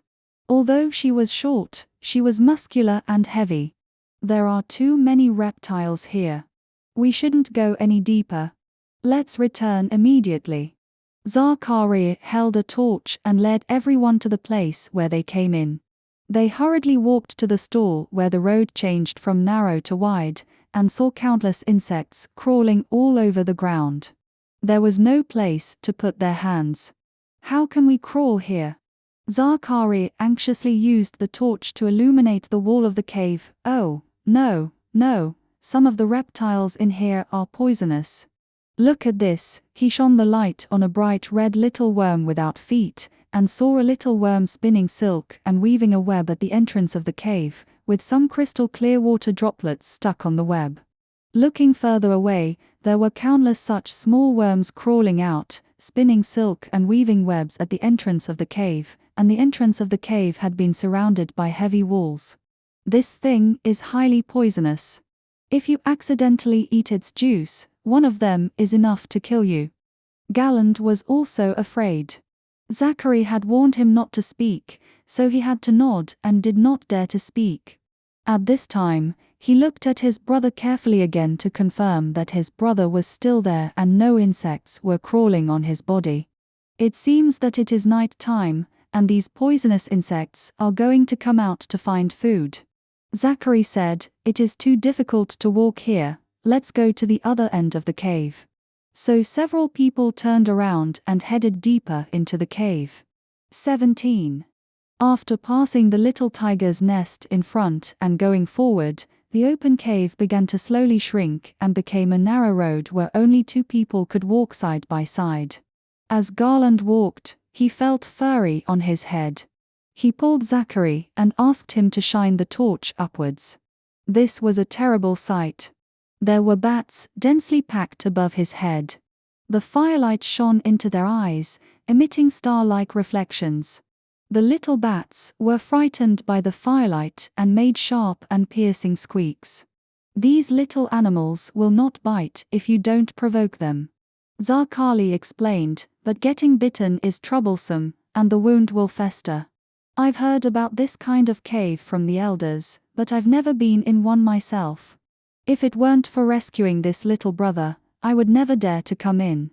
At this time, something disturbed the bat colony, and a large number of bats began to fly down, circling on the top of the cave like a dark cloud. The dark clouds made a rumbling roar. Several people had to squat down to prevent being hit by the bats.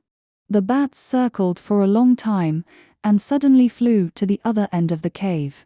There were so many bats in this group that it took a long time to finally fly away.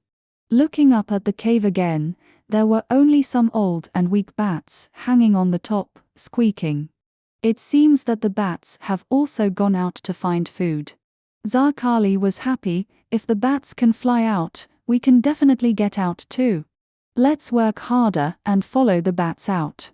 We must work harder. This girl is not light either. It must be tiring to carry her. After taking a few steps forward, Saji suddenly slipped. Fortunately, Garland grabbed him. Garland was sweating profusely from exhaustion, and he was scared by his baby brother.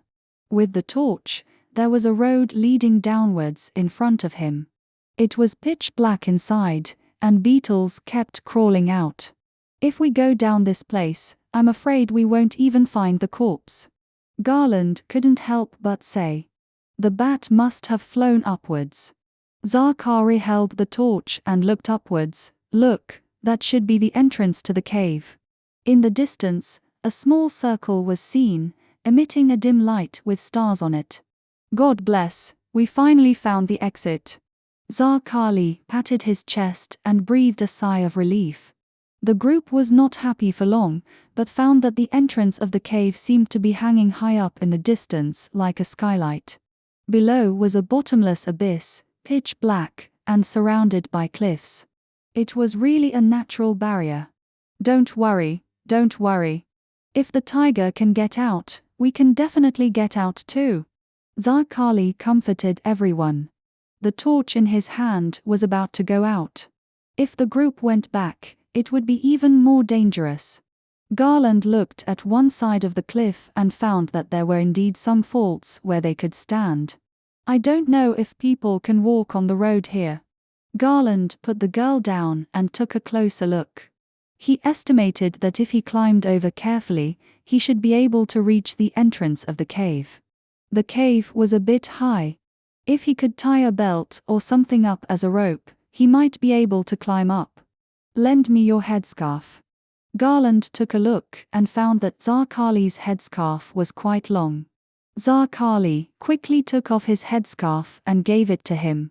After taking off the headscarf, he saw that the young man also had a big black braid on his head, which was coiled on top of his head. Here. Garland told Sage to stay by Zachary's side and not to move. He groped his way in the faint moonlight, climbed up the fault, and slowly felt his way to the bottom of the cave entrance. There was no foothold on the straight cliff below. He took off his coat, untied his belt, tied the coat and belt into a roll, and then attached Zachary's long headscarf. He swung the roll out of the cave, tried several times, and finally caught it on the rock at the entrance of the cave. Now I can pull the rope out, he thought to himself. Be careful, Garland. Don't rush down when you reach the cave entrance, take a look at the road outside first. Zarkali shouted in the distance.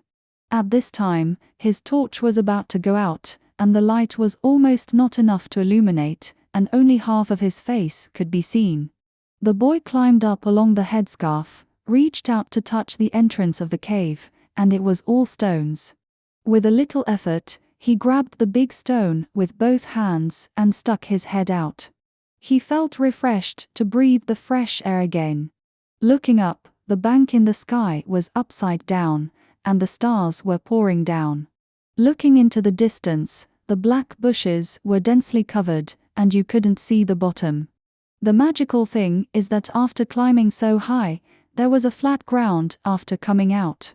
This cave is really amazing. It's safe outside, let's all come out. Garland turned around and jumped down and shouted to his companions inside.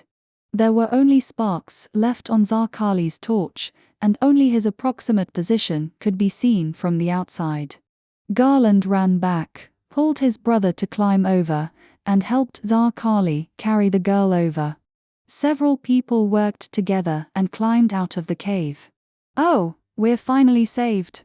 Saji sat down on the ground and let out a long sigh. "I almost thought I was done." Sage took off his clothes and shook out several large worms. Zachary gently patted Armee's face to wake her up. The girl sat up confusedly, and only felt relieved when she saw that she was outside the cave. "It's so dark, and we don't know where to go. Let's not go anywhere and wait here until dawn," Zachary suggested. Everyone nodded in agreement. Now, everyone was out of ammunition and food, with no food or fire to keep warm, so they had to rely on each other to rest. Garland and Zachary, the two older brothers, took turns to keep watch to prevent poisonous insects and beasts from suddenly attacking. Saji and the girl slept easily. After a long time, the moon also set. The stars gradually retreated and the sky became bright. The two brothers were so tired that they closed their eyes in a daze. They had not slept for a quarter of an hour when suddenly there was a loud rumbling sound, waking everyone up. The sky was like a dark cloud, and the group of bats returned to their nests. The flapping of the wings of the large group of small animals made a thunderous sound, mixed with shrill screams. They rushed straight at them, and the few people had no place to dodge, so they had to lie on the ground to avoid them. Garland was afraid that his brother would get hurt, and he covered his head with his hands. It took a long time for the bats to fly away. The few people stood up in shock. The sky was already bright. "Great, we can finally go home." Saji clapped his hands happily. It seems that this time, he began to miss home. "Yes, it's dawn, we will split the thorns, find another way out, and then go home to rest." Garland rubbed his eyes, cheered up again, and prepared to set off. Just when everyone was happy and thought that everything was fine, the sound of a tiger came from the thorn bushes in the distance. Several people became nervous again. "Brother, didn't we agree not to kill the big tiger?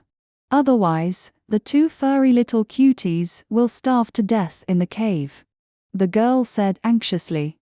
Zachary listened carefully and signaled his sister to be quiet. "It's not that simple.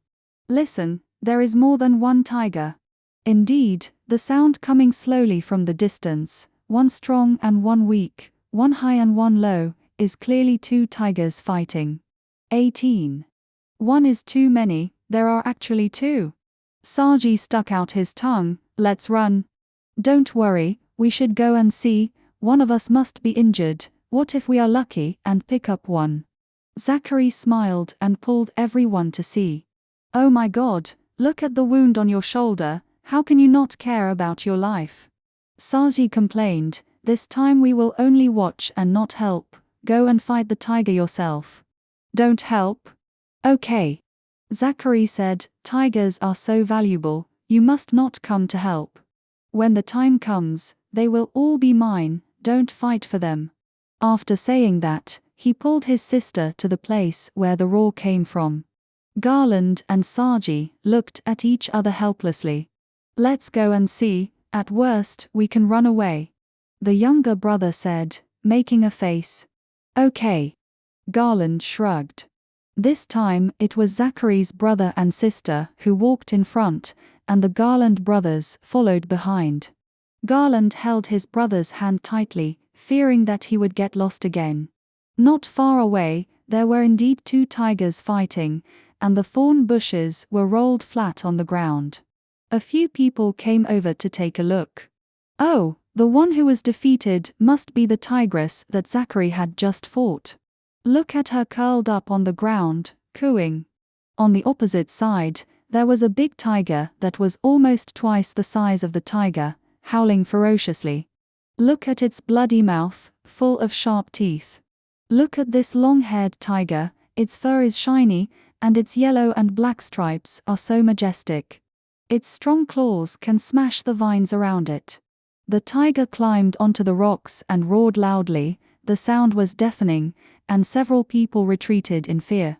"Oh, such a big tiger, it will definitely eat us all," Saji sighed. "Judging from its size, it must be a male tiger," Zachary said. "Tiger father?" the girl exclaimed, "but why would a tiger father kill a tiger mother?" "Sister." Zachary shook his head. "Tigers are animals, not like us humans who have parents and relatives. Male tigers don't care about their wives and children. It should be here to occupy the territory." "What? Will it kill the female tiger?" "I think it will soon." Saji pointed at the female tiger on the ground, who looked seriously injured and dying. "Oh, it's all your fault." The girl stamped her feet in anger and hit her brother. "If you hadn't hit her so hard before, she wouldn't have ended up like this fighting with the male tiger." "Oh, you're blaming me?" Zachary dodged his sister's punch. "Which little girl is clamoring to wear a tiger skin robe all day long?" The girl's eyes turned. "Brother, kill that big male tiger for me." "What?" Zachary opened his eyes wide and looked at his sister, then at the tiger. He couldn't believe his ears. "This tiger?" "Yes, you hurt the mother tiger, now you have to take responsibility. And you also hit the mother tiger, you are also responsible." The girl pointed at Garland and said.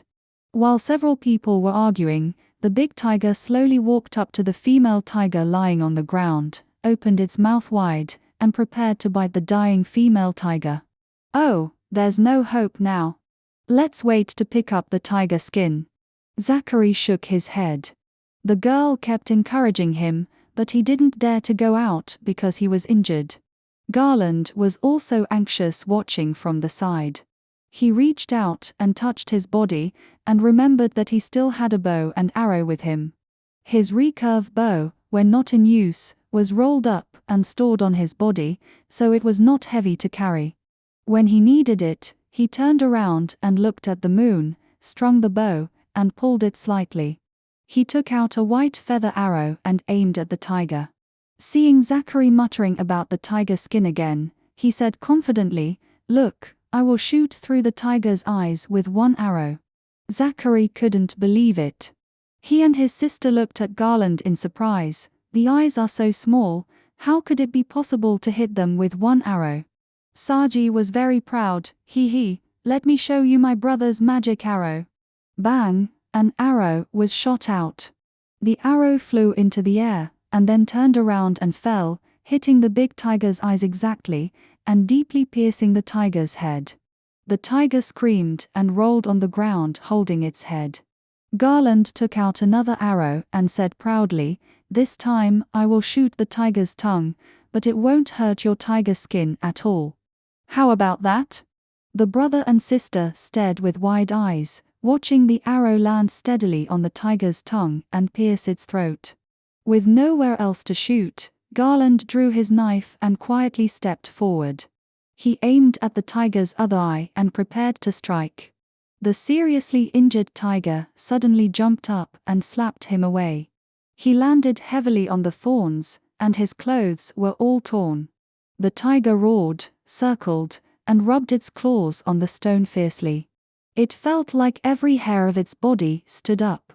It seemed that it would never stop until it killed the tiger. Garland slowly got up from the ground and picked up his hunting knife again. He walked around the tiger, but no matter how he walked, the tiger stared at him. If he rushed forward rashly, the tiger was strong and would definitely tear him to pieces. A knife is useless. The tiger's skin is thick. We still need to use a stick to hit it, Zachary said, throwing his stick to him, and then shouted, "I'll lead it, you try to climb over its head." Climb over its head. Garland caught the stick and looked around the terrain. Where can he climb up? Oh, it's probably at the entrance of the cave. If he climbs up and jumps down, he should be able to. At this time, Zachary had jumped out of the vines and picked up a stone on the ground to hit the tiger on the head. He hid on the side of the tiger that was blind, so the tiger had a hard time looking for him. After finally seeing him, the tiger jumped up with a roar, and Zachary quickly crawled to the side and cleverly avoided it. Garland took the opportunity to climb up the hillside, found a convenient place to jump down, and got ready. While the tiger was wailing, Zachary ran to the entrance of the cave, shouting and jumping, and throwing stones to attract the tiger. The tiger was extremely angry after hearing this, and turned back and rushed to the cave entrance. When Zachary was proud, he almost fell into the cave entrance by accident. When he saw the tiger coming, he ran to the side in a panic. The tiger was smart and did not rush into the cave, but it did not expect that Garland, who was above it, had been waiting for an opportunity for a long time and jumped up and jumped onto the tiger's neck. The boy jumped down with his head facing the tiger's face, riding a donkey upside down. In a hurry, he had no air conditioning and clamped the tiger's neck with his legs, strangling the beast's throat, and the beast could not bite it no matter how hard it opened its mouth. The tiger was anxious, jumping up and down on his back, swinging left and right, trying to throw him off. Garland held on tightly, lying on the tiger with his whole body, and he could not get rid of it no matter how hard he tried. This time, the big tiger fell into their hands. 19. The tiger rubbed against the thorns in a rage, constantly drilling in and out. Garland held onto it tightly. The thorns cut his cotton jacket into stripes. Seeing that he didn't come down, the tiger jumped onto the rock again and rammed its body against the rock. Garland was also hit so hard that he felt dizzy. The tiger was tired from falling, so he took advantage of the tiger's inattention and turned around to hit the tiger on the head with a stick. The tiger trembled all over and screamed again. "Good job. The beast can't do anything to you now." Zachary cheered repeatedly, hit its head. Garland swung the stick in his hand and hit the tiger on the head. The tiger shook its body hard at first and rammed it against the rock. After a few more blows, the tiger's body softened and fell to the ground, pressing Garland heavily under it. The beast opened its mouth wide and spit out some white foam. After a while, it lay on its back with its four legs in the air and didn't move. "Is the big tiger dead?" Saji leaned out and asked with concern. "Be careful, it may jump up again." Zachary stopped him from passing. Then he picked up another big rock, slowly walked closer, and took a closer look at the tiger. The tiger didn't move. Zachary hit the tiger's head hard, but there was no response. He reached out to feel the tiger's pulse for a long time, and then nodded, "This tiger is probably dead." "Then pull me out quickly, I'm going to die from being crushed," Garland complained under the tiger's body. So 3 people worked together to lift the tiger up and then moved him out. Garland wiped the sweat from his head. Only then did he realize that his hands and face were covered with small wounds caused by the friction of thorns. "You are really amazing." Zachary gave a thumbs up. "Thanks to your arrow, you shot through his skull, otherwise it wouldn't be so easy to kill the beast." "Thanks," Saji was very happy and threw himself into his brother's arms and loved him for a while. Brother, I knew you were the most powerful warrior in all of us in Kuzu. Garland touched his head and smiled slightly, not very proud, but just happy from the bottom of his heart. What should the mother of this tiger do? The girl walked to the other tiger and gently stroked the tiger's head. The tiger was still alive, making a constant gurgling sound, and must have been seriously injured. My dear girl, it's okay. We killed the big tiger that occupied the territory. You can go back and feed the baby without any worries. The tiger slowly raised its head, as if it realized that there was no danger around. It slowly stood up and walked around the girl twice. It can be seen that the tiger was still injured and had some difficulty in moving. The girl wanted to touch the tiger, but the tiger ignored her and jumped up and ran to the cave entrance. After a low roar, it ran into the dark cave and disappeared. The girl asked anxiously, will it return to the little tiger safely? That depends on God's arrangement. We can't do more. Zakaria took his sister's hand. Well. The girl nodded. This time, the group can finally rest assured. Zakaria tied up the tiger's front paws with his sister's whip, and tied up the tiger's hind legs with his own headscarf. The tiger's fur is extremely precious, and it must be lifted by 2 people, and it cannot be dragged back. But the tiger weighed at least 500 kilograms, and they couldn't lift it back, no matter what. We can only peel the tiger skin. Zakaria was very excited. Garland waved his hand. Go and do your work, I'm too lazy to care. Well. Before I start, I have to ask you something first. Zakaria's eyes rolled. Garland was stunned. Is there anything else you want to discuss with me? Hey, little brother, come here. Zakaria came over and put his arm around Garland's shoulders, wanting to talk to him privately. When Saji and the girl saw it, they all came over to eavesdrop. There were only 4 people, so how could there be any private chat? In the end, everyone was hiding from the dead tiger and muttering, "Little brother. We are all descendants of our ancestors, and we share the same blood. When we live in the wilderness, we should be honest and not cheat, right? Well, what's the matter?" Zakaria whispered, I said before that the tiger died thanks to your bone-piercing arrow, and none of us can deny that. Yes. But I also have a contribution. If I were not familiar with the terrain and helped lead the way, we would not have been able to find the tiger's lair. You would not have been able to save your brother, and we would not have been able to grope our way out of the cave. And in the end, it was with my guidance that we were able to successfully kill the tiger, don't you think? So, that's what I'm saying. Where is this tiger skin? Zakaria hesitated, with a shy smile on his face. What about tiger skin?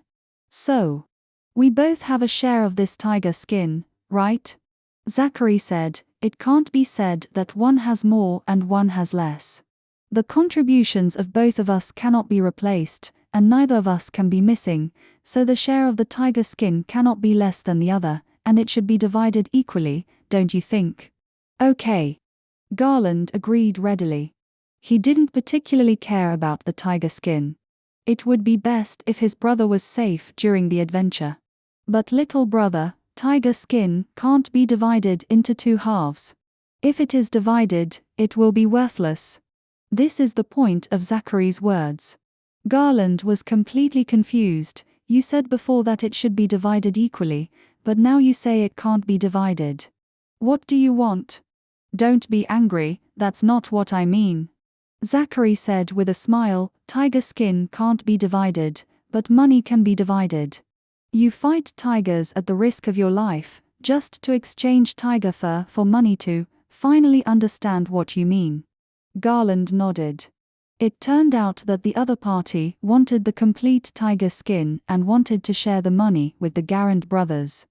Garand himself didn't care, it depended on Saji's idea.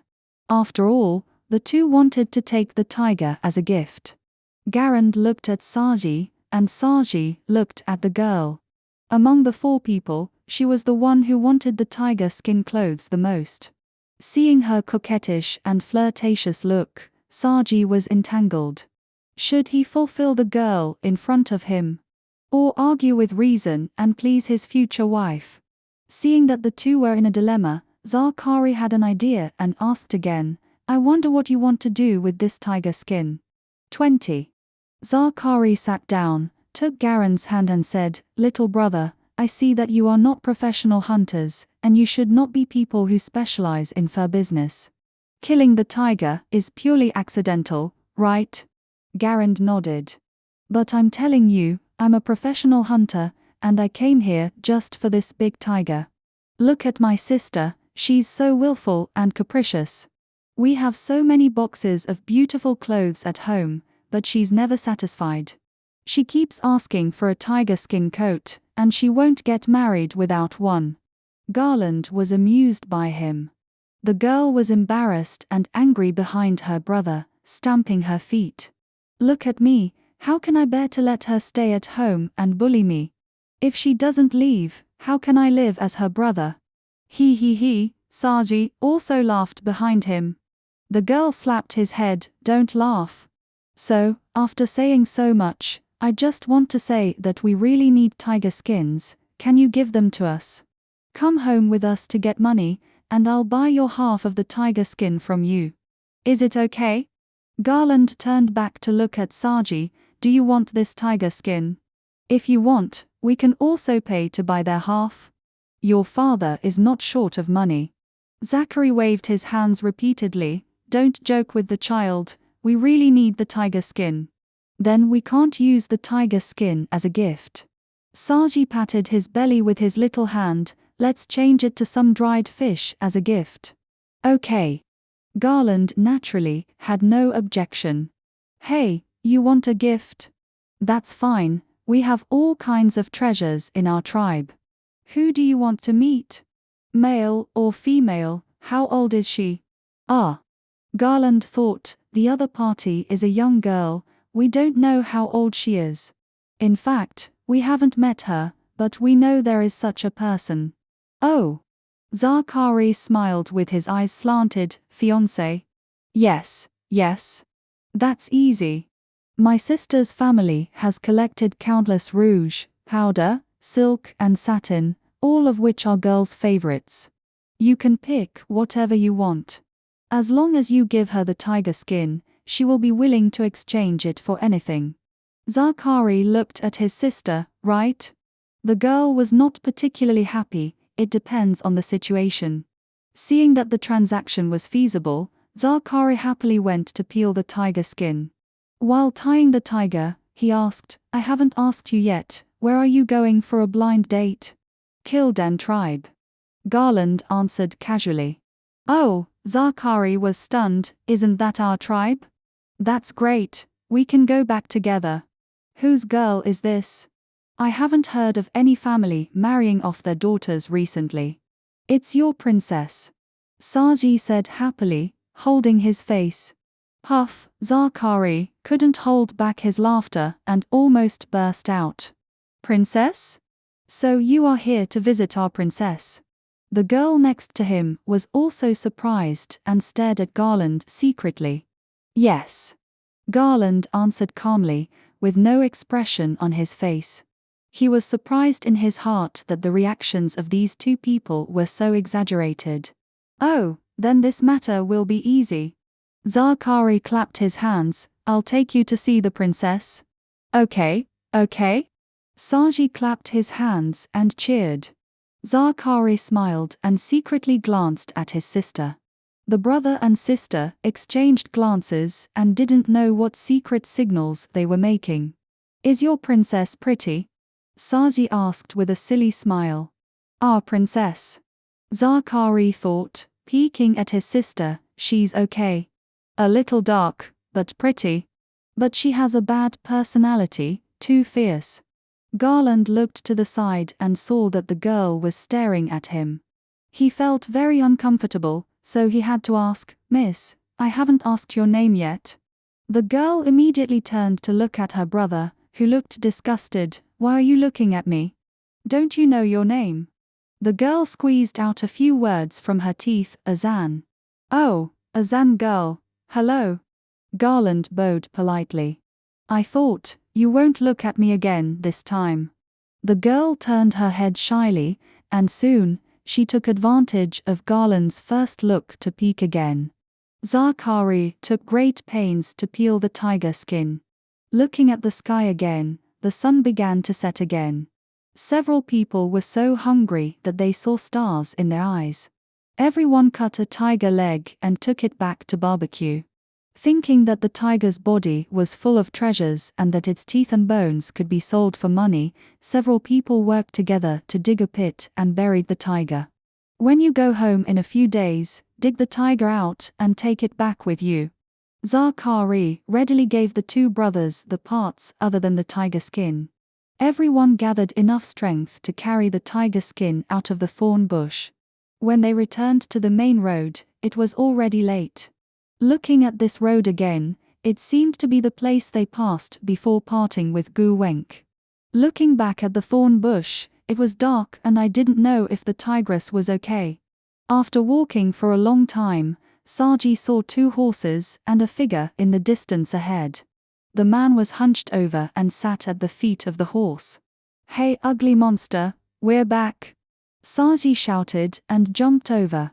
The ugly monster that he had always disliked now looked like a relative. Oh, my little master is back. Gu Wenk ran over with tears and snot when he saw them. My little master, are you okay? It's okay, aren't you back? When Garland spoke, he and Zachary had already come over with the tiger skin, and they were already exhausted. I'm super hungry. I can eat 3 days of food. Saji rubbed his stomach. Gu Wenk, if you have anything delicious, bring it out for me. Okay. I'll prepare it right away. After saying that, Gu Wenk ran back and took out all the delicious food on the horse, and then started a fire and boiled hot water for everyone. I don't want to go anywhere today, I'll camp here. Zachary threw down the tiger skin and lay on the ground without moving. Today was over, the sun sank, and they could only rest. Gu Wenk took a blanket and made a bed for Saji and the girl. The blanket was only enough for the two of them. He also roasted the tiger leg that Saji brought back. Everyone talked and laughed around the fire. Saji recounted how they passed through the cave and reached the back of Gu Wenk. Now, Saji was the most active, as he walked the easiest along the way. Zakari, on the other hand, was humming a little tune while holding his precious tiger skin. Garland was thinking about closing his eyes and taking a rest, but he always felt a chill on his back. It turned out that the Azan girl was squatting beside him, staring at him with resentment. Zakari. Garland didn't know how to start. Do all the girls in your tribe have to cover their faces like that? Who knew that Zakari yelled at the girl, Hey, have you pretended enough? You're afraid that others will know that you are dark, right? 21. Zakari laughed at his sister. Sister, we have to eat, no one will care about you. Azan was particularly embarrassed to be exposed by his brother in public. He shyly untied his scarf and tied it on his head like his brother. Now, the two siblings are dressed very well. Azan's appearance is not the type of gentle beauty. She is a bit fierce, with upturned eyes, high cheekbones, thick lips, and dark skin. From her eyes, we can see that although this girl is a bit fierce, she is sincere and kind. Her face is full of confidence and decisiveness, which makes her look particularly charming. This look should be called beautiful. Hey, what do you think of my sister? Zakari asked Garland with a smile. Oh, not bad. Garland is not good at complimenting people, and he was asked for no reason. He would not ask others how his sisters look. In addition to her beautiful face, Azan also has a very tight figure with curvy curves. Under her neat dress, you can see her small waist and plump calves. What's not bad? She is super beautiful. Saji clapped his hands and exclaimed, "There is no such beautiful and great sister in our entire tribe. You are still a little kid who knows how to appreciate." Azan pointed at Saji's forehead. The two of them got along very well, talking and laughing. They both deliberately avoided their two brothers. "Hey," Zachary nudged Garland with his elbow, "tell me the truth, how is my sister? Compared to the princess you are looking for, how is she?" "I haven't seen the princess of Xiaodang." Garland answered him without any expression. "Aha, you haven't seen her?" No, Garland's answer made him seem very honest. He easily leaves this impression on people. It's just that he is not the kind of honest person that others take for granted, he just has no interest in these topics. Zachary hugged Garland, patted his shoulder and said, "Well, our princess of Xiaodang, she looks not bad, a little dark, and very fierce, that's what she looks like." "That's her?" Garland suddenly realized, no wonder the brother and sister had such awkward expressions before, it turned out that they were the ones that Saji wanted to visit. "Let me tell you, my sister is a very tricky person," Zachary whispered, "but she has a big butt and is good at giving birth. It's right to marry her." His sister heard this and scolded him again. Everyone talked and laughed and fell asleep after eating. Because they were too tired, they slept soundly. Garland woke up first in the morning. He wanted to pack his luggage. Zachary was sleeping next to him, and he woke up the chatterbox as soon as he moved. The younger brother and sister not far away were covered with thick blankets and slept soundly. Zachary still had a lot to say, and he pulled Garland aside and said, "Let me tell you, my sister is very satisfied with this marriage. I am also very satisfied. We will be together as good brothers in the future." Garland was in a bad mood early in the morning. Hearing this strange remark, his face sank and he said, "Who is good to you as a brother? Why do you want to involve me in your marriage?" Suddenly Zachary's face changed. "Are you dissatisfied with my sister? Is there any misunderstanding between us?" Garland asked again. The two looked at each other in silence for a long time. Zachary was the first to realize the root of the problem, and whispered, "Which of you two is the prince who will marry my sister?" "My brother Saji." Garland pointed, and the two were still sleeping soundly. Zachary was stunned at first, then he covered his face with his hand and fell into deep thought. "I thought your brother was just a little kid. You let them sleep snuggling like this. You must never tell anyone about this." "Oh," but Zachary still felt awkward and asked again, "Prince, how could you have a brother?" Garland thought this question was strange. Can't a prince have a brother? If Saji becomes a prince, will I still hit my head against my head and die? I am the eldest son in the family, and I am also the prince of the tribe.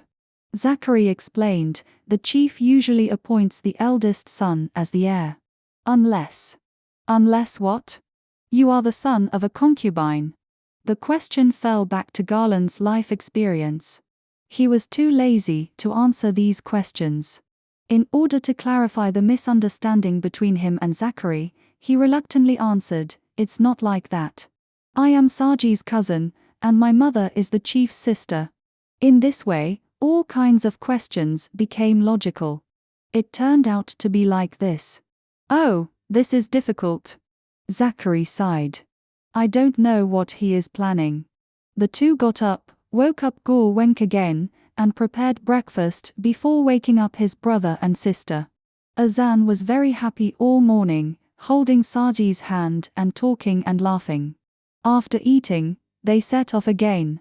Garland's own horse was carrying the tiger skin, and Saji's horse was given to Azan. All the boys walked. After walking a little further, they could see the carriages and horses left by Zachary and his sister on the roadside. Saji was very happy running in front.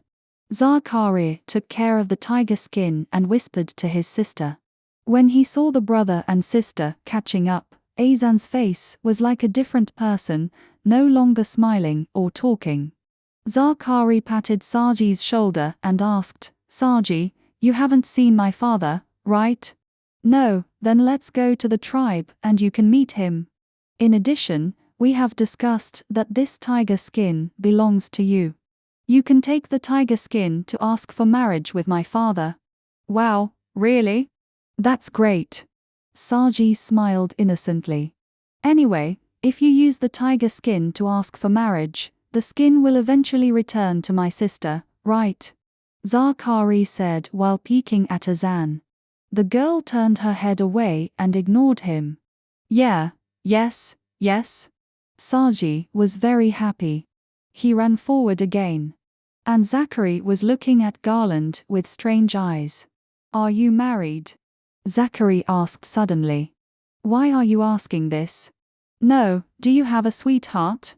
No, Garland waited for him to ask again, but Zachary stopped talking. Do you have a sister you want to introduce to me? Garland asked with a sneer. My dear sister, I only have this one. Zachary said in a strange tone, usually whatever she wants, as her brother, I will try my best to help her get it. Garland smiled bitterly and echoed, as for my younger brother, there is no need for me as an older brother to worry about him. He has everything, and his life is comfortable. I just accompany him out to play occasionally. Then he turned to Zachary and said, your sister is lucky to marry him. He is the only son in the family, and the chief dotes on him. The chief's family has good food and drink, and there are servants to serve him in daily life. Life after marriage will not be bad. Zachary curled his lips, yes. 22. On the rest of the way, no one mentioned the blind date again. Zachary pointed at the ugly monster who was jumping around and asked, who is that? Why is he so ugly? Him. His name is Gore Wenk. He was a prisoner we captured at the border a few days ago. I didn't kill him, and now he is my slave. Such an ugly slave. Zachary asked with wide eyes, why do you keep such an ugly slave? He is very interesting. Garland explained, he was originally a slave of the soldiers in the castle. He can speak the language of our wilderness tribe and the language of the northerners in the castle, and he has seen a lot of things in the castle, and he will tell me about it. TSK. Zachary was very disdainful. What's the big deal about being able to speak a few words of northern dialect? We Giarda people can do it too. You can too. Garland immediately became interested. Of course. Zachary patted his chest. You know that we, the Giarda people, have barren land and cannot graze, so we rely on hunting and fur trading to survive. We trade various products from the wilderness with the Taser people and exchange them for various things in the northern castle. I know everything about what the northerners eat, use, and say. So interesting. Garland was full of praise. Although the northern castle was the enemy's base camp, Garland was full of curiosity about it, and was very happy to listen to any news related to the castle. As for Zachary, he did not see it with his own eyes, but heard it from the Taser people who made a living by trade. What the people in the castle wore, what kind of houses they lived in, how they cooked and drank water, everything he knew would be shared with Garland. Garland was fascinated and his face was full of longing. Gore Wenk also came over to listen, and said with a sigh, what nonsense is this? Two young masters, as the saying goes, seeing is believing. Sharing some hearsay like this will only spread rumors. Seeing the ugly guy's arrogant attitude, Zachary picked up the whip to hit him. But Garland stopped him and said, this guy can tell us what he saw and heard in the barracks. You can tell whether what he said is true or a lie. Okay. If you dare to lie, I will kill you on the spot. Zachary pointed at Gore Wenk and said, young master, you want to test me, right? Garland nodded. The Northern Army has thousands of people from top to bottom, but they are not all the same. They are divided into many categories. The lowest level is similar to me, he. They are slaves, prisoners of war, and chores. We do all the hard work and get no benefits. Zachary sneered, who cares what you do? Talk about others. The next level is recruited from farmers and citizens, and their status is not much higher than mine. They wear all kinds of cotton armor and leather armor, and the weapons in their hands are mostly tools for work, hammers, rakes, sticks, etc. The 2 idiots you killed, young master, are of this kind. They are not powerful. Go on, is there anything else? Garand listened with a smile. There is also a miscellaneous soldier team above. Their name is Miscellaneous Soldiers, but they are all soldiers. This group of people used to rob and loot, and there are all kinds of people. I can't afford to offend them. Gorwenk made a face. Then he added, above are the masters of the 8 scenes. They are raised by noble families, some are servants' children, and some are relatives of the noble masters. These people don't work on weekdays, and when they are full, they think about how to fight. They are powerful, and you, young master, can't beat them. Garland smiled and nodded. This ugly guy was clearly trying to make him angry in different ways. Fortunately, he was in a good mood today and didn't bother to care. Okay, I can't beat you. You continue. Gorwenk continued, soldiers are all different. There are also high and low ranks. The one who serves others is called a squire.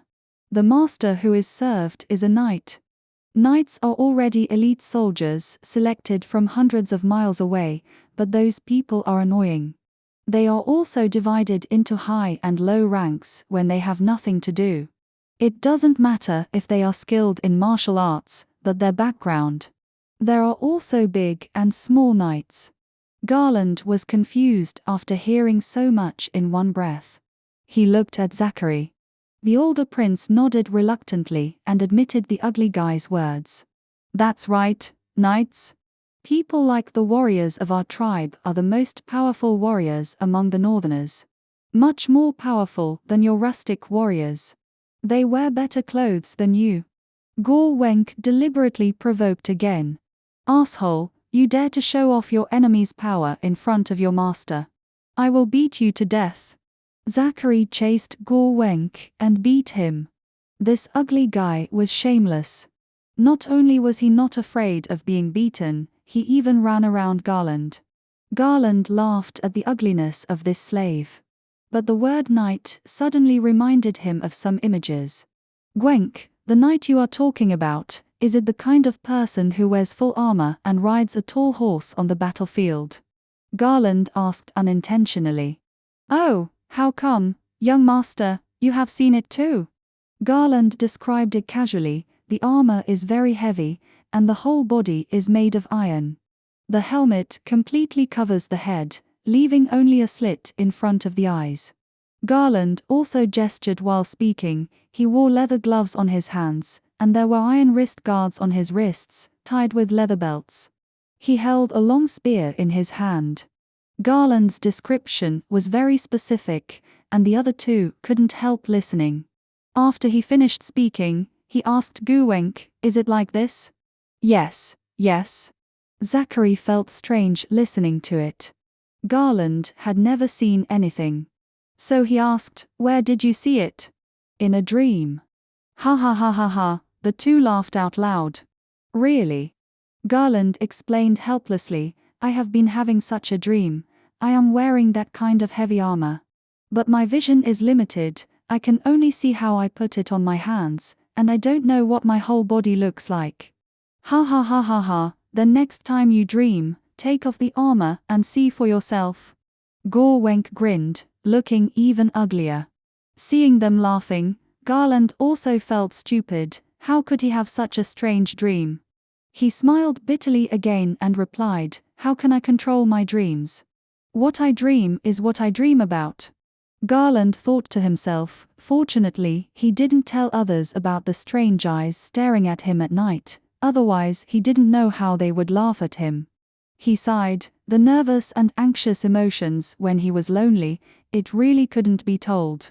Along the way, several people continued to talk about various anecdotes, which was particularly joyful.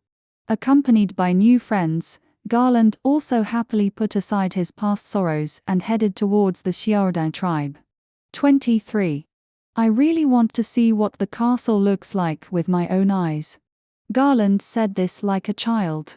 Along the way, Gorwenk and Zachary boasted to each other eloquently, fearing that there was something they didn't know. Only Garland had never seen anything. Except for the gap in his strange dream, he had never seen a brick and stone building, a pool, or a team of hundreds of well-equipped knights. Then why don't you pretend to be a merchant from Taser and sneak into the castle? Gorwenk said casually. Really, this is also possible. Garland was instantly tempted. Why not? I am a Taser, can't I teach you how to pretend? Gorwenk was full of confidence. The people in the castle can't tell which tribe we wastelanders belong to. We can just bring some furs and swagger in through the castle gate. Garland was not sure about the feasibility of this approach. He asked Zachary for advice. What kind of Taser is this guy? He's just a slave. He wants us to dress up as slaves and go in. Zachary said with disdain. Isn't this possible? Garand suddenly became disappointed. Well, Zachary thought about it again. I know a group of real Taser people who do business with the castle. Let's follow them in. Garand suddenly became happy when he heard Zachary say that. He looked as childish as Saji, who was thinking about going out to play. Hey, you! You are just a child after all. Zachary sighed and said, in a few days, after my sister gets married, come to me. Let's sneak into the Taser caravan together and take a look inside the castle. Well, okay. Garand was very happy after hearing this. We have a deal on this, don't forget it. The two of them giggled for a while and discussed many topics about the north. Saji was running around in front all the way, very happy. Sister Azan followed behind without saying a word, as if she didn't know them. After walking for a while, Zachary suddenly got excited and asked Saji, do you think my sister is pretty? Of course she is. Saji's tone was a little childish, and what he said was very funny, she is simply a great beauty. This made everyone laugh. But Sister Jinghua is also very pretty. Saji continued, I used to think that Sister Jinghua was the most beautiful sister in the world. Now that I have met Sister Azan, I think they are both the most beautiful sisters in the world. They are equally beautiful. This was said specifically to Garand. Azan heard the name of another woman and instinctively pricked up his ears to listen, and jealousy quietly climbed onto his face. Who is Sister Jinghua? Azan fiddled with his braids and asked as if he didn't care. She is my brother's fiancée. Saji blurted out. Don't talk nonsense, there is no possibility between me and her. Garand retorted. But she is really beautiful, kind and considerate. And she cares about you, brother. You should be together. Saji argued. Saji. Garland put his hands on his waist. Marriage is not just about being beautiful and kind. Look at my conditions. It's hard for me to feed my family, how can I feed her? She doesn't want to marry me and suffer. This unpleasant topic made everyone think about different things. Why, is your family not well off? Zachary asked casually. There's a long way to go. Garland didn't want to talk about his situation in front of everyone with snot and tears. Okay. I'll go to your tribe when I have time and see what's going on there. Zachary nodded thoughtfully, you have to treat me well.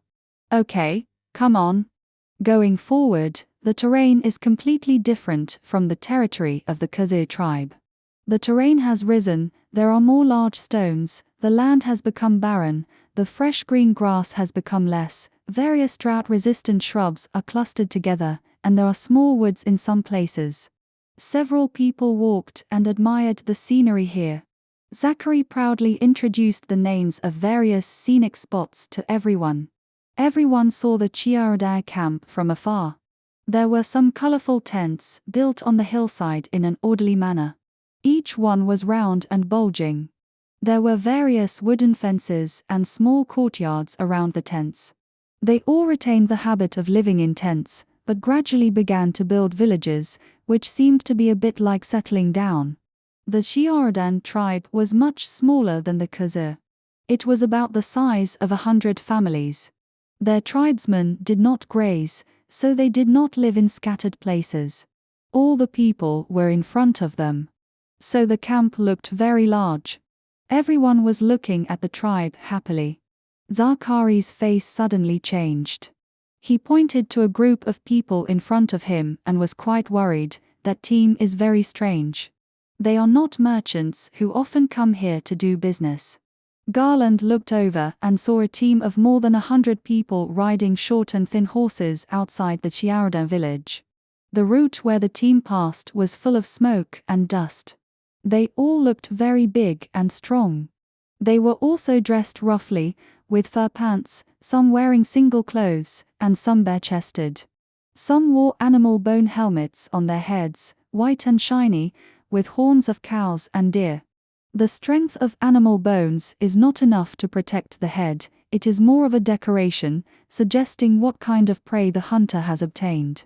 All the people in the Chiaradan tribe came out to confront those people. Garland took a look and saw that the size of these horses was really big. The guy leading them was almost twice the size of a Chiaradan tribe member. They were simply giants.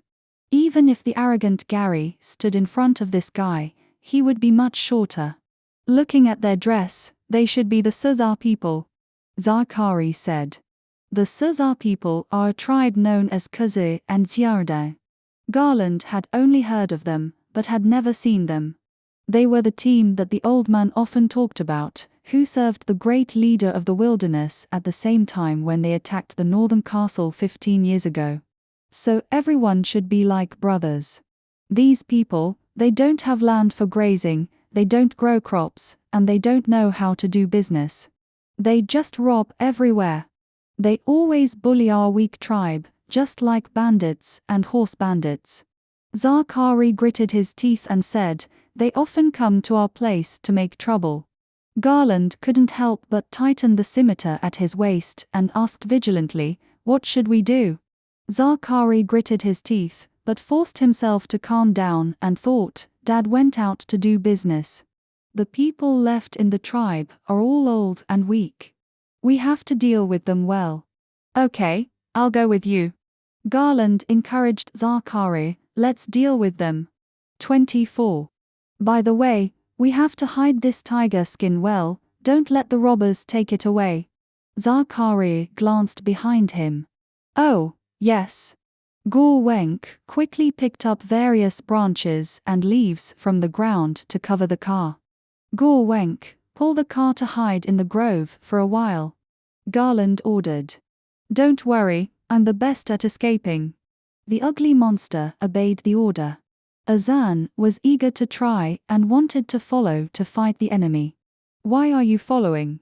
The brother didn't give her any face and sent her away with contempt. There is a war in front, what does it have to do with you? The tribe is fighting, how can I have nothing to do with it? The sister was unhappy when she heard it. Garland understood his brother's feelings even more. Thinking back to the fact that Saji was taken away by a tiger a few days ago, he was still a little scared. Saji, can I give you a task? Garland said, you come to protect Princess Azan and this valuable tiger skin, don't let Gorwenk steal it. Okay. Saji was very excited and thought that she would also go to the battlefield. As a result, it turned out that he was just looking for an excuse to drive her away. Protecting the princess is a difficult task. Not only can we not let her sneak over here and get into danger, but we also have to make her happy, otherwise she won't marry you. Okay. Saji said helplessly, as expected, I am just a child in your eyes. I will protect Sister Azan. But, brother, you definitely underestimate me. Wait until I have a chance to prove it to you. So Garand followed Zakari to the village, while Saji took Azan and Gulwenk into the woods to hide. When they reached the entrance of the village, the old housekeeper cried to greet Zarkari, "Prince, you are back. Something bad is going on here." Zarkari signaled him not to panic, and the two walked into the middle of the tribe and negotiated with the group of Sazar people face to face. The people on the opposite side were all holding heavy weapons such as machetes and wooden sticks, while the people of Chiaradan, old and young, were holding various farm tools. It looked like if they really fought, it would be a bloody battle, and the Chiaradan tribe would at most have a small advantage in numbers. "Who are you?" The leading man lowered his eyes and looked at the two teenagers. This big man looked even taller in person. If he stood up straight, he must be 7 feet tall, not counting the deer antler headdress. His head was shaved, and there were 2 small braids on both sides of his head, which didn't match his sturdy appearance at all. This man had a big square head, a flat face, and eyes as small as 2 tadpoles. His face and body were covered with totems, and it was hard to tell whether they were painted with oil paint or tattoos. He wore a fur vest, animal bone shoulder armor, and fur pants on his legs. His clothes were rough and could not be called clothes, but more like decorations. He also had a necklace of animal bones of different sizes on his chest. Judging from his tone, he must be a ruthless person. "I am the prince here, named Zarkari." Zarkari replied calmly, "Who are you?" "I am Wazai. I am the leader of this group of Sazar." The big guy replied. Although he was big, he should not be very old, definitely not more than 20 years old. Garanda laughed secretly. How could such a big guy still be called a baby boy? Is he being cute? The big guy was very unhappy and scolded, "What's so funny? My mother has called me that since I was a child. A real man should not change his name or surname. I will still call him that when I am old." Zarkari was afraid that they would fight immediately if they disagreed, so he quickly signaled Garanda to shut up. He pretended to be calm and asked, "Baby boy, what are you doing in our tribe? We didn't invite you? We are here to do business." Baby boy said stiffly, "Take our furs and exchange them for 100 barrels of wheat." After that, his men brought over more than a dozen bundles of animal skins. Zarkari took a look. These animal skins were not of good quality. There was no way they could be exchanged for so much food. Besides, there was not so much food in the tribe. They were all exchanged with the northerners bit by bit when the tribesmen were doing business. They had to eat themselves, so who would be willing to give it to others? He clicked his tongue and said, "Oh, this is a bit difficult. 1 bundle for 1 bucket, 20 buckets at most. I have to see if there is that much food in the tribe." "What?" The little kid's eyes stood up. "So little, it's enough to eat. There are 100 of us, and each of us carries a bucket back." "I said 100 buckets, it must be 100 buckets." Zarkari spread his hands and replied helplessly, "We don't have much food, not enough for ourselves. We really don't have any surplus to exchange these things with you. Otherwise, you can go somewhere else and exchange with whoever offers to exchange with you." "No," the little kid refused, "we have come so far to come here, and you must exchange with us. You can't be so unreasonable."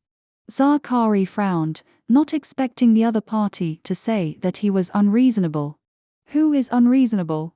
20 buckets, you can exchange it if you want. If you think it's too little, take your stuff away. We have plenty of furs of these small animals here, and we don't need these bundles of fur from you." Swindler. The little kid didn't know many fancy words, he just gritted his teeth and got angry. He clenched his fists and asked viciously, "Little prince, how much grain is your head worth? Is it enough for 100 barrels? I will give you my furs and your little head at a lower price in exchange for 100 barrels of grain. How about that?" Garland watched the excitement from the side without saying a word. He had no idea about prices. Zachary looked very experienced and really looked like a profiteer. At this time, the old butler whispered a few words in Zachary's ear. Garland was close and heard it. Someone has been sent to report to the chief as fast as possible. It is estimated that they will return in 2 hours at the fastest. Zachary heard it, calmly, as if he had heard good news. He waved his hand and asked, "Kid, you guys, tall and strong, what are you capable of? Do you dare to compete with the warriors of our tribe?" "Compete? You are looking for death. How about this, let's compete." Zachary was young, but he spoke with style. "Your furs are worth 1 barrel per bundle, so 20 barrels is the starting price. If you win a game with us, we'll give you 10 barrels of food. How do you think?" "Ha ha ha ha. Did I hear you right? We'll give you 10 barrels for every game you win. We can bankrupt you. Hey, you guys should take it easy, right? We don't have any more food after winning so many games, right? We'll play 3 games to decide the winner. If you win all 3 games, I'll give you 20 more barrels, so a total of 70 barrels of food. Isn't that good enough?" It sounded like a good idea, so Wawazu agreed without any reservations. "Okay, what do you want to compete in? You tell me." As for the competition items, they are naturally the traditional items of our wasteland tribe. "Humph, you old, weak, sick, and disabled people dare to compete with us? You're courting death." "That's not necessarily true. You'd better be careful not to lose face." Zachary was confident, folded his arms, and challenged proudly, "So Wawazu, who are you going to send to fight in the first game?" Wawazu pointed at one of his subordinates. This guy was a little smaller, about an inch shorter than Wawazu. He was also a big man. He had a lot of beard on his face, and he looked quite fierce. He came out of the queue, stood in front of the young man with a fierce look, patted his chest and saluted his leader. "This is my deputy, named Ow Ow. He is here to compete." Garanda laughed at the side. "In this savage tribe, everyone's name is so funny." Zachary didn't care and looked around. There was a thin and small man with a pointy head and buck teeth in the tribe. He was at most 12 years old and a little silly.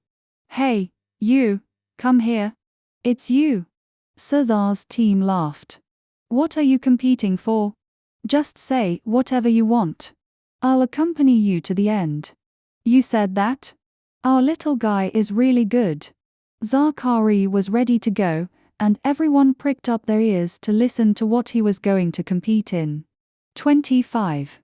The first round is the ring tossing competition. Zachary's words were shocking, and everyone looked at each other in surprise, thinking they had heard it wrong.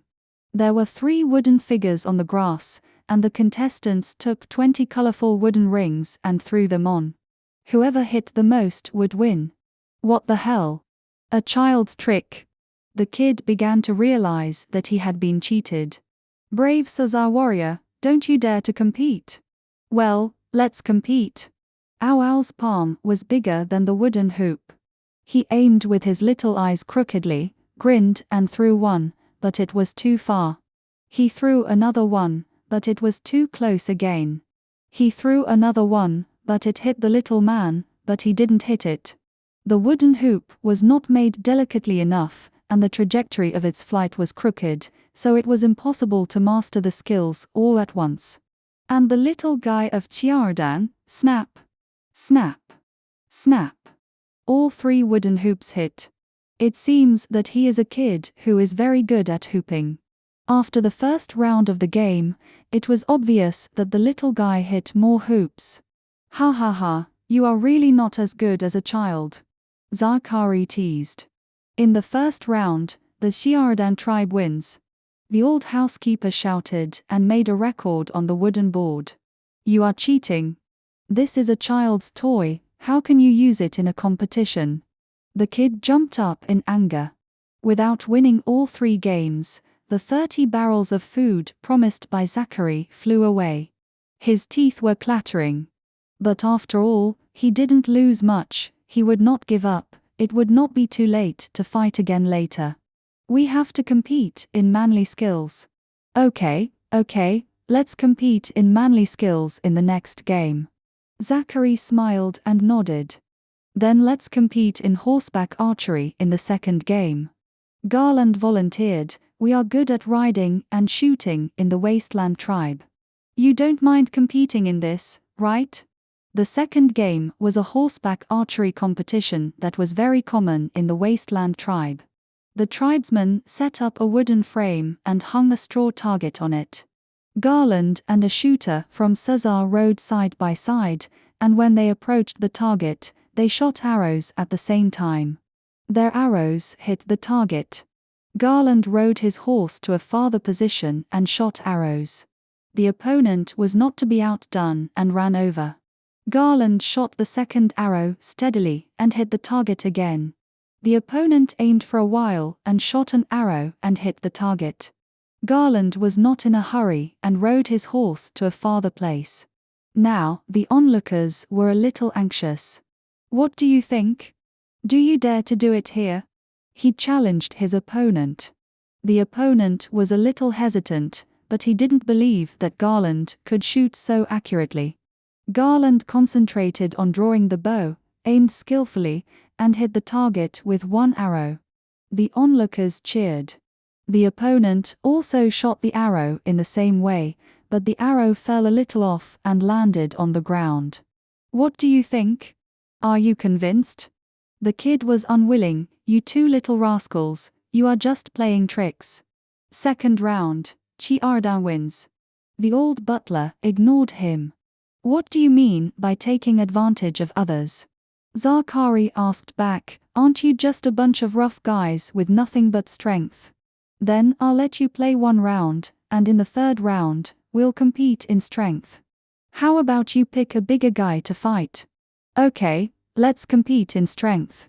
Wazoo said viciously, I want to see how you little guys can compete with my people. Ow Ow stood out from the team again. He must avenge the humiliation just now, and when he heard about the competition of strength, he was eager to try. Zachary patted his chest and said, for this round, I will fight in person. You follow me. Then he led everyone to a corner of the village. There were several natural stones there. Zachary pointed to the largest stone and said, let's compete in weightlifting. Whoever can lift this thing will win. Wazoo sneered, with your size, you still want to lift weights. You go ahead. Zachary was not in a hurry.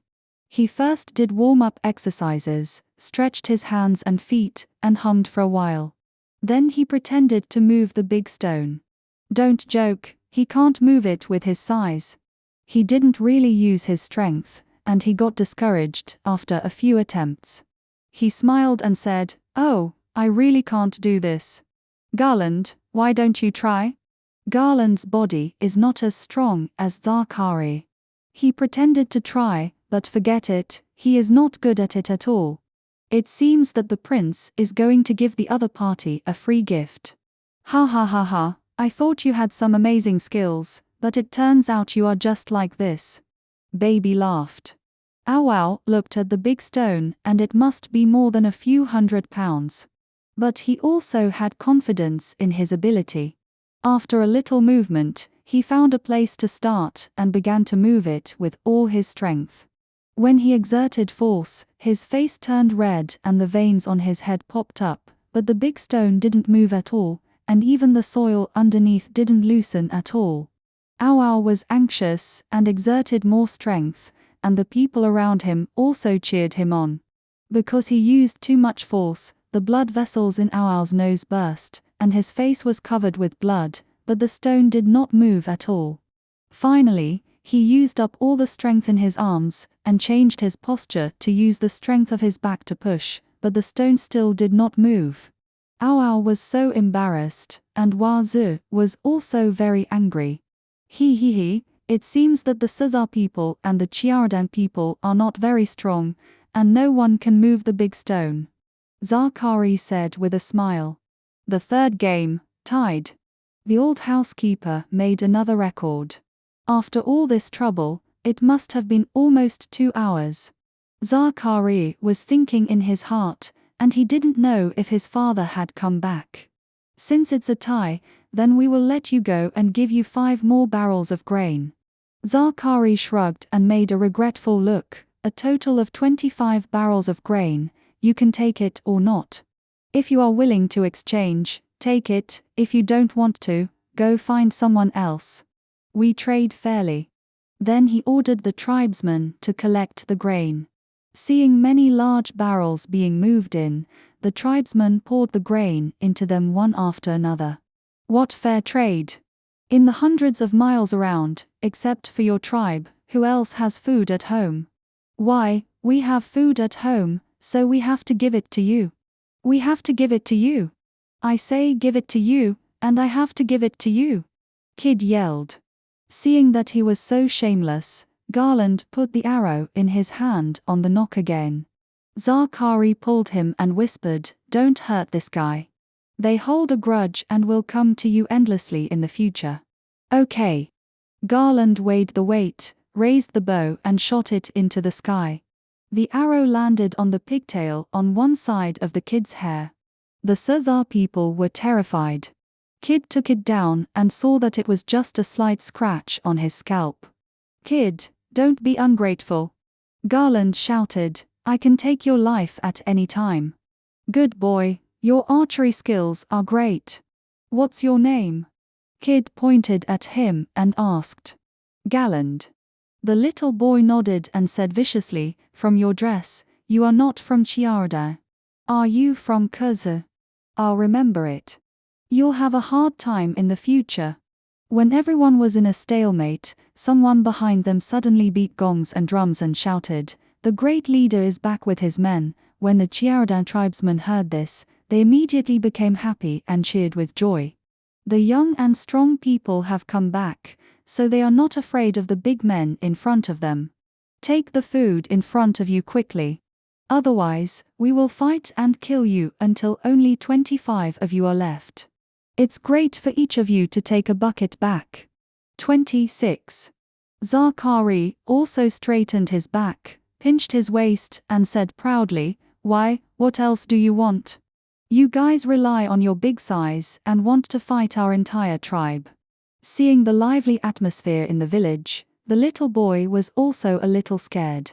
He discussed with the people around him and decided to take the food away first.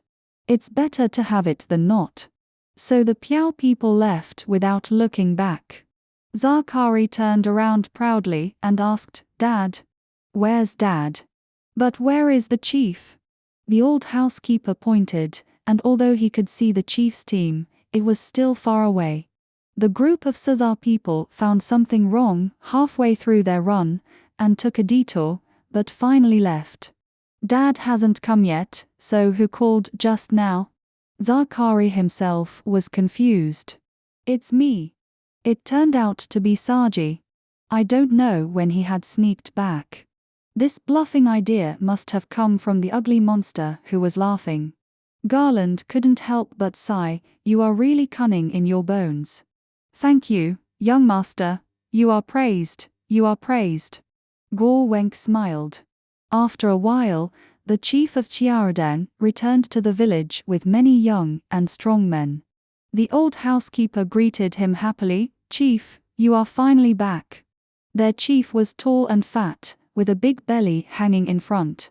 He had a beard on his face, covering half of his face.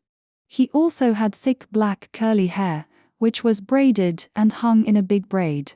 People in his tribe like to wear colorful turbans, some of which are decorated with feathers and gems.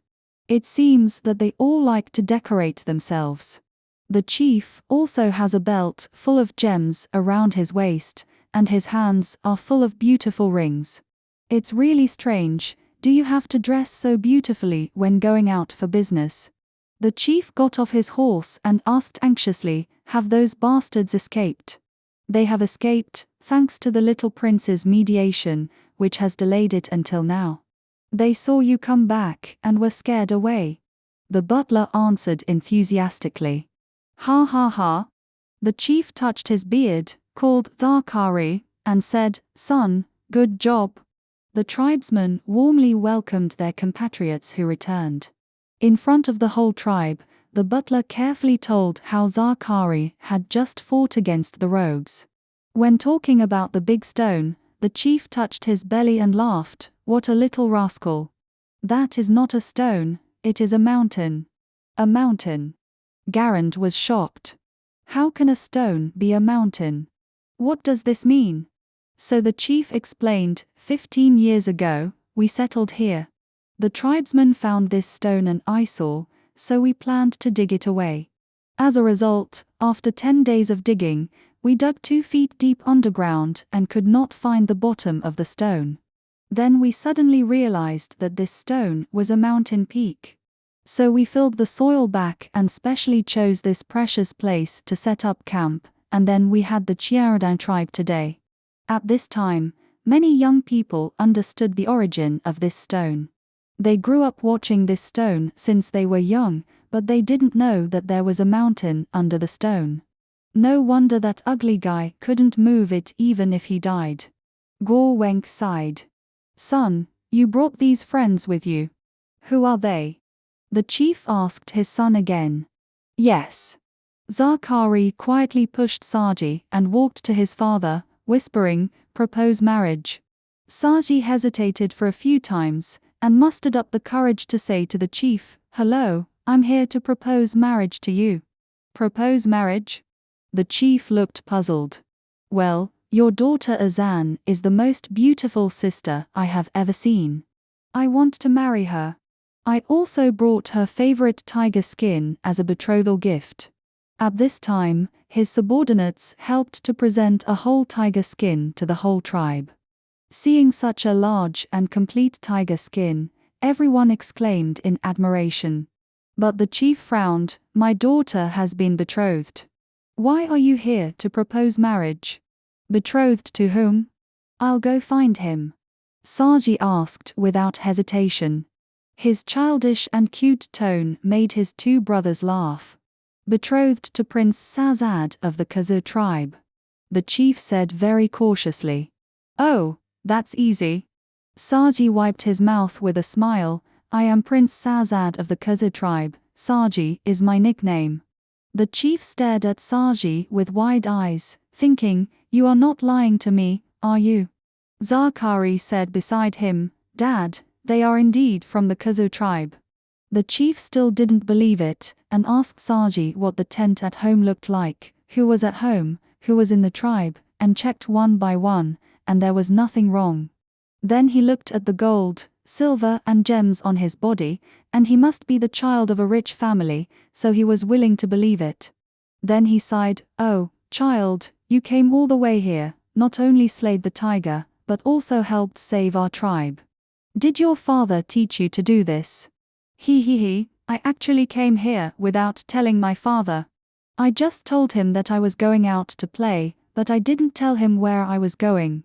Saji's voice revealed his simple and lovely heart. I wanted to peek at what the princess looked like, but I accidentally did so many things. Oh, good child, good child. After hearing this, the chief liked the little prince very much. He patted his shoulders and touched his head. He also ordered his men to tell their relatives about the little prince's achievements immediately, and he would hold a bonfire party to celebrate this series of events. Wait a minute, chief? Saji pushed the chief's belly and shouted. Anything else? Chief, there is something I must tell you. Although I brought the tiger skin, I really didn't kill the tiger. My 2 brothers, Zachary and Garland, killed it together. My brother Garland is very brave and powerful. You must reward him. Oh! The chief looked at Garland again and looked him up and down. Garland was dressed very simply and didn't look like a relative of the chief. He was also thin and not the type to please the elders. But he still patiently asked, This brave boy, you have helped us so much. If you want anything, you can tell me. Garland didn't expect Saji to recommend him so actively, and he didn't think about what he wanted. Dad, Garland and I killed the tiger together and fought against the rogues together. I dare say that he will become one of the best heroes on the grassland in the future." Zachary also actively recommended him. After hearing this, the chief's interest in Garland increased. He looked at him kindly. Garland was a little overwhelmed. He thought about it randomly and suddenly remembered his long-cherished wish, so he asked, "Can I go to pay a visit to your witch doctor?" "Of course. What's so difficult about that?" Before the chief could speak, Zachary rushed to answer. 27. The crowd dispersed, and everyone was happily preparing for the evening celebration. The chief took Saji to his tent to chat, and Zachary took Garland to find the witch doctor. Sharada's witch doctor lived in a tent made of colorful strips of cloth. But the person was not there. After asking the people around, someone answered, "The witch doctor went to eat grass on the hillside behind." Eating grass? Garland was stunned. "Let's go find him."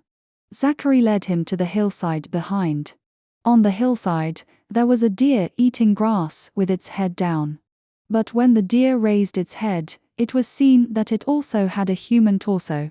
Their witch doctor was also half human, a deer man. The human part of this witch doctor was relatively small, only the torso and hands. Below the torso were the limbs and back of the elk, and above the neck was the head of the elk, with huge antlers on top.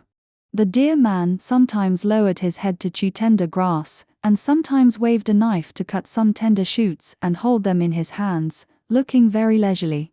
"Hey, we are here!" Zachary ran over excitedly and hugged the witch doctor. He patted the elk's back. The witch doctor's human torso was not wearing clothes, but only wearing various beautiful decorations. At the junction of the human torso and the elk torso, there was a gorgeous belt hanging. In a tribe, the witch doctor and the leader are considered to be the common rulers. Both Zachary and Saji had a close relationship with the witch. But unexpectedly, after Zachary whispered to the witch for a while, he turned over and rode on the back of the deer man. He held the witch's shoulder and asked Garland, "You come too?" Garland was shocked. The deer man could be ridden. He didn't dare to ride on the witch. Besides, it was really strange to ride on the back of a half-man. "No." "Then let's go back to the big tent." After Zachary said that, the witch walked towards the colorful tent. "He used to be my good friend." Zachary sat on the witch's back, not at all shy. Later, he chose to serve the beast master and sacrificed his body. After becoming a witch, he would become the beast master's servant and receive the beast master's blessing. But he would also lose a lot. The witch's sacrifice to the beast master is usually the human part, especially the head, and occasionally the heart. The head manages wisdom, and the heart controls emotions. Without these parts, people are more like animals.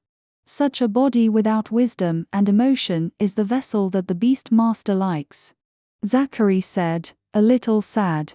First, he lost his name. We can only call him Wu Zhu, and the previous name is invalid. Then, he lost his voice. From then on, he was the spokesperson of the beast master and could no longer speak. Finally, he lost part of his body, and the remaining limbs combined with the beast master's messenger to become half-human. Zachary sighed, after becoming half-human, the human part will gradually disappear, and finally become a complete beast.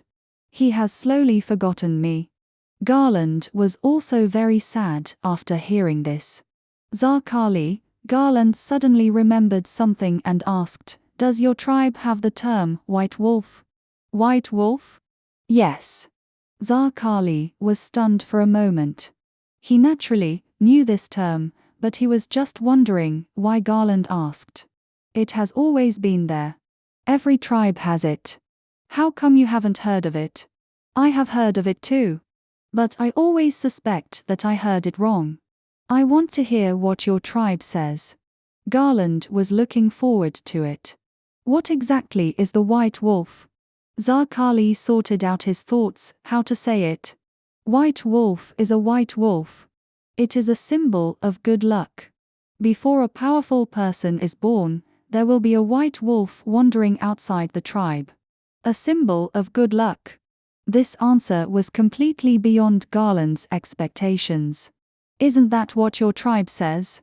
Garland sighed, and it was indeed what he said. Wolves are our ancestors. The so-called us refers to all the barbarians in tens of thousands of tribes of all sizes in the entire wasteland. I have heard this story since I was a child. My mother told me this story when I was a child. Once upon a time, there was a princess. The shaman told her father that the princess was destined to marry the wolf god. So she came to the wilderness alone and was taken away by a giant wolf. Later, she gave birth to 40 children, who were the ancestors of 40 tribes in the wilderness. Zachary said with a happy smile on his face. That was the story my mother told me when I was a child. Garland was not so lucky. But it only talked about wolves, not white wolves. What does white mean? It is said to mean holiness. Pure white is rare. Only the clouds in the sky and the snow on the top of the mountain are pure white. If there is a pure white animal in the world, it must be the messenger of the gods. Really? Garland's question was ridiculed. He smiled coldly and his heart fell to the bottom. Have you seen a white wolf? Pure white.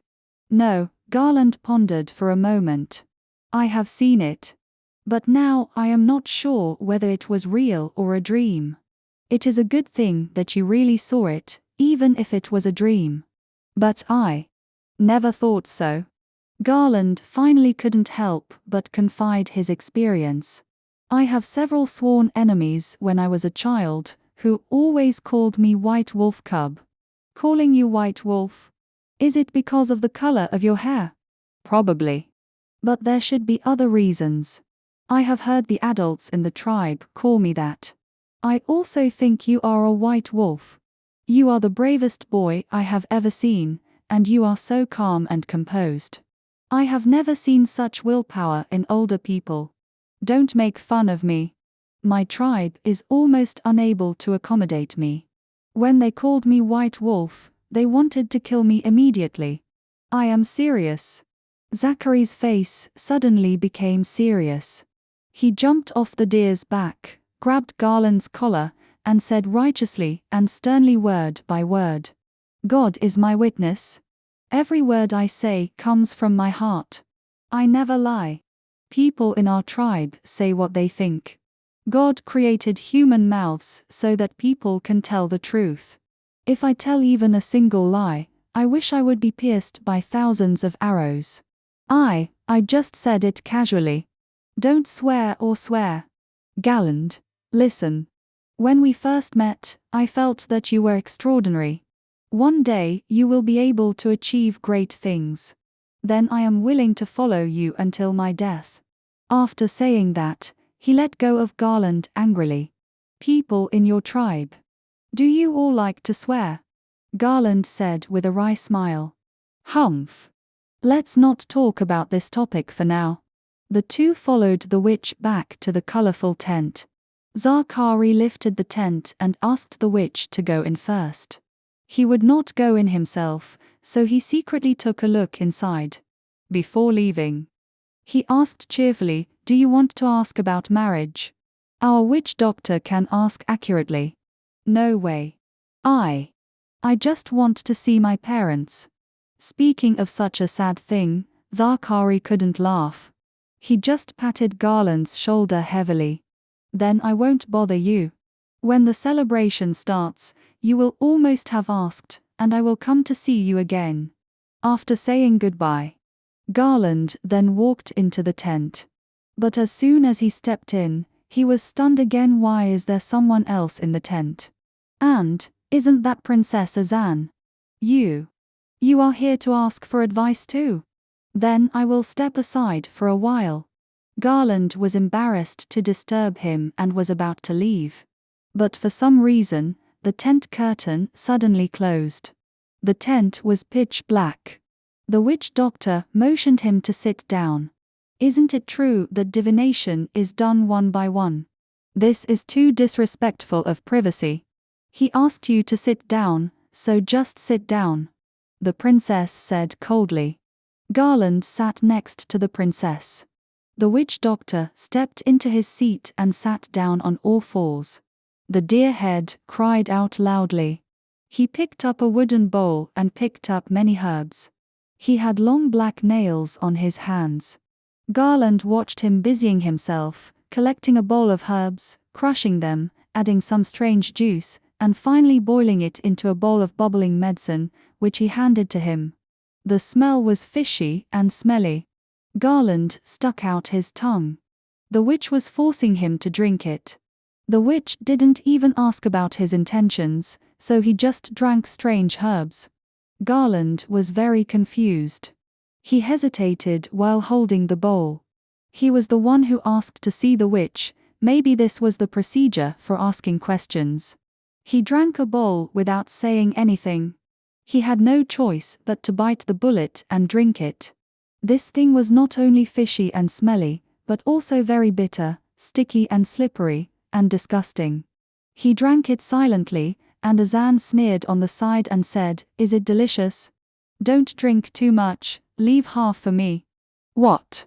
She wants to drink too? Garland looked at her inexplicably. The princess actually grabbed the medicine bowl and drank the rest in one breath. It was clearly a question about her parents, so what was the witch doing now? Garland burped, and the fishy smell of the herbs made him dizzy. Unconsciously, he felt that his vision was blurry. 28. The witch walked around the table and gently came over to cover Garland with a blanket. At this time, he was a little confused and felt very warm in the haze. He didn't know what these things were for, but he was too sleepy to open his eyes. However, not long after, he woke up again. Accompanying waking up was coldness and bursts of severe pain. I don't know when it started. He was wearing a single piece of clothing, tied up and thrown into a simple tent. It was so cold in the tent that the breath he exhaled was white. Is it winter? Strange, why is it winter? He looked down at himself, and his body was covered with wounds. There were several wounds on his chest and arms that looked like they were cut by a knife, and the flesh was exposed and bleeding.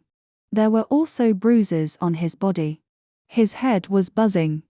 Garland wanted to move, but he felt that the pain had taken control of him. Every movement was excruciating. What happened? Am I not in the Sjardan tribe? Garland said to himself, I was betrayed. Is Zakari that kind of person?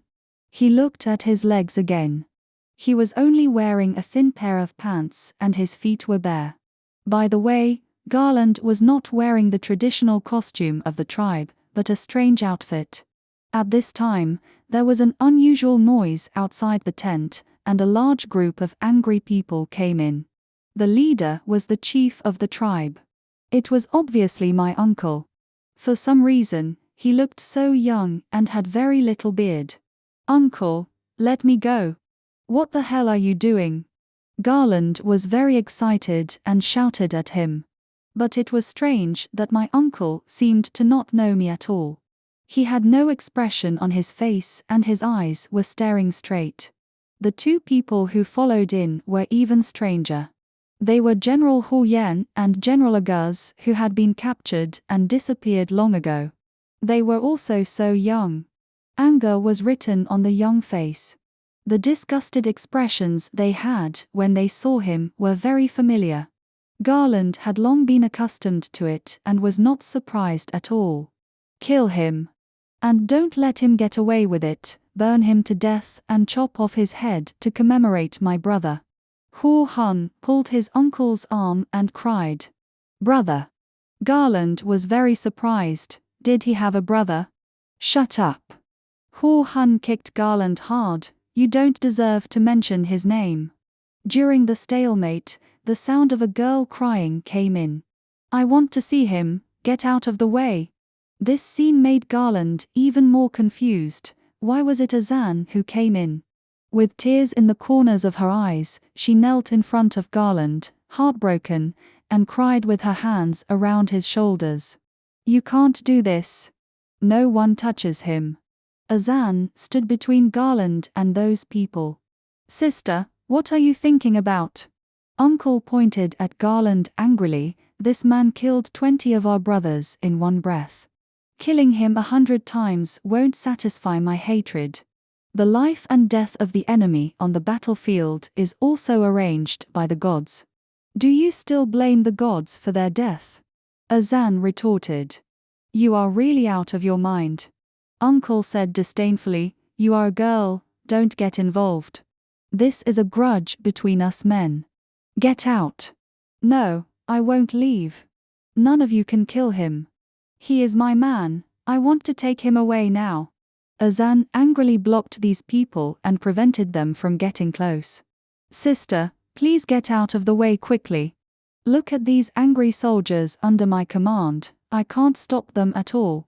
If you don't leave, these people will kill you too." Seeing that his scolding didn't work, the uncle changed his tone and begged. "Brother, you are the leader of our tribe, don't they listen to you?" Uncle pondered and was speechless. "Do you all remember the prophecy of the witch?" Azan asked with tears in his eyes. "When I was born, the witch said that I would marry the white wolf. This man is the white wolf given to me by God, and I must marry him." The uncle was furious when he heard this. "What nonsense! Azan, you have been married for a long time. Your husband is Horhan's elder brother, and his name is Dulang. He was your former husband. This northern bastard in front of you is the one who killed your husband. How can you marry the murderer of your husband? You are wrong." Azan was also determined to refute, roaring angrily. "The god gave me the white wolf. It is a real, white wolf. The god will be angry if you marry me to a fake wolf. The real white wolf came and killed the fake white wolf. This is a punishment from heaven." "Sister," the uncle was so angry that he could hardly breathe. Garland was even more shocked when he heard it. "This must be a dream. What did I do in the dream?" Azan fell beside Garland, tears like pearls that had broken off the string. "This is my white wolf. On the eve of my wedding, I was awakened by a nightmare. In the dream, I saw a white wolf falling from the sky and biting the grey wolf to death. This is the revelation from God." The uncle shook his head and sighed, and said to the people behind him, "All of you get out." The two generals were very unhappy and still wanted to kill Garland for revenge. "Don't worry. This man has been captured by us. We can kill him at any time. It's just a few days late." The uncle tried his best to comfort them. "My sister is very emotional now, I don't want to hurt her." The two still complained. "Crazy woman. Slut." Such words kept coming to my ears. The uncle was very angry after hearing this, and drew his sword to drive them away. Azan cried and held Garland's face. Garland looked at her carefully for the first time. He thought she was so beautiful in the dream, and she was still so beautiful when she cried. "White wolf, you are the white wolf given to me by God." She stroked Garland's face and kissed his forehead. "Do you love me, white wolf? Are you willing to put aside your past, marry me, and stay together in the wilderness?" Azan asked softly in Garland's ear. She spoke more like talking to herself, and did not wait for any answer from Garland. This atmosphere made Garland confused. "I am really in a dream. Are these things that happened in the dream the past or the future? It's just that Azan is so beautiful and gentle, he can't bear to wake up from this moment. Don't you understand, sister?" Uncle advised earnestly, "A silly woman like you, black and fierce, don't you know whether there are men who like you at first sight? Yes, the eldest brother of the Horling family just wants to marry me because of our family's status." Azan answered her brother while kissing Garland. I'm not talking about that dead guy, I'm talking about this guy," said the uncle. "He's trying so hard to please you just to survive. Do you think he'll fall in love with you at first sight? This man can do anything to survive now. But what about the future? How will you gain a foothold in the tribe after you marry him? What will your children be? Have you considered it?" Garland was shocked after hearing this. He took a breath. He asked the witch about his parents, and the witch's answer was very cunning. What he saw was exactly what he wanted to know. Garland's mother was once the princess of the tribe and the sister of the great leader. And his father was a knight in the castle and a defeated prisoner. He was acting out such a past in his dream. It turned out that his parents came together in this way, and it all started with the prophecy of the white wolf. No wonder they kept mocking themselves with the white wolf cub. "Do you like me?" Azan asked Garland softly. Garland was stunned. Did his father choose his mother just to survive? And what is he doing now? Azan is so beautiful and a princess. She is the lover I dare not even think about. If I have the chance in my dreams, even for just a moment, to be her lover and stay with her, it would be the happiest thing.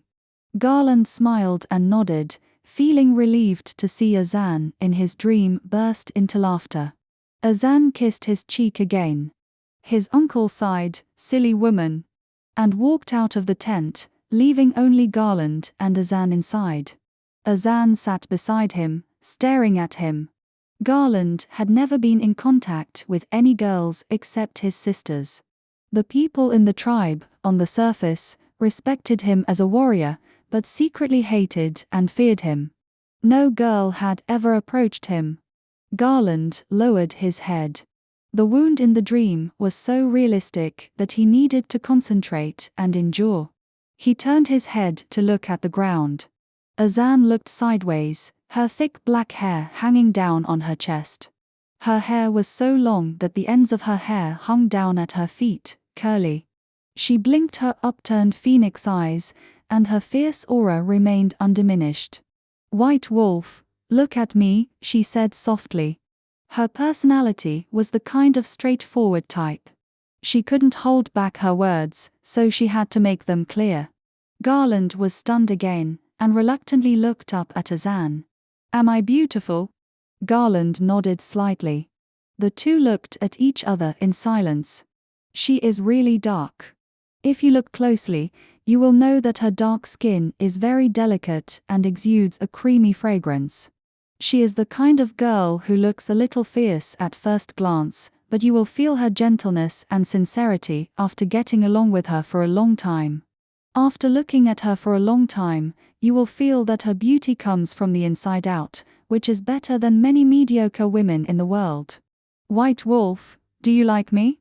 Garland wanted to say something, but for some reason, he couldn't say a word. He was shocked, and his mind was full of messy and annoying things. In a dream, can you express your emotions as you want? What should Saji do? What should the real Azan do? Azan gently stroked Garland's wound, and the stinging feeling was so real. Can the witch's decoction really make two people fall into the same dream? "I'm so stupid, you are from the north, you don't know what I'm talking about at all." Azan talked to himself. "My brother said that you will run away once you are untied. You will also kill me. I can't let you go. My brother is right.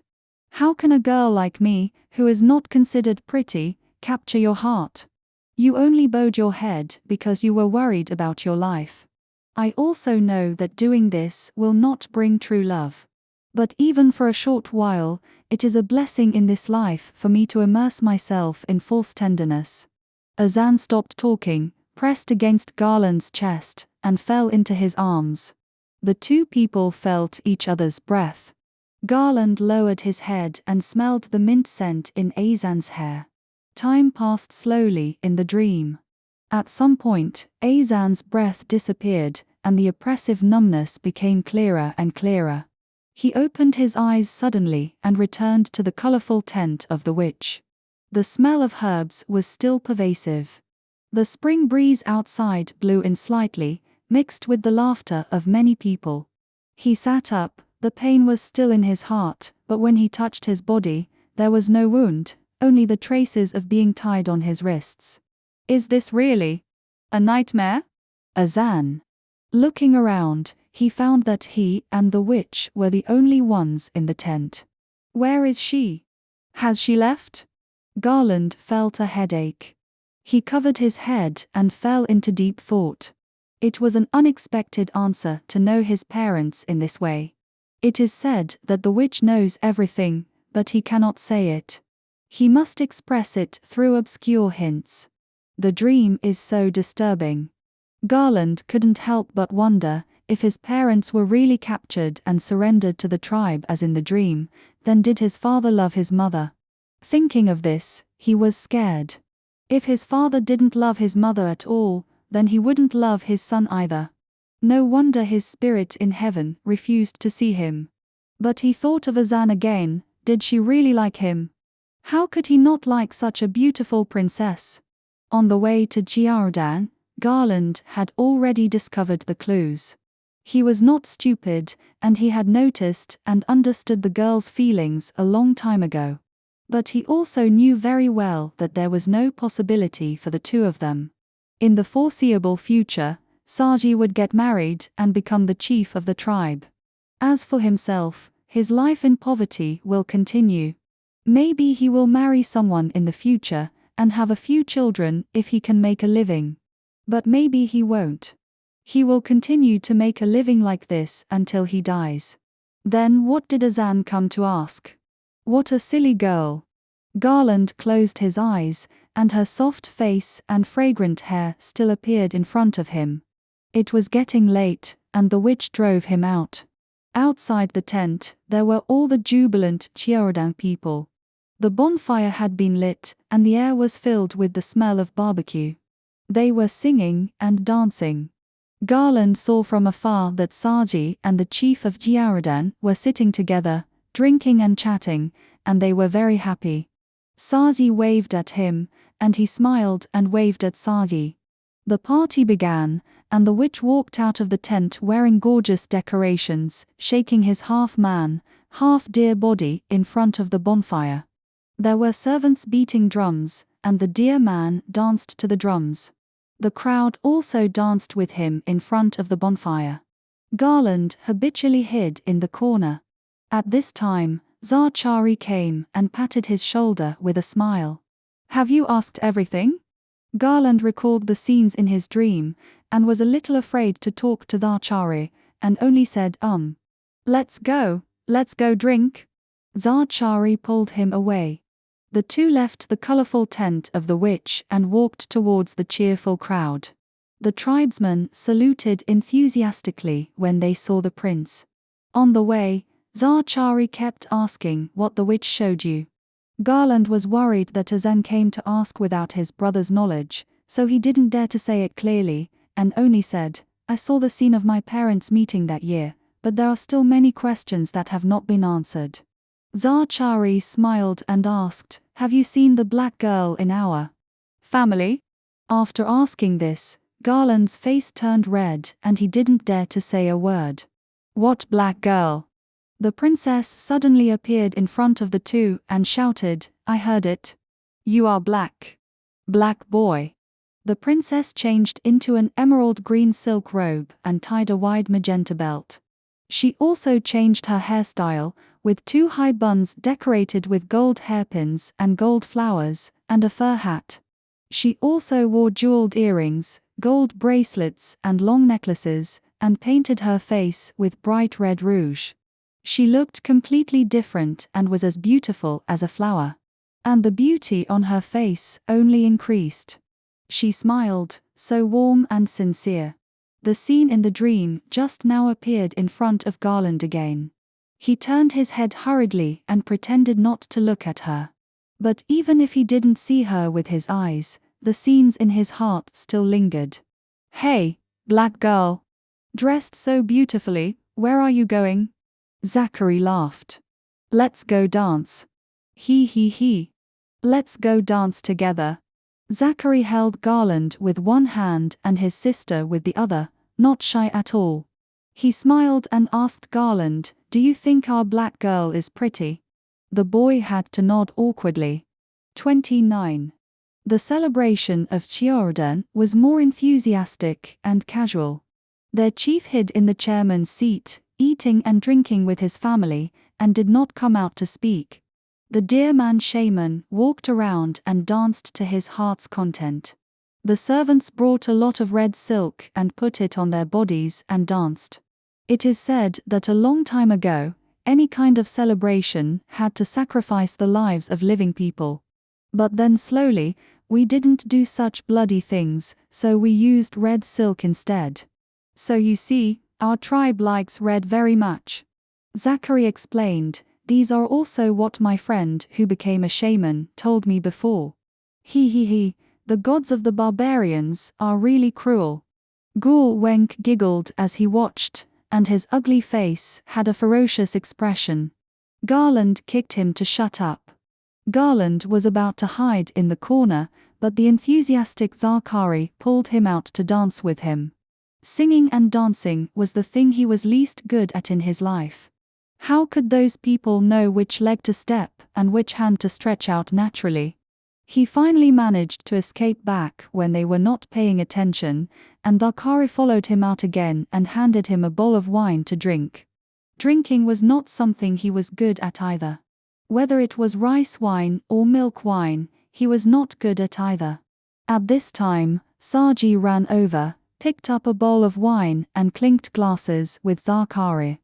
Although this little guy is not very old, he is simply a natural wine barrel. He completely inherited his father's huge capacity, and it was shown at such a young age. "Little guy, dare to drink with me? Let me show you how good our Chiarodon is at drinking." Zachary picked up the big bowl and drank it himself first. I am the best drinker in Kazoo. Today, I will fight for the honor of the tribe and drink 300 bowls with you." After saying this, Saji also had a bowl. Garland wanted to pretend to drink to avoid dancing, but seeing that the two of them were having fun, he couldn't pretend anymore and had to hide again. At this time, a group of girls pulled him out. The girls in Chiarodon were not as black as Azan. There were also white, fat, and so on. They also asked with a smile, "How old is the little brother this year, and whether he has a sweetheart?" Garland smiled foolishly at them all the way without answering. Being pushed around by the girls, he changed several positions and unexpectedly came to Azan. Seeing his uncomfortable look, the princess asked in a contemptuous whisper, "Don't you know how to dance?" Garland nodded wildly at first, and then shook his head. "Anyway, he can't." "Stupid." Azan said, "Then you dance the way I dance, and you dance the same way." Garland was a little relieved. This time he can relax a little. Who knew that when he and the princess started dancing, the crowd actually made room for them? Everyone looked at them and clapped their hands, and the drummers also came to accompany them. They instantly became the focus of the crowd. Another move, the two danced back to back. The princess whispered, "The grove, where you asked us to hide the tiger skin this morning, remember?" Garland was surprised. "Go and stay there. I'll find you later." After saying that, the princess continued to dance. At this time, Zachary was in high spirits, and ran up with his hands and feet dancing. "Let me do it." He joined the dance, and Garland was able to escape. The brother and sister are indeed talented in singing and dancing, and their dance is like a beautiful scenery. Garland clapped and cheered in the crowd, then quietly withdrew and returned to Gur Wenk. The ugly monster had fallen asleep holding the wine jar, and could not be awakened even if he was called. Not far away, Saji was lying in a pile of wine bowls, talking in his sleep with a smile. After singing and dancing, there was more singing and dancing. Garland took advantage of the lively crowd and ran away alone. He walked leisurely all the way to the grove. There was a small pond over there, surrounded by low trees. Standing in the bushes, your head would still be exposed. He looked at the lively party in the distance and felt somewhat relieved. He was really not a sociable person. Garland thought it was still early, but when he turned around, Azan was standing behind him. He was startled and patted his chest. He was really scared to death. Azan had come here on horseback excitedly, and it seemed that he had accumulated a lot of things to say.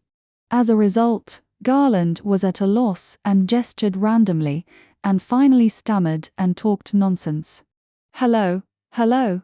Azan was so angry that he cursed, "Asshole. You did it on purpose." The two fell into silence. The spring breeze blew, and the grove made a rustling sound. The air was filled with the fragrance of new leaves. Garland's mind was full of scenes in the dream.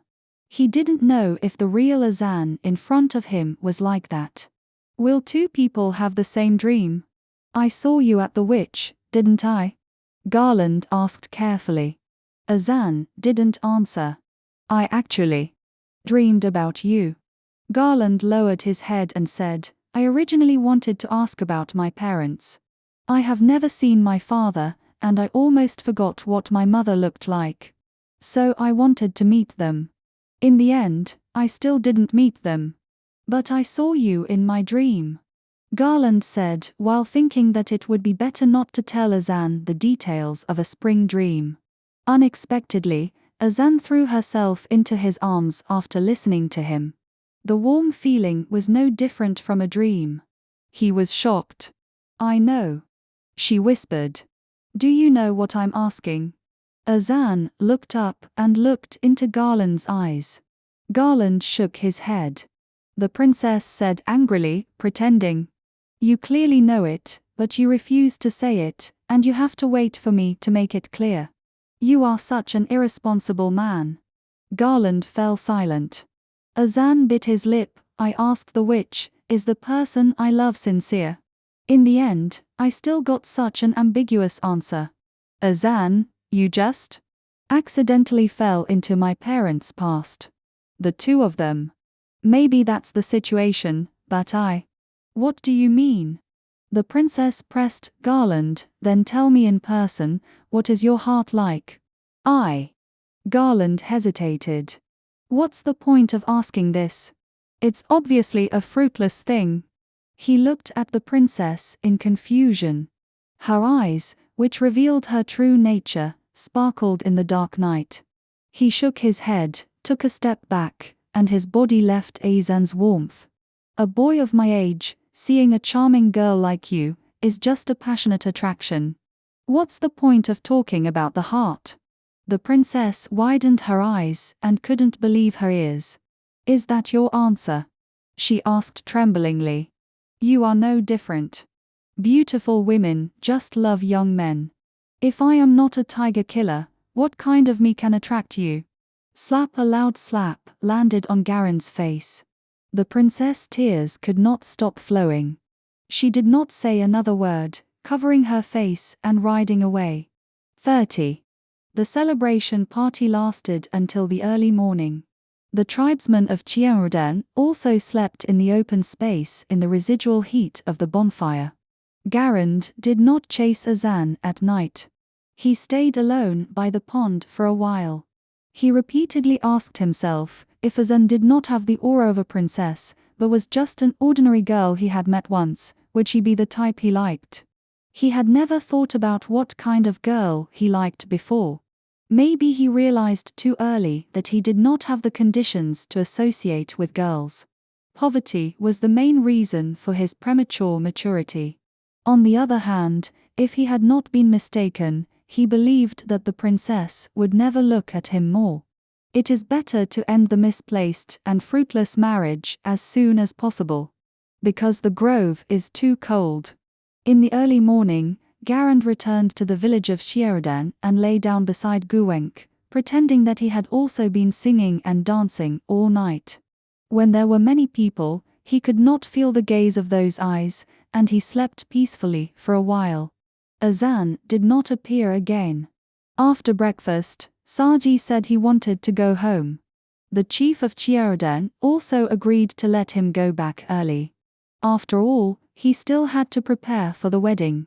He sent someone to escort the little prince back.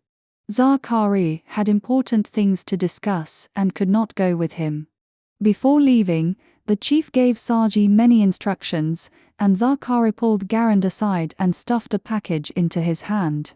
It turned out to be an indigo robe. She sewed this dress stitch by stitch. It was originally a dowry, and I'll give it to you as a souvenir, Zakari said lightly. The clothes seemed particularly heavy. It seems that Zakari knew about this unexpected love affair, and he seemed to be determined to match the two people. Garand did not quite understand what kind of mentality this was.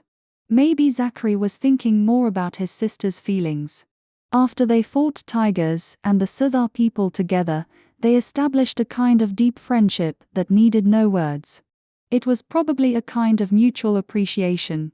Zachary was a few years older than Garland, but he was more stable and had a natural leadership temperament.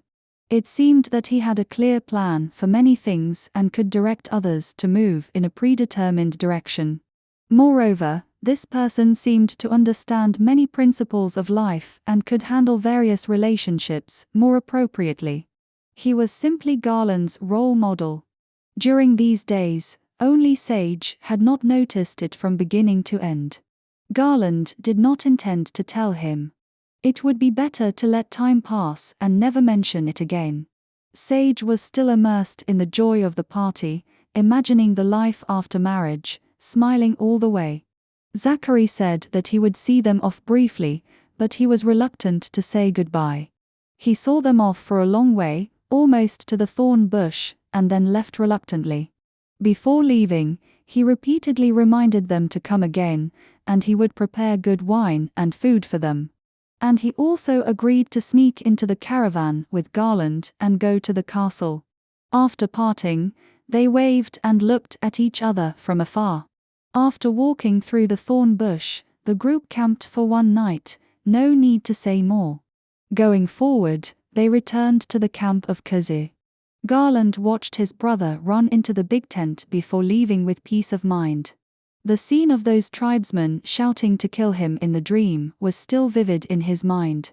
Even if he knew it was a dream, it was still unpleasant. Garland didn't want to go into the camp, so he returned to his home quietly. Gorwenk followed him all the way, and didn't say much at first. On the way home, he started to talk more. He chuckled, revealing his bad teeth. "My young master, I don't really understand, but that fierce princess, is she interested in you? Don't talk nonsense everywhere." Yes, I know. You can't say such things too much, otherwise you will be killed," he replied unhappily. "Gorwenk, do you think Saji will find out?" Garland put down his guard and wanted to hear the opinions of bystanders. He is young and ignorant now. But in the future, it's hard to say. Gorwenk looked like a life mentor. "We didn't do anything wrong." "Yes. But when jealousy and hatred arise, what kind of legitimate reason do you need?" This sentence is like the truth, and it really doesn't seem like something a vulgar person like Gorwenk would say. "Maybe if Saji finds out, he'll want to kill me," Garland said to himself, "but I won't kill him. He's a kind child, I can't do that. I don't want to disturb their married life either. I seldom go to the camp anyway. If necessary, I can leave the tribe. Maybe I can go to the castle to make a living." "Yeah," Gorwenk answered absent-mindedly. "Will the castle allow a foreigner like me to settle down?" "There's no such thing as a tribe member or a non-tribe member in the castle. Just go if you want to." Garland was silent for a while and changed the subject. "Gorwenk, are you angry if I call you an ugly monster?" "No, it's a good name, a very reasonable name." "What was your name before?" "Before, I just called it casually, and it had a similar meaning to ugly monster. It was nothing more than the ugly monster in the northern dialect and the ugly monster in the Taser language. He answered calmly. So how old are you, and who are your parents? Oh, how would I know? Go Wenk sighed. I've been a slave since I can remember. I did whatever others told me to do. I don't remember how old I was. It's just that when I first remembered, I was a slave in the Taser caravan, wearing their clothes and speaking their language, so I thought I was also a Taser.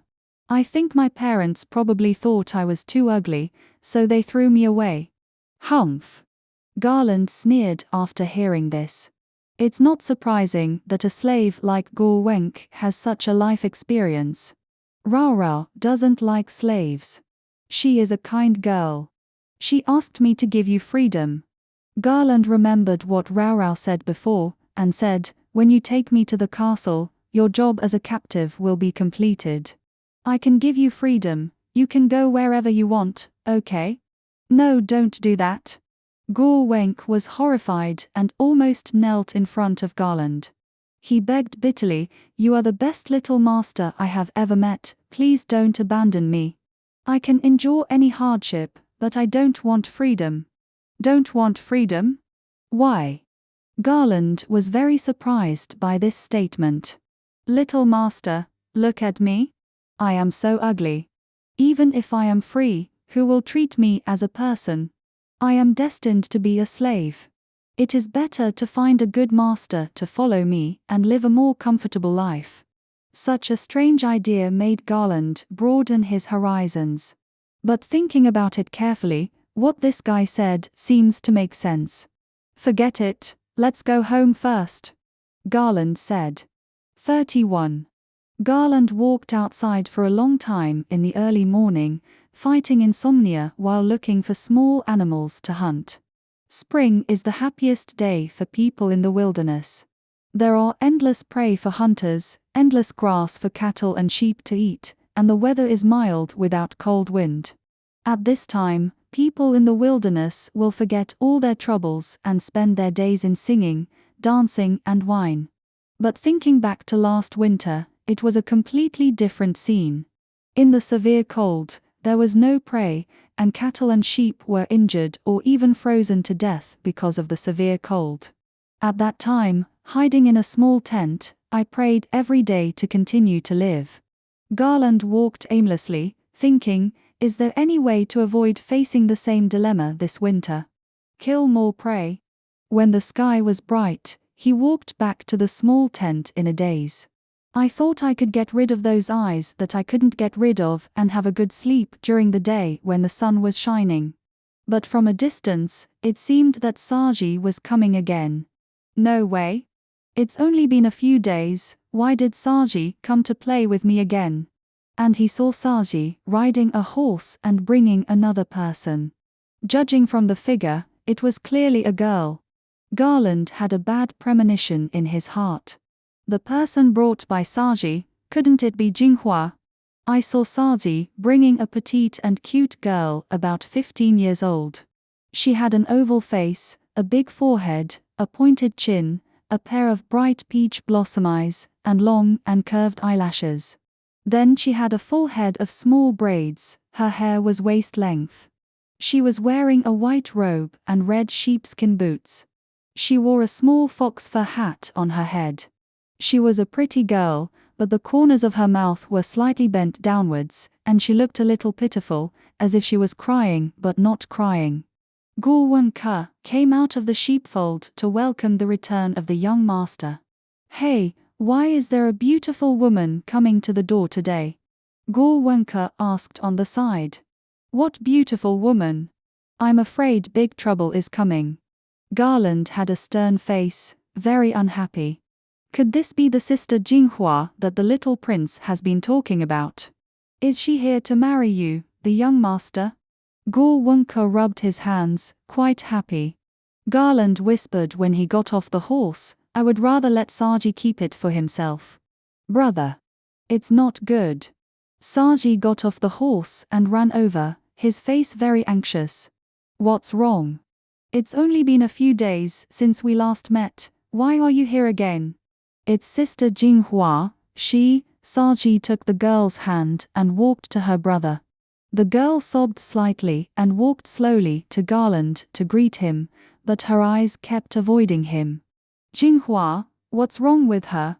She has been crying since 3 days ago, and my maid can't persuade her.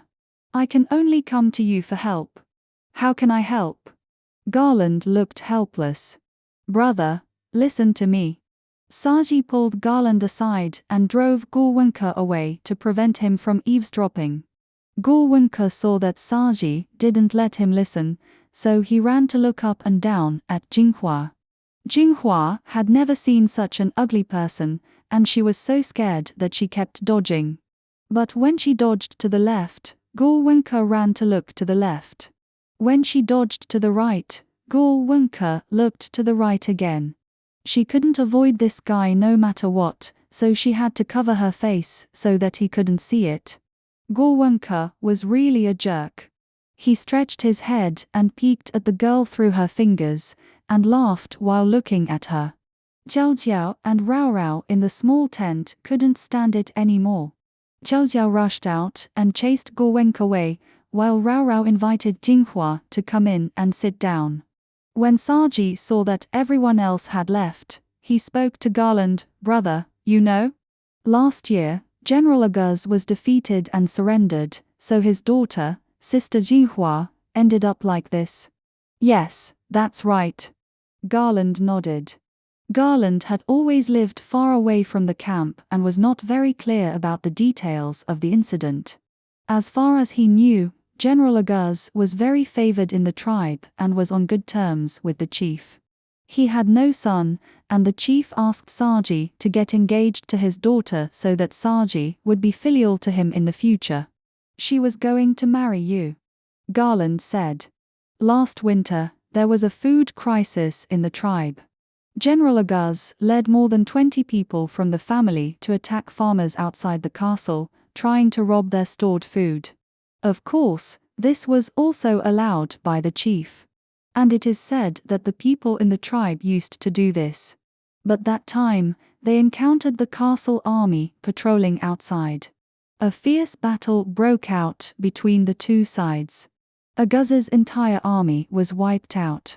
But according to the report of the spies, he did not die in the battle, but surrendered to the other side.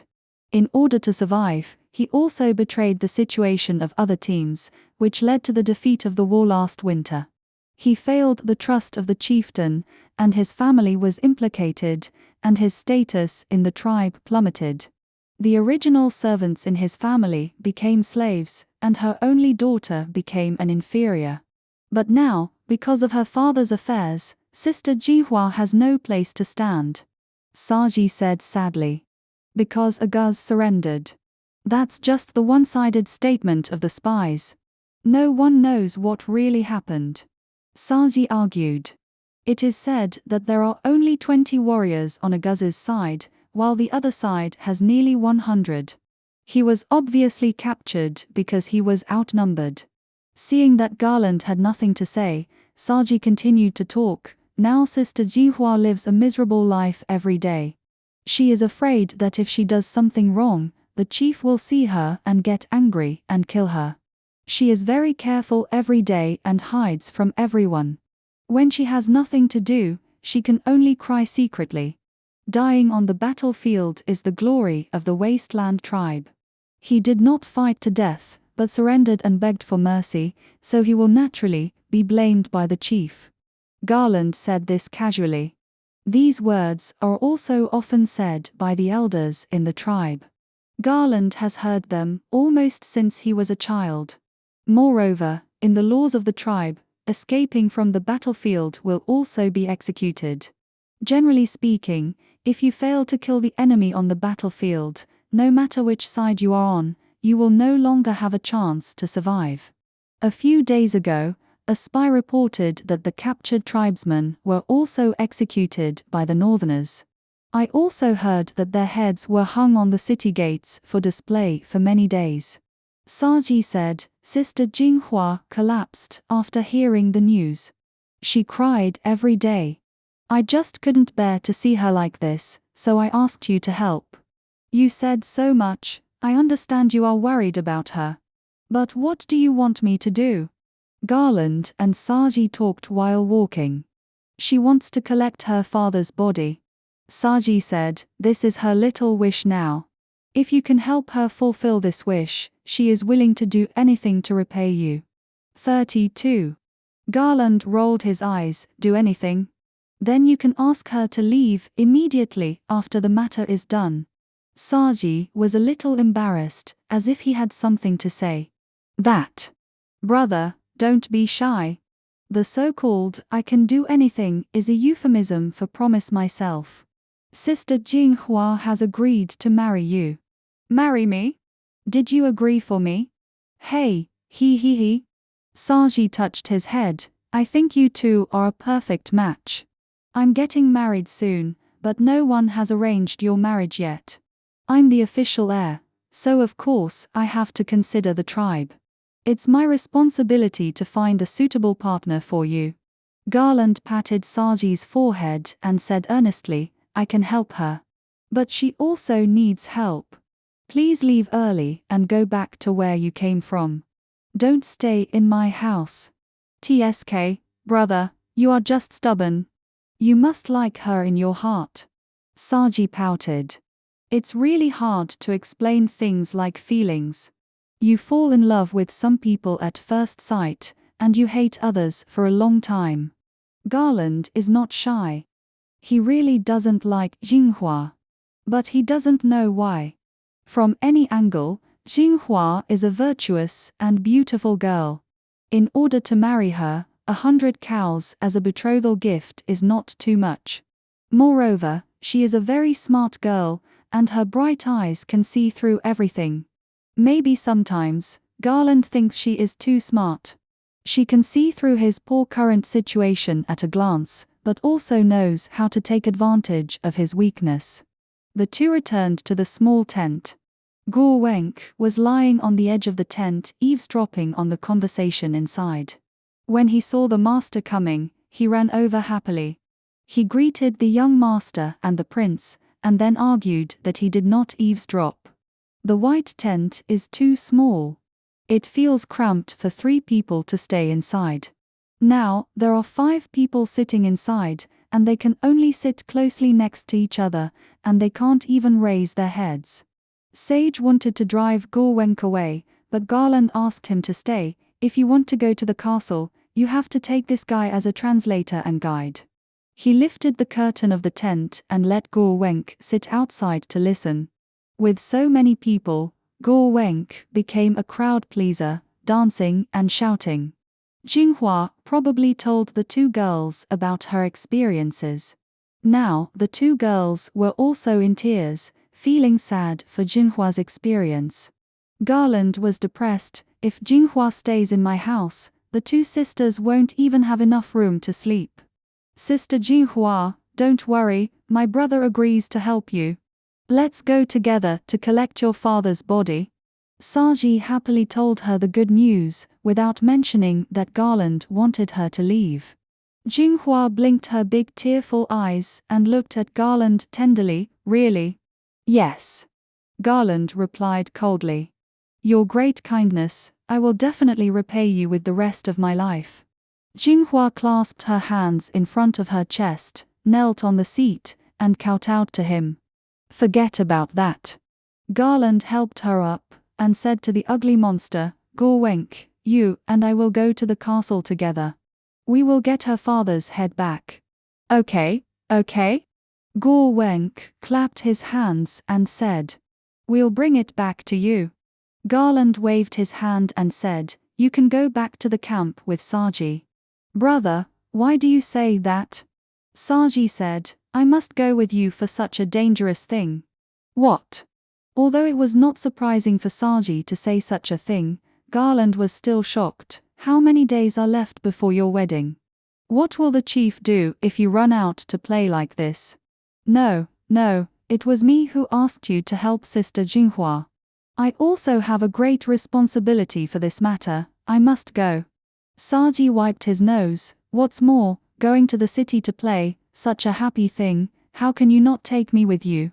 These are my last few days of being single. Garland frowned. You. Well, let's go together. He sighed, but not today. My family still needs to be settled. Let's go tomorrow. Okay.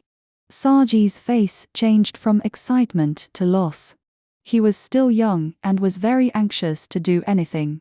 It was as hard to make him wait for a day as it was to wait for a year. Take Jinghua back today, and we'll set off tomorrow. No. Jinghua suddenly stood up again, pulling Garland's sleeve and begging, don't send me back. She broke the leader's wife's favorite vase, and now she doesn't dare to go back. If she is discovered, she will definitely be beaten by the lady. Rao Rao helped to plead, she is very pitiful. The lady is not as kind to her as before. She beats and scolds her at every turn. It's really... Rao Rao was about to cry when she said that. Saji also said that Sister Jinghua must not be allowed to go back, so let her stay. Jinghua wiped her tears and said, I just beg you to take me to the castle so that I can see my father's remains with my own eyes. I heard that the castle is heavily guarded, and it must be difficult to steal the remains of the prisoners.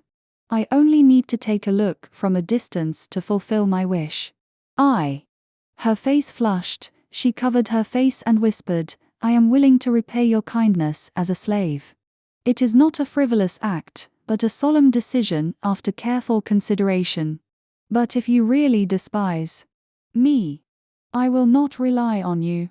I will find a way myself in the future. Seeing her like this, Saji also begged for mercy. Garland finally agreed to take her to the castle, find the remains of the general, and then send her back to the camp. Let's set off tomorrow. Garland had a headache. He reluctantly agreed to such a thing, purely because he didn't want to disappoint his cousin. Sometimes he also despised his weakness and would not refuse others. He always tried his best to help. Saji, you go back to the camp tonight and tell the leader about this trip, and don't sneak out again. Well, okay. Saji agreed readily. In fact, he always sneaked out every time he went out. Because in the previous adventures, the lady beat him and scolded him, but the child just didn't listen and still sneaked out to play, and played for 10 days or half a month. Jinghua will stay with me temporarily and sleep in the tent with her sisters. I won't touch her at all, and she will leave as a grown-up girl in the future. Garand tried his best to make a statement. Saji was quite happy. As long as the person stayed, his goal was achieved, and the rest depended on Jinghua's efforts. He winked at Jinghua. The girl blushed and lowered her head. Saji, we still have to pass through the Chieradan tribe on this trip. Let's ask Zakari to arrange it. See if you have any gifts to bring him. Leave it to me. Saji obeyed the order. He would definitely bring his favorite dried fish to Zakari. They agreed to set off tomorrow, and Saji waved goodbye happily. Garland didn't want to sit in the tent for a long time, so he found an excuse to take Gorwenk out for a stroll to avoid talking to Jinghua. 33. This morning, Zakari was going out hunting. He took 2 followers and wandered around the hillside behind the village. Before noon, the children in the tribe came and said that Saji and Garland from the Kuza tribe came to visit. He couldn't believe his ears. They came to visit again so soon. He just missed them last night, wondering when they would come. Today, God responded to his thoughts. He rushed back at full speed.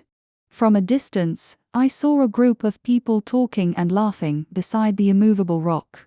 It was indeed the familiar figures of Sage and Garland, accompanied by the particularly ugly slave Guwenk and a petite girl.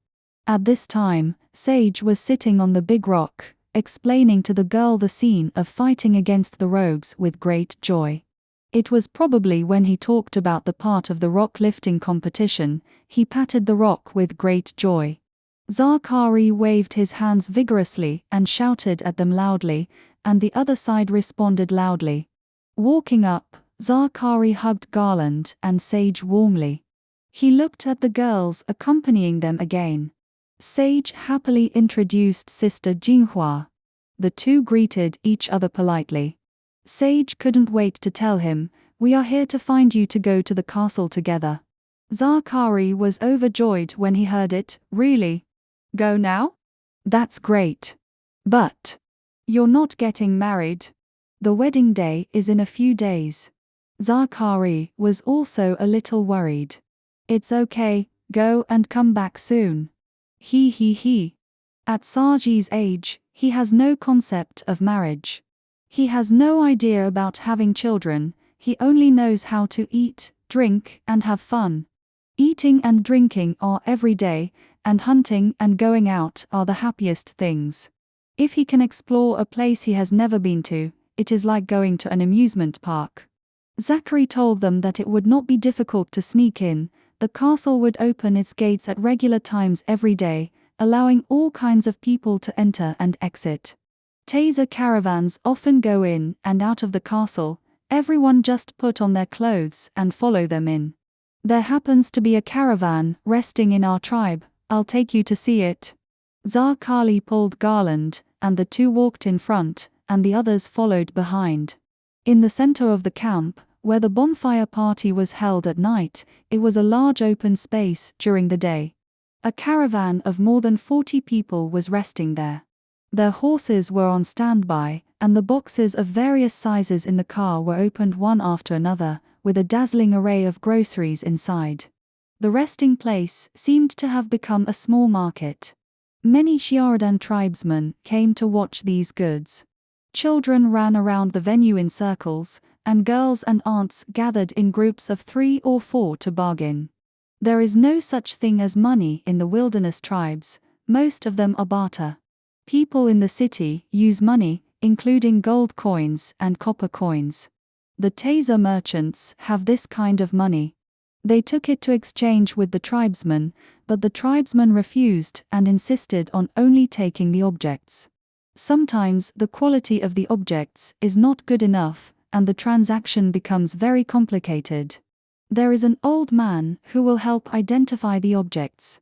A large group of people surrounded him, some wanted this, some wanted that, but they refused to accept change.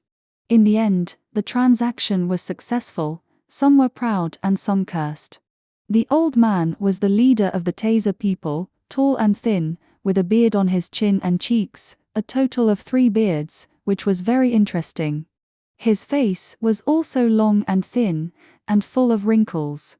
He has triangular eyes and a pair of round glasses. He looks very careful and even fussy. Gore Wenk is also a Taser. Ordinary Taser people are not as ugly as him. The skin color of these people is similar to that of the people in the Wasteland tribe, but their facial features are more 3-dimensional. It is said that they are all ancient residents who have lost their land and can only make a living by selling goods. They do not respect the beast masters and have no witches. Therefore, in the eyes of the Wasteland people, they are a foreign race. In fact, these people are not a certain race, their name is the so-called merchants. Most of them are also descendants of different people living together. Speaking of this, Garland changed into their clothes can definitely blend in easily. The clothes they wear are brightly colored, with wide red and white stripes. Their heads and necks are decorated with glittering gold jewelry. Money is their belief, and gold means a lot to them. It is said that they are not only good at business, but also good at calculations, and are very proficient in astronomy, calendars, and divination. Because of their low social status, there are also many vicious rumors about them, saying that they are proficient in witchcraft and curses. Zachary ran to greet the leader, and the other party responded very politely. "These are all my friends. This is the young man who killed the tiger with me." He proudly introduced Garland. It seems that he has told the leader about the feat of killing the tiger. The middle-aged man raised his glasses and looked at Garland carefully, as if he was looking at a commodity. "Like I told you before, let us blend in behind the caravan." The leader nodded. 4 sets of clothes, 1 gold coin. It turns out that bringing people in can also be turned into a business. Zachary touched his pocket.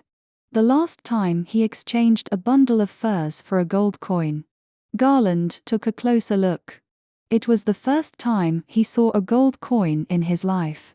It was a very rough, black gold coin with a diameter of about an inch. It was not big and not heavy. There were only signs of wear and tear on it, and it seemed that it had experienced many transactions. The Taser people have their own way of identifying the authenticity of gold coins. This one does not need to be identified because it was given to him by the Taser people. The team leader has an amazing memory. He can remember every gold coin that has passed through his hands. The tiny wear and tear marks on the surface are the fingerprints of the gold coins. He just takes back the gold coins he gave out. There are so many of us here. You can give me a wholesale price. 5 sets of clothes, okay? Zachary, Garland, Saji, Gorwenk, and Jinghua, a total of 5 people. The team leader looked at the children and said, "Forget it, go ahead." He waved his hand in agreement. When everyone heard it, they jumped up happily. The old woman in the caravan took out 4 sets of boys' clothes and 1 set of girls' clothes from a large wooden box. The boys changed their clothes on the spot with a smile. These clothes originally belonged to people of different body shapes and ages, and they were all crooked after everyone put them on. Zachary's clothes were too fat, and the sleeves fluttered in the wind. Garland's clothes were too long and dragged on the ground. He tied his robe with his belt. Saji's clothes seemed to be torn somewhere, and there was an extra hole on his body. Only Gorwenk wore his clothes properly. "Oh, you little ancestors." Gorwenk sorted out their clothes one by one and put them on in the correct way. If they are worn correctly, they will look much better. "I am a Taser, and I know how to wear these clothes best," he said as he sorted them out. "It doesn't matter how we wear them. Anyway, those guys living in the castle can't tell us apart." Jinghua ran to the back of the tent, changed into the clothes of a Taser girl, and came out, smiling shyly. Gorwenk also helped her to tidy up. Zachary seemed to like her very much and smiled silly at her. She lowered her head shyly. Gorwenk helped Jinghua put on the Taser scarf and pressed it under the crooked leather hat. "It looks good this way. Although he is ugly, he is really good at dressing others." It was not early in the day, so they could not set off immediately. Saji had to wait patiently. The caravan would set off tomorrow morning. In the afternoon, they ate, drank, and had fun in the Jiaodang tribe. Just when everyone was happily walking around the Taser market, Gorwenk found an interesting guy. It was a Taser hiding in the corner, a thin old man, a blind man with 2 holes in his eyes. He didn't hold any goods, and there was a small wooden board on the ground with a strange symbol drawn on it. "What is this?" Garand asked Gorwenk. He, I recognize this." The ugly monster said proudly, "Young master, this guy is a fortune teller. This symbol means divination. Ask for divination." "What does this mean?" "Hey, we Taser people, of course excluding me, are all proficient in mathematics. It is said that everything can be obtained by divination, including the future. This blind man is a fortune teller." Listening to what the ugly monster said, Garland's curiosity was also aroused. "Fortune telling?" 34. Walk closer and take a closer look at the little old man. He is not even half the height of a normal person. He is simply a monkey. His chin is very small and his voice is very sharp. When he hears someone approaching, he whispers, "Ask for good and bad luck and predict the future." Look. It's really a fortune teller. Gorwenk danced with joy. "Is the fortune teller a witch of the Taser people?" Garland asked curiously. "Oh, the Taser people don't believe in anything, they only recognize money." "What witchcraft do they have?" Gore Wenk knew his fellow countryman very well. He approached the pocket-sized old man with a smile and asked, "Little old man, how much does it cost for fortune-telling?" "Not expensive, 1 copper coin for 1 fortune-telling." "What can you tell?" "I can tell anything. Whatever you ask, I'll tell you." "Hee, you're kidding?" Gore Wenk naturally had no money. He came to have fun with the blind man on purpose. "What if your fortune-telling is not accurate and I don't pay you?" "It must be accurate, please rest assured." At this time, Zachary also came to watch the fun. He took out a copper coin from his pocket and threw it to the old man. The old man heard the sound, picked it up, touched it, and put the money into his glass jar with a smile. Then he reached out to look for the customer. Garland kicked Gore Wenk's butt and kicked him in front of the old man. Gore Wenk smiled and let the blind man touch him. "My guest, what can you tell?" the blind man asked. "This." Gore Wenk said, "Nonsense, can you tell me my fortune and when I will get rich in this life?" Several boys laughed uncontrollably. The blind man nodded and said, "Okay. What is your birth date? Tell me about it." "Birth date?" Gore Wenk fanned his nose and shook his head. "I'm a slave, how can I know my birth date? I don't even know how old I am this year." "You can tell everything, then help me figure it out." "Oh, customer, this is what you don't understand." The old man explained, "Our fortune-telling is based on mathematics. We can only help you deduce if we know your basic data. You don't have basic data, so how can I deduce the result?" When Gore Wenk heard it, he shouted to return the money. The old man naturally refused, and he said, "It doesn't matter if you don't know your birth date. I can also tell fortunes by touching bones. It's just not that accurate. I can only know a rough idea." Gore Wenk stretched his head over, and the old man stroked his face carefully, pulled his ears, pinched his nose, then nodded with great satisfaction, and said, "Well, you are lucky, you can become the lord of a city when you are old." Ha. The boys couldn't suppress their sarcastic mood, and laughed loudly in the market, attracting waves of onlookers from the tribesmen. "This man is really blind, he actually touched a slave and said he could be a lord." Saji pointed at Zachary and said, "You spent a copper coin just to see him talk nonsense. It's just $1. Zachary didn't feel sorry, he just treated it as buying fun. "It's so fun, I want to try it too."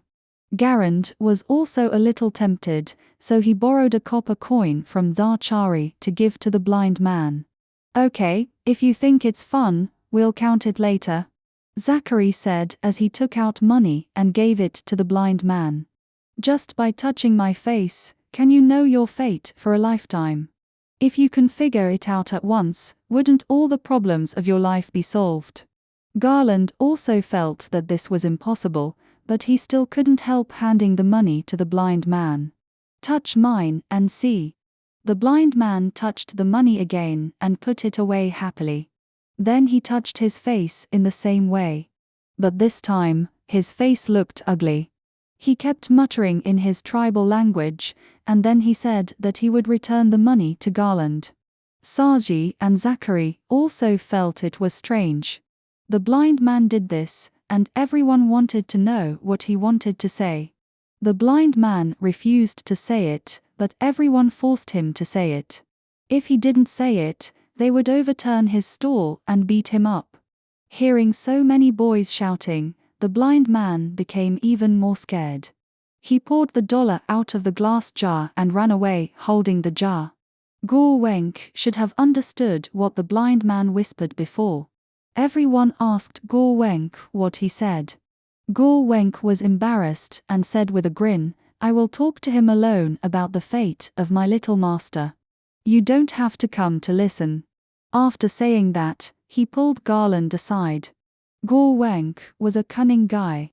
He knew that Garland had a good temper and would not get angry after hearing strange words. But now he was a little unsure. "Little master, I tell you, This blind man is just a liar who sets up a stall to cheat people out of money. Don't take what he says seriously and don't get angry. Well, okay, I won't be angry with him, and I won't be angry with you. Tell me what he said. Guo Wenk said tremblingly, he just said that there is a crack on the bone between your eyebrows and eyes, little master. This is a hurdle that cannot be crossed. I'm afraid you won't live past the age of 14. Guo Wenk glanced at Garland, making sure that he didn't lose his temper, and then said more, little master, you are 14 years old this year, right?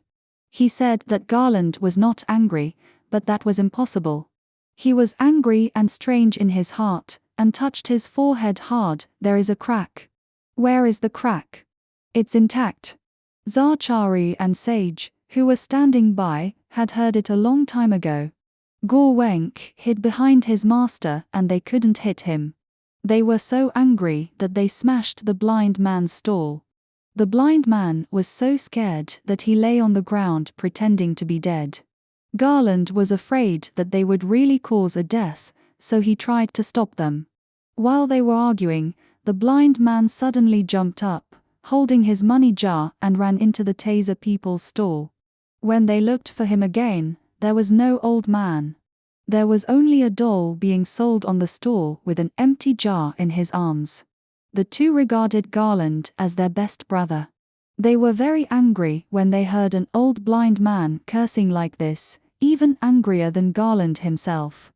Garland comforted them in return. At this time, Azan suddenly appeared. He probably heard their angry shouting and came over to ask what happened. Zachary told the story again, and Azan exclaimed, "How can you accept the money when the blind man returns it? You must return it to him. I heard from the old people before that such malicious words should be given to the other party together with the money." The copper coin was still in Zachary's hand. When he heard it, he hurriedly stuffed it into the strange puppet on the stall. Several good friends pointed at the puppet and cursed it, saying all the dirty words they had learned in their lives before leaving. Asking for fortune-telling, although every time it is treated as a game, who doesn't like to hear the good results? If you spend money and still receive a curse, don't mention how unhappy you feel. Garland had to warn himself not to be so careless and curious next time. 35. Meeting Princess Zhe at the market, several people were a little surprised. Princess Azan stared at them. She originally brought her maid to choose fabrics, but she didn't expect Garland and others to come here. She looked at her brother with resentment. Why didn't he inform her? Zachary scratched his head, a little embarrassed. Originally, he thought that his sister couldn't just run away casually, so he didn't tell her. Azan saw that there was another girl following him, and he couldn't help but feel sour again. "You are here? Why didn't you call me?"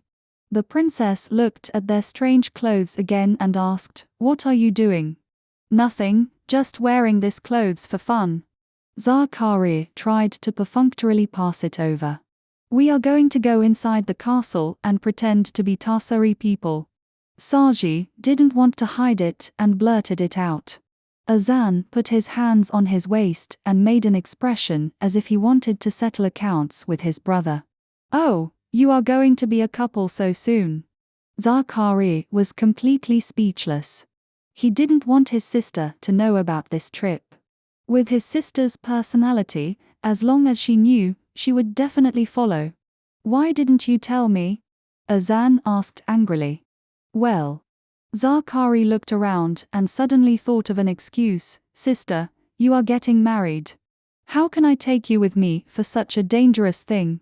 If you don't take me, why take my fiancé?" This. Zachary didn't know what to say for a while. "We are not going there for fun this time, but to help Sister Jinghua." Saji told all about Sister Jinghua. Azan listened reluctantly and couldn't help but feel a little sympathy for Jinghua. Thinking that a big boy from Garanda couldn't be single all his life, he would get married one day. She rolled her eyes and glanced at him. These words were secrets that could not be told. The two knew it well. So, the mission is dangerous and not so pleasant. Sister, you should stay at home and wait for our news. Azan was a little reluctant, but she didn't complain more. She said very obediently and gently, "Okay, I'll wait for you to come back at home. Be careful on the road." After that, she left. Strange, this girl actually gave in obediently. It's simply a miracle. Zakari looked at Azan's back with a puzzled look. Saji said on the side, "Because what I said makes sense, he. The Taser caravan rested in the camp for a night. The next day, the caravan packed up all their belongings, packed all the goods and loaded them onto the car, and then took the food and water supplied from the Chiardan tribe and slowly set off. Garland and his group of 5 boys and girls all walked. Zakari also brought a horse to carry the luggage and goods, and followed the caravan in a pretentious manner. The Taser people are a tribe that does business. They don't have their own land and travel between various tribes. Even the tribes that are hostile to each other will not refuse them. So they don't bring any weapons, of course, except for the ones they sell. The boys didn't bring any weapons when they entered the city this time. For Garland, who was used to holding a short bow and a scimitar, it was particularly uncomfortable. He felt uneasy wherever he went. The leader warned them that at the entrance of the castle, the guards would search everyone who wanted to enter. If they brought weapons, the minor ones would be driven out and forbidden to enter, and the serious ones would be arrested and interrogated, which was very troublesome.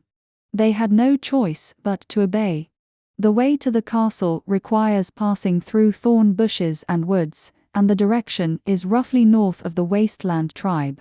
In addition to the thorn bushes that Garland and Saji had explored before, there are large areas of uncultivated woods in the north, with cliffs and rocks in between.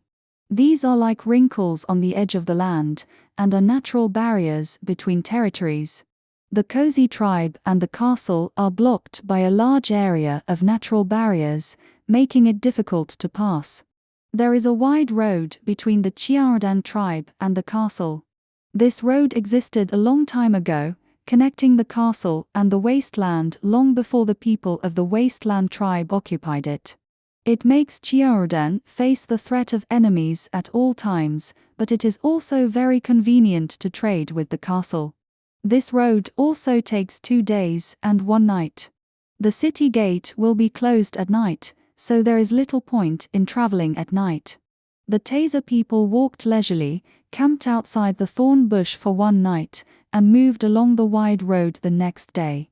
They camped not far from the city for another night, and prepared to enter the city on the morning of the 3rd day. In front of everyone was a towering huge wooden gate, surrounded by tall walls made of stone bricks. You couldn't even see the top when you looked up. "Wow, this is the castle, it's so tall," Garland exclaimed. "This is not a castle, young master," Gorwenk reminded with a sneer, "this is just a wall. The real castle is inside. We can only see it after we sneak in." It turned out that the gate we saw at this time was only the gate of the outer city. After entering this gate, we arrived in the outer city. In layman's terms, it means that the country people have entered the city. Outside the city gate, there is also a temporary market. Many farmers also rushed into the city. People set up temporary stalls outside the city gate. The Taser people would not miss this opportunity to do business. While queuing to enter the city, they sold things to people who were also queuing. Many people were queuing outside the gate. The soldiers checked them one by one, and only those who were qualified could enter. Looking carefully at the city wall, there were clearly several bloody heads hanging on the vertical sharp wooden spikes at the top of the city wall. Heads. Saji also saw it and pointed at it. Jinghua looked up quickly after hearing it. When she saw the tragic scene in front of her, she fell backwards and collapsed. Everyone helped her to a quiet place, and she regained consciousness after a long time. Those heads are all barbarians and robbers who harassed the castle a few days ago. A nosy guy among the Taser people ran to them and said, hanging on the city wall is to scare the barbarians. Jinghua heard it, tears streaming down her face, and she couldn't say a word. The nosy guy realized that he seemed to have said something he shouldn't have said. You wanted to see it yourself, and now you have seen it. Garland said coldly, with some complaints, you should identify all the heads and find your father. We will take advantage of the lack of guards at night to find a way to climb up and steal the heads. Saji kept complaining about his brother, saying that he was too straightforward, how could a girl accept it? But Jinghua did not complain. She wiped her tears and said very sensibly, I insisted on coming to collect my father's body.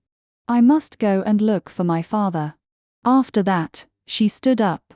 Her delicate body was still a little shaky because of the fainting just now. Saji supported her and the group came to the gate again.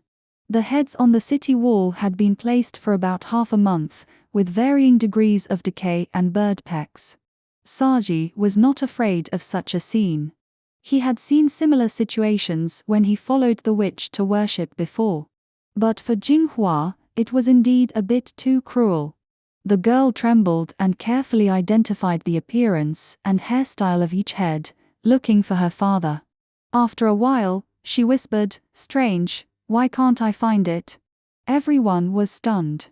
36. Jinghua reluctantly stood up and mustered up the courage to identify the heads displayed on the top of the city. Starting from the first one on the east side. Those heads were all rotten and pecked by birds to varying degrees, but a few could still be barely identified. Among them, there was indeed a family member that Jinghua knew well. The younger ones behind were not recognized. The ones behind were so rotten that only skulls were left, and it was impossible to tell who they were, but judging by their hairstyles, they were not her father. Finally, she looked around again, and none of them were her father. Jinghua sat down with difficulty, her face was dazed, and her lips were still trembling. How could they not be, all of them? Zachary said anxiously. They really don't look like them. Saji also knew a few of them, and they were all family members of the former general. This family refers to the warriors in the general's family, who usually go to war with him. These people have some blood relationship with the general, and they have lived together for many years. Jinghua has a deep relationship with them. How many people were captured in total, do you know? Garland asked her. Jinghua shook her head. How many people are there in your own family? Garland said impatiently. Jinghua lowered her head and sobbed. You can't blame Jinghua for this. Saji was a little unhappy when he heard it. My father didn't tell me how many people participated in the war and how many people were captured. Let me identify them carefully. Those heads that are completely unrecognizable. Maybe there is my father among them, but I didn't see it. Jinghua wiped her tears. But if those heads are really not, we can't just take one back. Saji said, could it be that Aguz was not executed and is still alive? This sentence immediately aroused everyone's discussion, and everyone speculated. Jinghua was also confused and didn't know who to listen to. Jinghua sister, cheer up. Saji kept comforting her, if your father is not dead, you still have a chance to meet each other.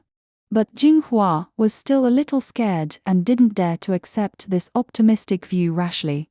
She was worried that if she was blindly optimistic for a while, but found nothing, she would only fall into a more painful situation.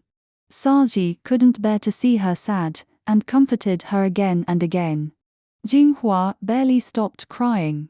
But in this case, everyone didn't know what to do. Since the Taser people know that these heads were beheaded and displayed to the public, do they know where the people who were not beheaded are? Saji nodded and said, why don't we go ask that guy again? This made sense. Everyone went to find the Taser caravan again, but found that they had already packed up and entered the city. Just when they were checking the beheaded heads, the businessmen lined up to pass through the customs one after another, and no one called them.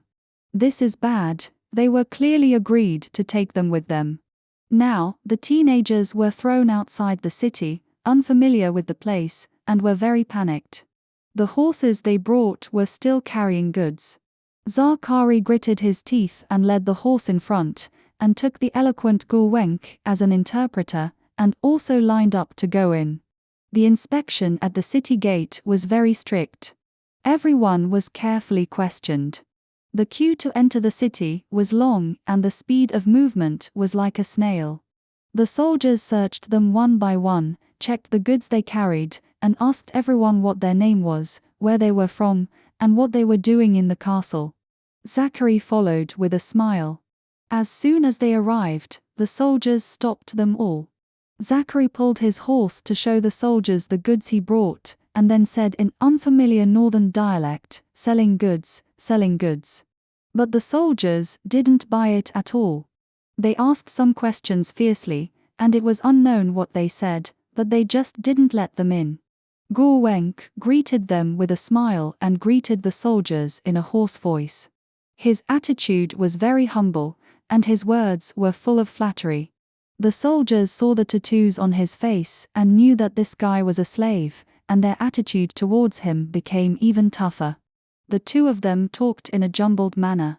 After a while, Gurwenk turned back and said embarrassedly, "The soldiers asked us if we have the documents for customs clearance. If we don't have them, we won't let us in." Customs clearance documents, what are those things? Zachary was completely confused. It's a kind of paper issued by the castle, which writes our identity on it. Only with that thing can we enter. Gurwenk explained. We don't have that kind of stuff. This is our first time in the castle, how can we have the papers issued in the castle? Zachary was anxious, folding his arms and pacing on the side. You can't get in without it, he? Gurwenk said with a smile. Zachary was very angry when he heard it. He kicked Gurwenk. You knew it clearly, but you didn't tell me in advance. Are you here to laugh at us?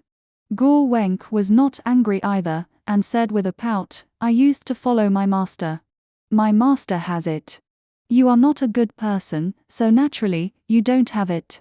My little master must have it. He turned his head and looked at Garland. Garland was embarrassed. How can I have it? I haven't even seen it. Hey, when you killed those two idiots, didn't you get an official document to this? Garland was even more embarrassed. I just threw it at home and didn't bring it out. Well, there's nothing I can do about it. Gurwenk pretended to be very sympathetic. Several people discussed a solution, and Zachary suggested, since we are here, we can just explore outside the city, but don't rush back. At this time, the people behind them thought they were blocking the way and shouted at them. The soldiers were also impatient and asked them to leave immediately. Everyone was very reluctant, and Zachary pointed at his goods and said, selling goods. Again. Just as they were reluctant to leave the team, a clear girl's voice suddenly came from behind, I have a copy of the official document you are talking about. Everyone looked back and saw that it was Azan. Azan rode a white horse and came over triumphantly, taking out a small clip from her arms. She threw the official document to Gurwenk and said triumphantly, tell the soldiers guarding the gate to say this, and this. She pointed at Zachary, Sazi and Garland, and you are all slaves I brought with me. When the three boys heard this, their faces turned pale and red, and they didn't know what to say. Gurwenk handed over the official document happily, pointed at everyone and said proudly that they were all slaves brought by Azan. The soldiers handed the official document to their superiors, who looked at the official document and laughed, then raised their hands and let them go smoothly. Everyone was overjoyed when they heard it. Azan sat on the horse and strode with her head held high. Several boys gave her face, lowered their heads and pretended to be slaves, and followed her into the city. 37. Once they stepped into the city, everyone breathed a sigh of relief. Zachary admired his sister's ability, and he, as a brother, felt inferior. And he had to say that he had expected his sister would not give up easily. Seeing that they all came to the city to play, she would definitely find a way to follow. Azan pouted, a little embarrassed, and said proudly, "Of course, brother, you understand me?" It turned out that when she saw Garland and her brother together, she knew that they were going to sneak out to play. But when she thought about it, these guys would definitely not agree to take her. Azan was also a fierce girl. She prepared a horse and secretly followed them all the way to the city gate. "My dear sister, I really didn't expect you to do this. Where did you get this thing?" Zachary couldn't help asking. "Her." Azan turned his head and said, "I bought this from the Taser people at a high price. It's a pass. The Taser people make a living by selling goods. They really sell everything. They dare to sell some things that shouldn't be sold, so they leave many people with the impression that they are profit-seeking. For example, this official document was issued by officials in the castle to farmers in the territory to prove that the holder is a subject of the Lord and pays taxes to the Lord. With this thing, you can naturally take the crops you grow into the city to sell. Where did this thing come from? It was probably left by a farmer who escaped and passed to the hands of the Taser people. In ancient times, transportation was inconvenient and information was not well developed. The gatekeepers did not distinguish the various ethnic groups outside very clearly. With the official documents and the goods, they were allowed to pass. Everyone passed the small official document back and forth, and this time they saw something new. On a palm-sized parchment, there were many words densely written. None of these illiterate people could read them. Gore Wenk couldn't recognize a few words either, so he relied on deception. A seal with a very beautiful pattern was also stamped on the official document. "For this thing, I spent all the money I was going to buy cloth for my wedding dress." Azan complained, "Brother, how are you going to compensate me?" The Taser people were so good at business that they must have cheated Azan of a lot of money. Zachary patted the pile of furs on the horse's back and said, "My dear sister, you helped me a lot. I will definitely compensate you today. I will sell all these things, and I will buy you whatever you want later." Among those goods, a small part was brought by Garand. He was a little embarrassed and said, "I will exchange the money I brought for your dowry. I owe you such a big favor, and I really can't repay you." "That's better." This is what Azan was waiting for.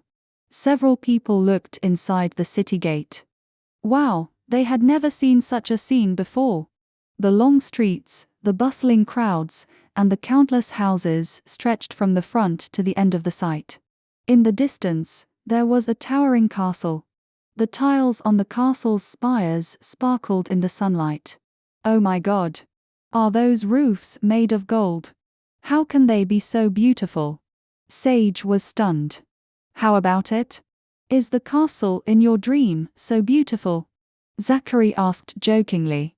Garand shook his head. "Such a spectacular scenery can't be dreamed of." None of these people had ever seen the city. Only Gore Wenk laughed at them, a bunch of country bumpkins. "Country people come to the city, you haven't seen it. I have worked in this city for many years, and I have seen a lot of these things." The market for buying and selling agricultural products was not far from the city gate. Many stalls were supported by blue-gray awnings, and they looked like a sea. There were neat rows of stalls below, with enough aisles in the middle.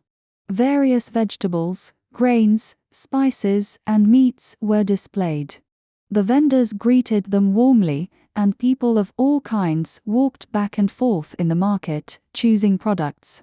The ground in the city was paved neatly with gravel, very clean and tidy. Saji almost rolled on it.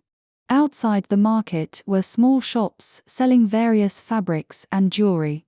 Azan stared at them intently, wishing he could visit all these shops. In a corner of the market, Zakari found the group of taser people.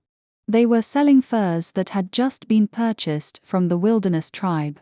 The nosy guy was also there. Garland and Saji were naturally eager to find out what was going on, but Azan didn't have the heart to care about these things.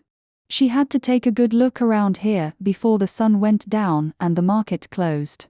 Girls go out to play, so they naturally have to bring another girl with them. Jinghua was still worried about her father's safety and had no intention of playing. Garland didn't want her to follow him, so he found an excuse to send her out to play. As for Saji, he was also thinking about playing. He didn't want to see Sister Jinghua sad, so he took her to the market to relax. "Brother, I will tell you if there is any news. Don't think too much now. We rarely come here, so have fun." Saji bravely acted as a flower protector and took the two girls to play. Zachary and Garland sandwiched the nosy taser in the middle, and Gorwenk acted as an interpreter to ask about the things on the city wall. "Oh, so you are here to inquire about prisoners of war.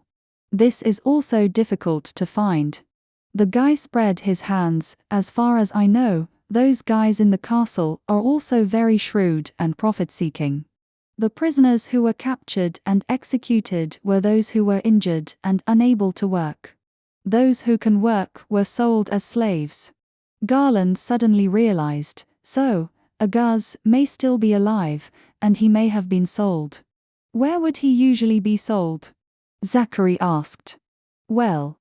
The man scratched his head. "Mine, factory, army, all possible." As for where a particular prisoner of war went, the man couldn't help. Garland didn't know who to ask for a while. As for Zakari, he didn't have the heart to stand here and sell goods. He was still thinking about going to the sword shop in the city. So he negotiated the price with the taser man, wanting to sell all his goods to him. Gorwenk also helped to bargain, but in the end, he still couldn't beat these businessmen. They pressed the price hard before he was able to sell. Zakari got 12 gold coins and 30 copper coins. What about Azan? Garland thought he would go to buy a dowry for his sister. She is much richer than me." Zakari didn't care. "She is the most favored in the family. Isn't it true?" From a distance, the two saw Azan trying on various colored cloths and buying them generously. Saji and Jinghua were holding the things she bought. "Let's go. Let's go see what the weapons in the city look like." Zachary happily pulled Garland and ran deeper into the city. 38. The two teenagers quickly found a street where hardware shops gathered. There were small shops of various craftsmen next to each other, from small spoons and colanders to large plows and farm tools. There were special shops for everything. After walking for a long time, they finally saw a weapons shop with various swords and knives displayed outside. "Hey, what do you think of this one?" Zachary picked up one and looked at it. "It's okay." Garland also looked around. Ironware is a precious thing in the wilderness. It is said that iron is burned from rocks, but they have never seen such iron-containing rocks in their lives. The ironware they use is inherited from their ancestors, bought and looted in wars, but they have never seen anyone who can smelt iron from stones. Garland's own scimitar was left to him by his mother, and it is said that it was left by his grandfather. But his father did not leave anything for him. "Well, compared to my scimitar, this one is much worse." As a prince, Zakari naturally has a well-made weapon. Judging from the surface craftsmanship, the things hanging in the shop are nothing more than rough things, just in different shapes. Zakari's own scimitar is closer to a precious handicraft. "I don't know how it works." Zakari swung it a few more times. The people in the shop shouted at them. When they asked Gorwenk what they talked about, the ugly guy said unhappily, "Don't touch it if you don't want to buy it." "TSK, we don't want to buy it." Zakari pulled Garand away again.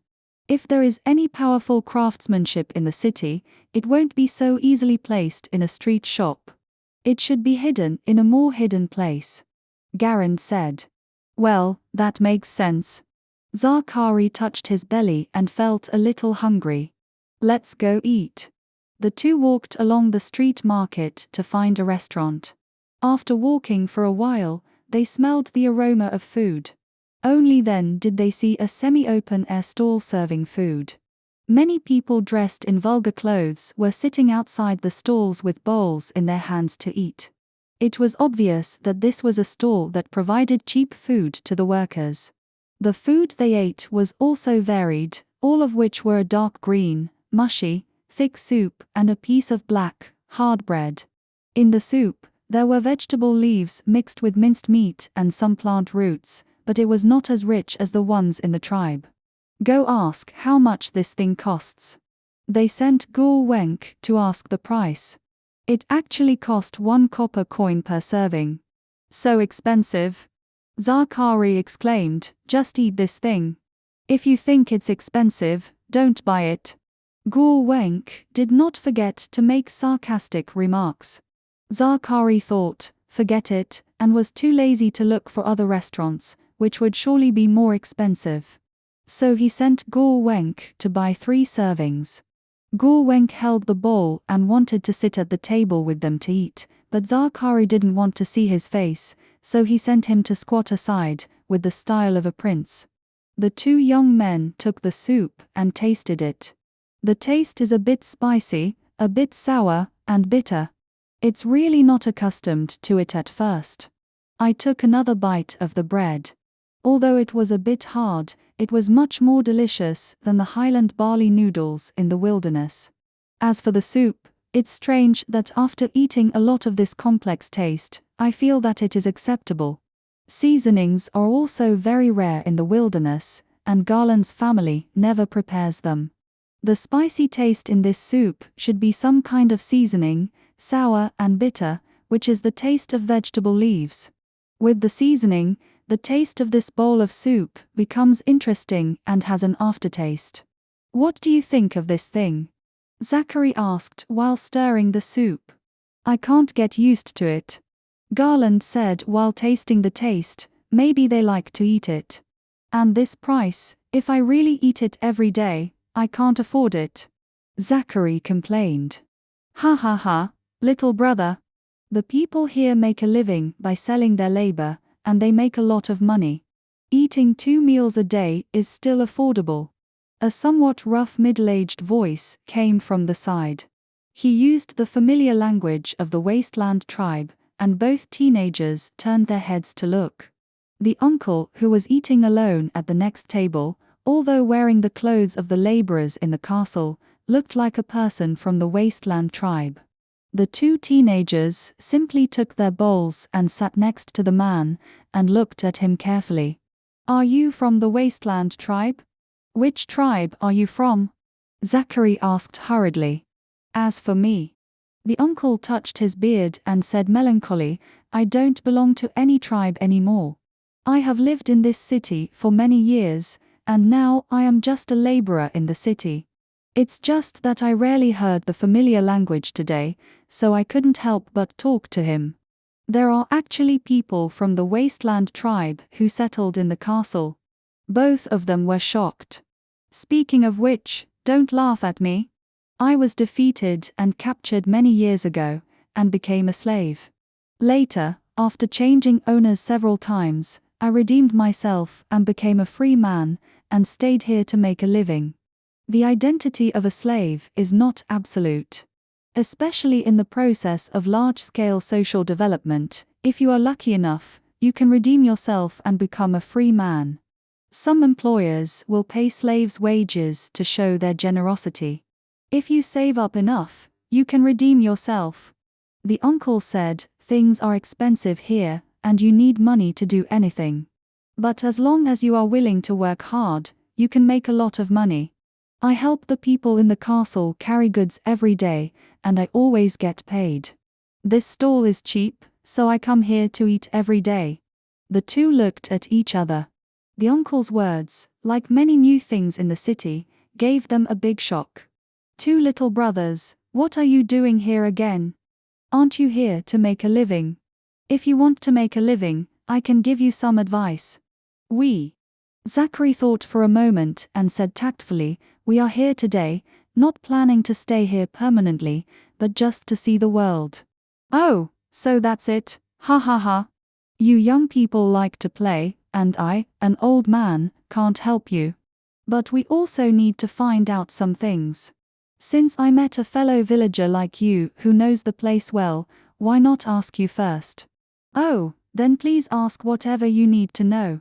Uncle, when we came in, there were many heads hanging on the city wall. Do you know who they are? Garland asked. That's scary, isn't it? The uncle finished the soup in the bowl, patted his belly and explained proudly, they are all criminals, who were executed and hung there for public display. There are often such people, and when the old ones are hung for a long time, they are replaced by a new batch. What crime did they commit? Robbery and the like, all serious crimes. The uncle sighed. There are also people from the Wasteland tribe in there. Garland asked tentatively, there are also prisoners of war. The uncle hummed, yes, I almost got hung there too. Zachary winked at Garland, and the boy asked carefully, Uncle, what we need to find out is related to the prisoners hung on the city gate for public display. We have a friend who was probably also captured after being defeated in the war. We thought he would be killed, but we didn't find his remains just now. I don't know if he is still alive. Oh, really? The uncle also showed a trace of sympathy and asked, when was he captured? Last winter. Oh. If he wasn't killed, he was probably sold somewhere to work. The uncle thought, the quarry behind is working hard recently, why don't you go there to find out? The quarry is an important factory in the city. Stone is indispensable for building city walls and houses. This job is also hard, and free people are not willing to do it, so of course they capture slaves to use. 39. The uncle's words gave the two a glimmer of hope. Mine. Where is it? The boy asked again. Oh, go out of the city from the side door on the north, and walk along the path to the mountain behind. It will take a day or two, and you will see the mine on the mountain. The uncle replied, there is a quarry there. The stones used to build houses in our city are all dug out there. In that case, let's go there and take a look. Hey, young man, don't get close to there easily. The uncle kindly warned, the mountain behind is heavily guarded. After all, the slaves are imprisoned there. It's not easy for ordinary people to get close to it, so don't let them catch them. Besides, the people have been sold, how can you save them? Not only is the mine heavily guarded, but the slaves are also wearing anklets, so it's impossible for them to escape. A slave sells for 20 gold coins. 20 gold coins, we can also get it together. Zachary took out his own money. Even if you can get it together, they may not be willing to sell it. The uncle tapped the table, that's the Lord's mine, and there's a deadline. How can the slaves who work there be sold casually? Do you know any powerful people in this city? I don't think so. The two looked embarrassed. Besides, that place is really unsafe. Robbers often appear on that road, and there is a robber's lair hidden in that mountain. I say you should eat and have fun and go home early. What the uncle said made sense, but since he had said it, how could the boy give up?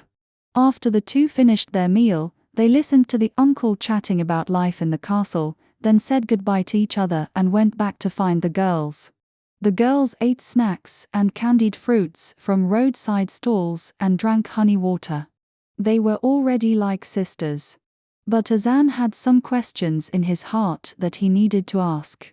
While holding Jinghua's hand, she asked tentatively, Sister, what is your relationship with that Garand? Are you two engaged? Jinghua blushed with shame when she heard this. How can we have an engagement? I was paying for him, but he still despised me. I really wanted to die. Jinghua almost cried again, and quickly took a sip of milk tea to hold back her tears. When Azan heard this, he became excited and asked quickly, "What do you mean? Tell me." Jinghua sighed. "Originally, I was the daughter of a great general, and the chief had always said that I should be betrothed to his son, Prince Saji. But after my father had an accident, the chief changed his mind, and my current status is not even as good as a servant. I thought that Garand, like me, had lost power in the tribe after my mother died of illness, and I could depend on him for life. So I made an excuse and asked him to help find my father's remains, and then I would marry him as a favor. But I didn't know that this guy, Azan, listened with his eyes blinking. He also despises me. He rejected me flatly. How can I put my face? Oh!" After hearing this, Azan secretly waved his hands and cheered in his heart. Although there was no possibility between her and Garland, she was a little jealous when she saw other girls taking advantage of the opportunity to get promoted. Since Garland didn't like Jinghua, she felt more at ease. So she took Jinghua's hand and told her gently, "Come to our Jiardan tribe. You are so beautiful, are you afraid that you can't find a suitable husband? We rely on doing business with the outside world to make a living. As long as you have a pair of skillful hands, you don't have to worry about not being able to support yourself." Jinghua burst into tears and smiled, nodded and said, "Well, I'm not bragging. Spinning, weaving, embroidery and sewing, there is nothing I am not good at. Thank you, sister, for taking me in." The two of them agreed, and Jinghua and Azan returned to Jiardan together. While they were talking, Saji was carrying the goods he bought and eating skewers at a stall not far away. The boy and girl met at a corner of the street market, and Akon waved enthusiastically to the two boys. Jinghua asked secretly, "Sister Azan, you seem to care about Garland very much." Azan blushed. "Really? How is it possible? I just hate his arrogant tone." Yes? I hate it too." Jinghua smiled knowingly. "Let's not bother with that guy. There is a shop selling milk tea in the city, 1 copper coin per cup, which is not cheap compared to lunch. The girls are really generous with their money." They invited the two boys to have a cup as well. Zachary stated the news he had inquired about, and Jinghua felt very uneasy. Her father's life and death were still hanging in the balance, but there was no good way to save him at the moment. It would be evening if they played for a while longer. It was not cheap to stay in the castle, and with so many people eating and living together, it would not be enough to spend all the money Zachary had. "Guo Wenk and I will stay to investigate. Guo Wenk knows the language here and can help me. It is perfect for us to stay," Garland said coldly, and his tone did not sound like he was helping at all. Jinghua stamped her feet and bit her lip and said, "You have already refused my reward, and you are still willing to help me with such a big favor. What's the point? I will naturally do my best to do what Saji asks me to do. Besides, I am going to travel in the city anyway, and I am just helping you by the way. Don't think too much." Jinghua was so angry that she couldn't speak. "If you want to stay, I will help you too." Zachary couldn't bear to let him go.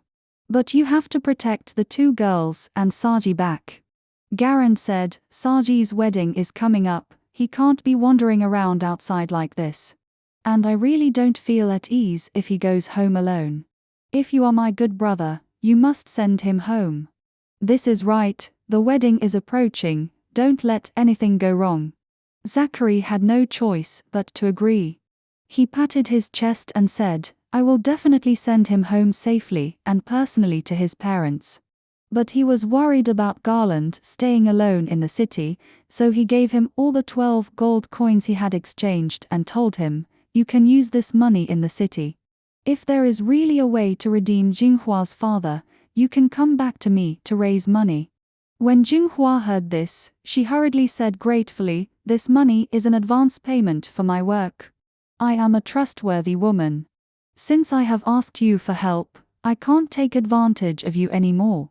If you can find my father, I will work in the Chiaradan tribe to earn money to repay the ransom. Garland then realized that Jinghua had found another way out for him. So he said she was a smart woman. But this guy just doesn't like smart women. He was also very happy that Jinghua would not continue to rely on him. He readily agreed, well, that's good.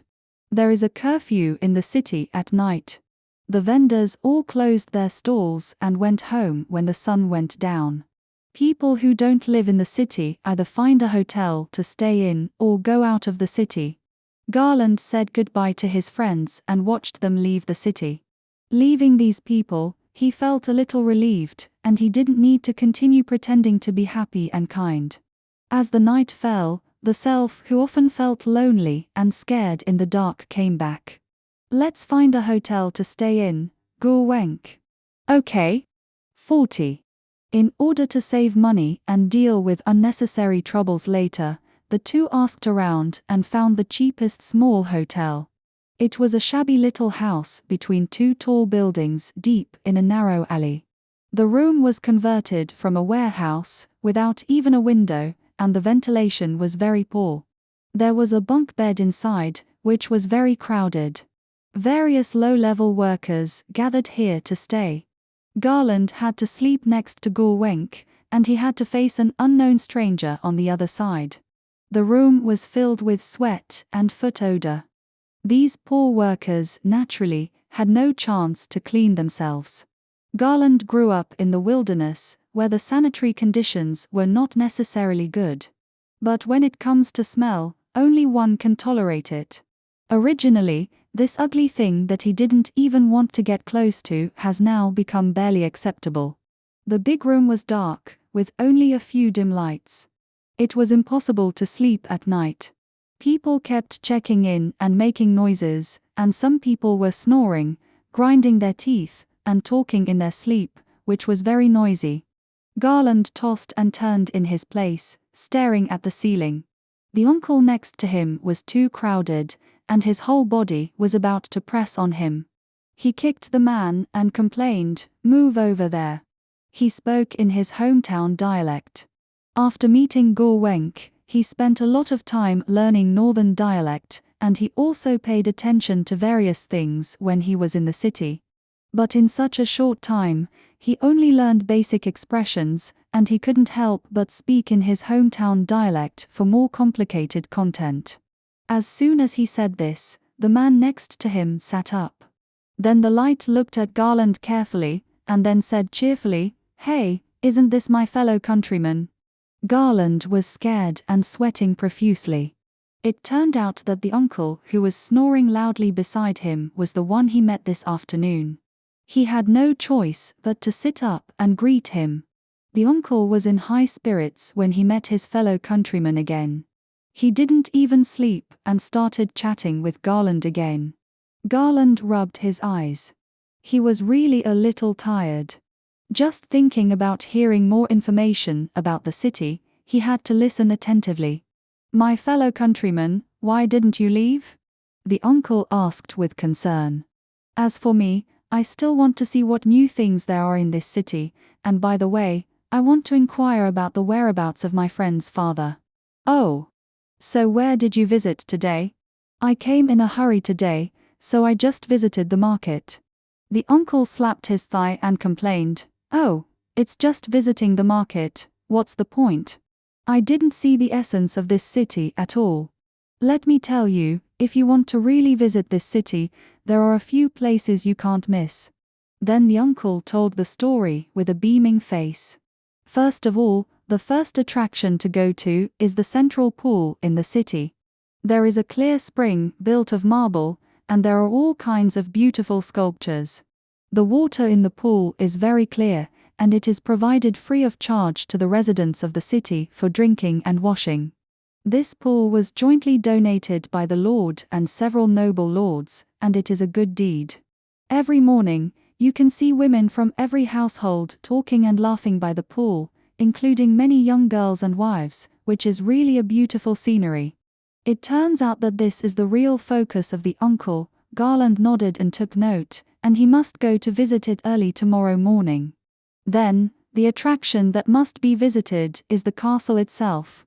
Of course, it is impossible to visit it because of the guards, so you can only walk around and feel the magnificence of the castle. The foundation stone of the castle is solid granite, which is very majestic. Above is a towering high wall, and you can also see the red and white spires. Unfortunately, from the outside, you can only see the windows of the barracks, and you can't see the boudoir of Her Royal Highness the Princess. Garland laughed secretly. This uncle is really a voyeur. Oh, the next place you must go is the civilian bathhouse. The uncle blushed as he spoke. Oh my, that's a really comfortable place, but just thinking about it makes me feel like I'm floating. It turned out that there was a huge bathhouse in this city that provided hot water during the day. Any civilian could go in and take a bath for an unlimited time by spending 5 copper coins. Of course, this bathhouse is only for men, and no girls can be seen. The uncle touched his belly and thought about the comfort of taking a bath. Whenever he had money, he would definitely go there once. Young man, you must go to this bathhouse, otherwise it would be a waste of time. Garland smiled bitterly. Although Zachary gave him all the money when they parted, he didn't dare to spend it recklessly. The consumption in this city is really not low. If you are not careful, you will spend all your money. Why, you don't have enough money? The uncle saw through his difficulties at a glance. Garland nodded shyly. Oh, it doesn't matter if you don't have enough money. You are young and you can earn money. There are many ways to survive in this castle. The uncle patted the boy's shoulder earnestly. When we were having dinner today, I could see at a glance that your friend's family is well off. He should be the child of the tribal leader. You, dressed simply, are just a child from an ordinary family, and your family conditions are not good. You can see that? That's a fellow villager. The uncle said proudly, what's the fear of being poor? No one in the city cares about your family. The work is the same. If you make money, your life will naturally be better. Can I also work and make money in this city? Garland couldn't believe his ears. Yes. The uncle's words really touched Garland. The poor life in the wilderness has always troubled him. The pasture he was assigned is very poor, and there are not enough people in his family to share the labor of hunting. He really can't think of any way to improve his living conditions. He has always been thinking about going out to make a living, and no one has given him any advice. Meeting this uncle today can be said to be a savior. The uncle had been in the city for many years and had a lot of experience to share with Garland. The two of them talked too loudly, and the people around them were not happy and cursed at them loudly. They lowered their voices and continued talking. In the city, there are many ways to make a living by selling labor, helping people repair houses, moving things, and doing dry groceries. There are endless things to talk about. The uncle told Garland all the ways he had made his living over the years. Garland didn't remember when he fell asleep, probably because he kept listening to the uncle's stories. The next morning, some people in the hotel went out early, and the noisy noise woke Garland up. Looking at the uncle again, he had left long ago. Garland yawned, feeling a little dizzy because he had slept too little. Gore Wenk slept well and was very happy. They set out immediately to visit the city. And Garland secretly made up his mind that after Saji's marriage, he would come to the city to try to make a living. 41. The two were reluctant to spend money on breakfast, so they took out some dry food and stuffed a few mouthfuls. I drank all the water I brought. I was thirsty, so I remembered the pool that the uncle mentioned yesterday. The central pool is not difficult to find. I'll take you there. Gore Wenk led the way with a smile. The two of them left the narrow alley and walked to the widest road in the city. They walked along the road and soon saw a crowded and bustling square. In the center of the square was a huge circular pool with a 2-foot-high edge made of glittering white stones. Men, women, old and young surrounded the pool, some holding basins, some carrying buckets, all coming to fetch water. Some people washed clothes by the pool, causing water to accumulate on the edge of the pool. In the center of the pool stood a life-size human sculpture. When I got closer, I saw that it was a beautiful girl with a clear northern face, but she was much more beautiful than the residents in the upper city. The sculpture was strong and upright, almost perfect. Moreover, Garland blushed when he saw it. These sculptures were not dressed as thickly as the residents. Why were they all bare-chested? It was embarrassing to see them. The sculptures were holding water basins with taps in them. Clear spring water seemed to pour out of the basins continuously. Who is this? They are wearing too little. Huh, country bumpkin. Guo Wenk was not surprised. The two squeezed into the crowd and squatted by the pool. Sure enough, the water in the pool was clear and you could see the bottom. It must have been drawn from a deep well. After taking a sip of the sweet and sharp water, Garland praised it endlessly. He filled up the water bag again. Looking around, there were no beautiful girls, but only some plump aunts washing clothes. The aunts even snickered at him. Leaving the pool, the two walked along the avenue again. There were dense buildings on both sides, and all kinds of pedestrians came and went. Not long after, they came to a huge building again. This building had no windows. It was a circle on the top and 4 square entrances on the bottom. There were 2 guards guarding it, and a man who looked like an official was sitting. When the official saw Garland, he actually waved to him to come over. Garland was very surprised. Why did he call him? He approached curiously. The official said something and took out a piece of paper from the drawer of the desk and gave it to him. Before he understood what it meant, Guo Wenk took it with a smile and said thank you repeatedly. What is this? Because of the language barrier, he had to ask Guo Wenk. It turned out that the official just said, "Come here, barbarian. I'll give you a free ticket." What is the visit?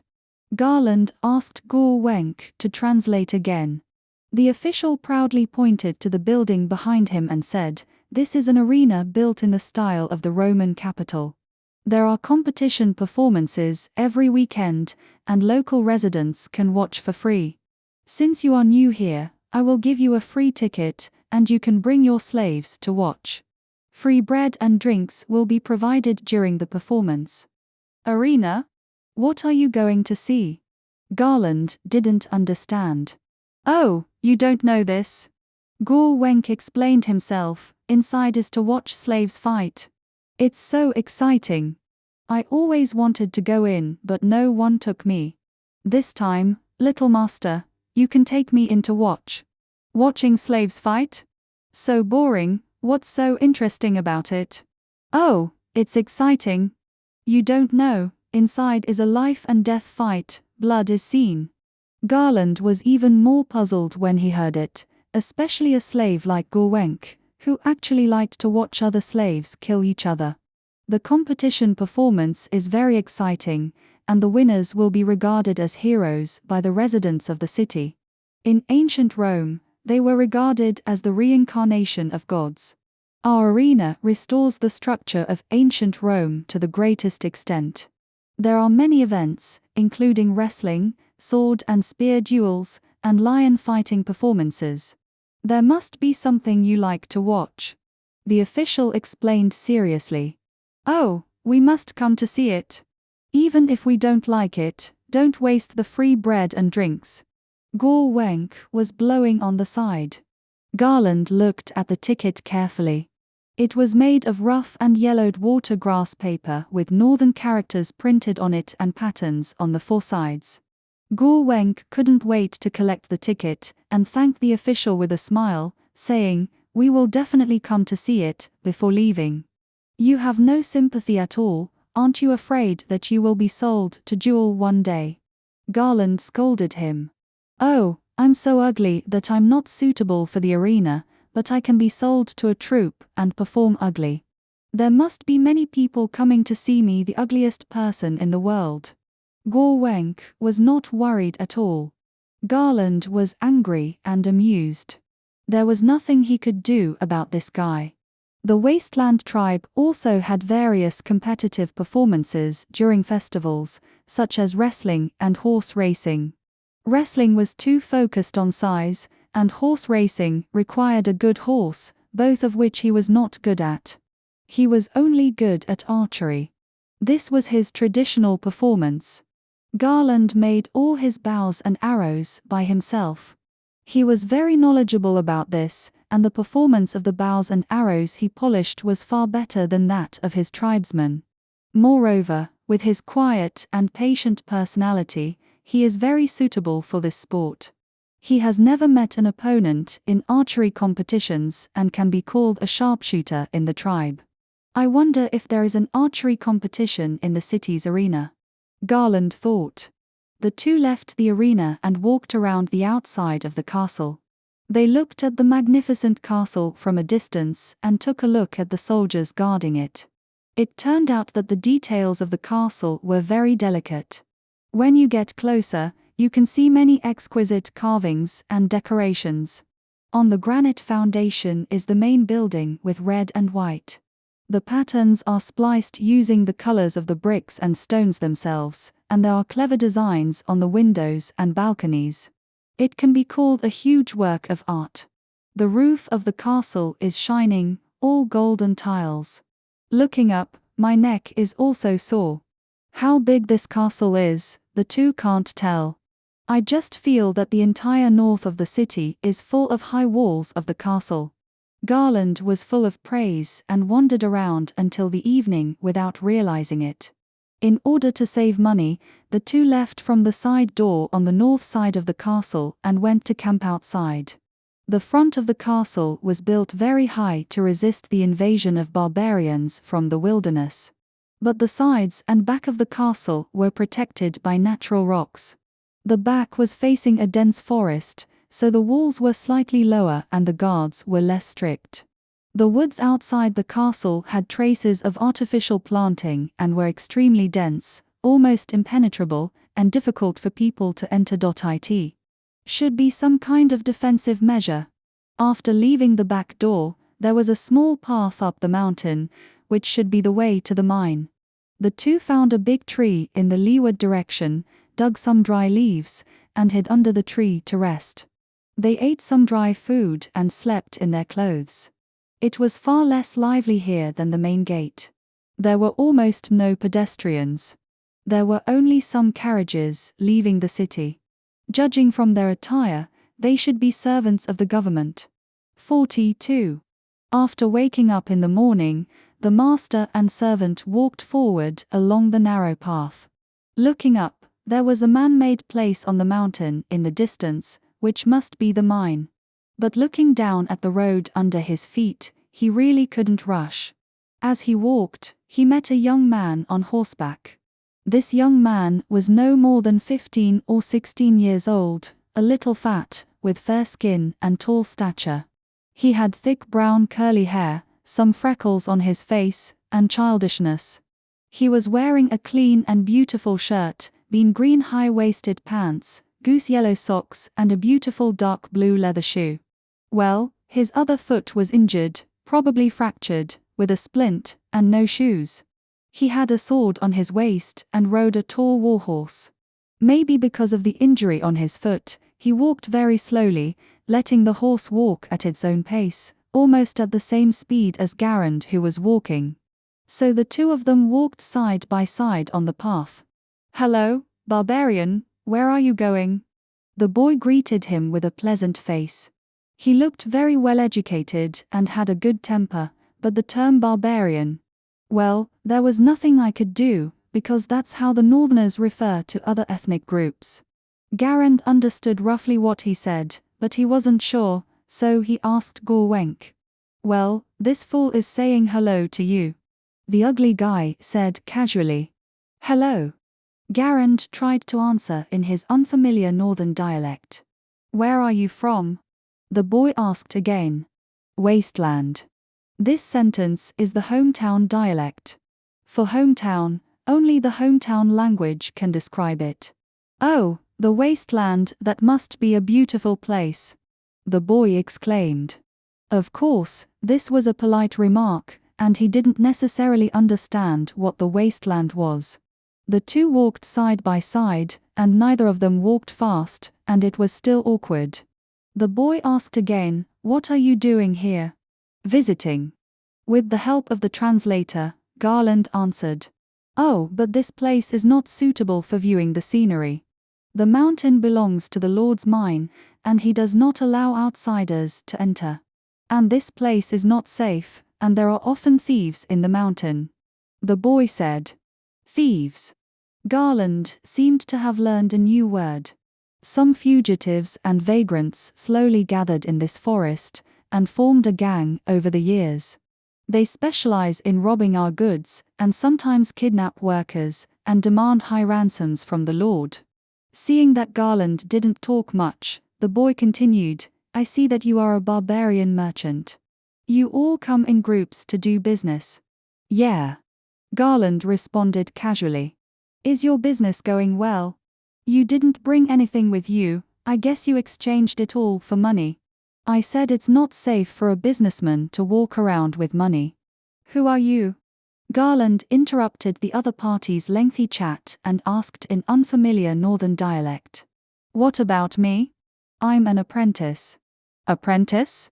This was the first time he had heard the word. "Knight's apprentice." The boy explained excitedly. "That is to say, I am an apprentice knight. I am currently learning, and I will become a real knight in the future." "Oh." Garland didn't understand the deep meaning of it, so he just nodded in agreement. "Because I am still an apprentice, I am also the teacher's assistant. I also followed the teacher up the mountain." The boy talked endlessly. He introduced himself happily again. "My name is Law Garland." After walking for a while, Gur Wenk said he wanted to poop. Finally, there was an excuse to get rid of this enthusiastic boy.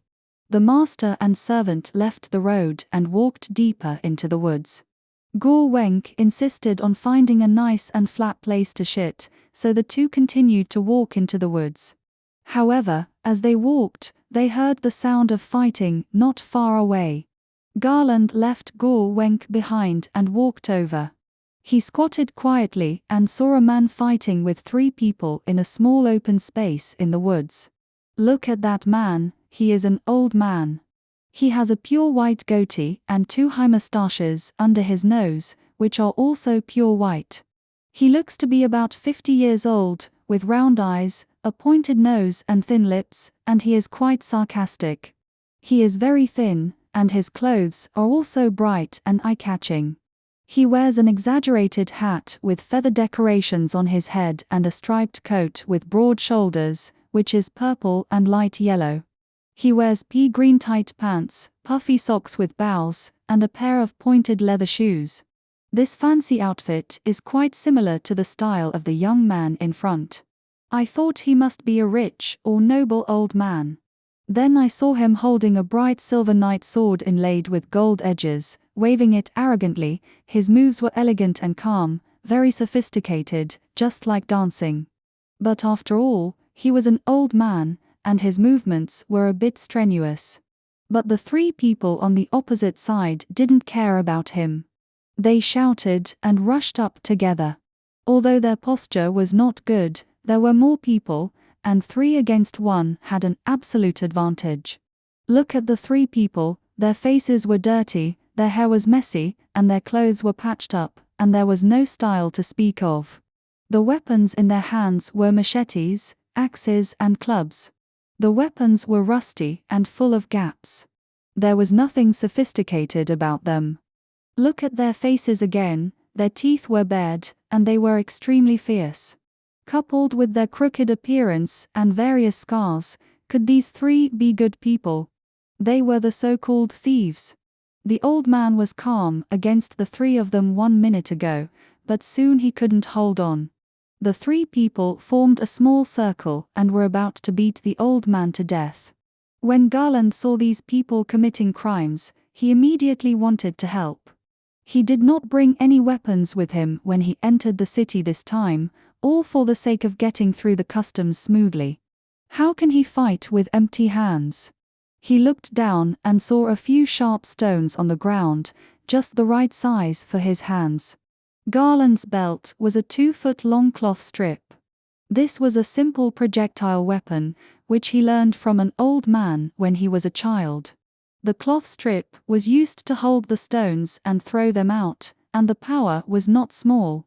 It was just that he had not practiced for a long time, so his accuracy depended on luck.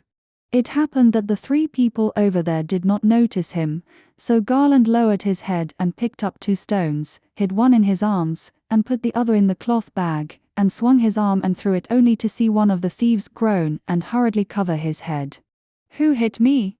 When he felt the pain, blood had already spurted out. The man's hands were covered with blood.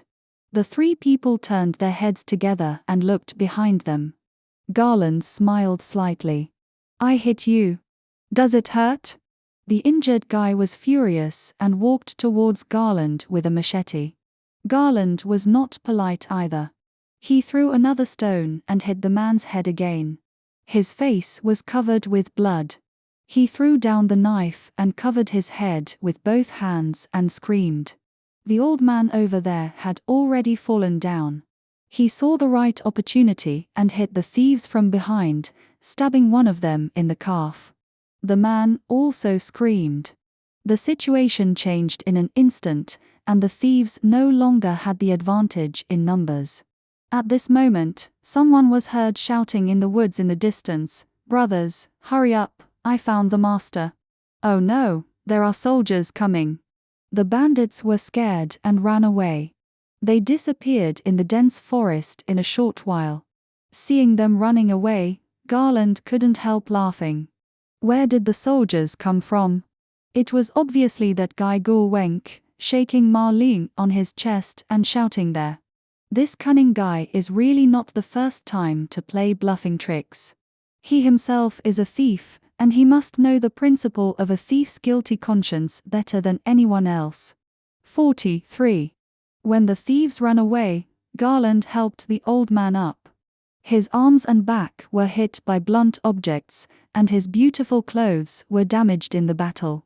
The old man sighed. After complaining for a while, he remembered that it was this smart and brave boy who saved him. He couldn't help but sigh and praise him again and again. Although Garland didn't understand what he said specifically, he was also praised and felt guilty. It was just a small effort. "Oh, I should have gone with my apprentice." The old man regretted it a little. "It's all my fault that I was impatient and thought he ran too slowly, so I left him behind and went on the road alone, which is why I was targeted by those thieves." Garland asked Guo Wenk to ask for him. "Is the apprentice?" The old man was talking about a boy named Luo with a foot injury. "Oh, that's right. How come you have seen him?" the old man asked hurriedly. "Hey, that little fool is still walking slowly on the road.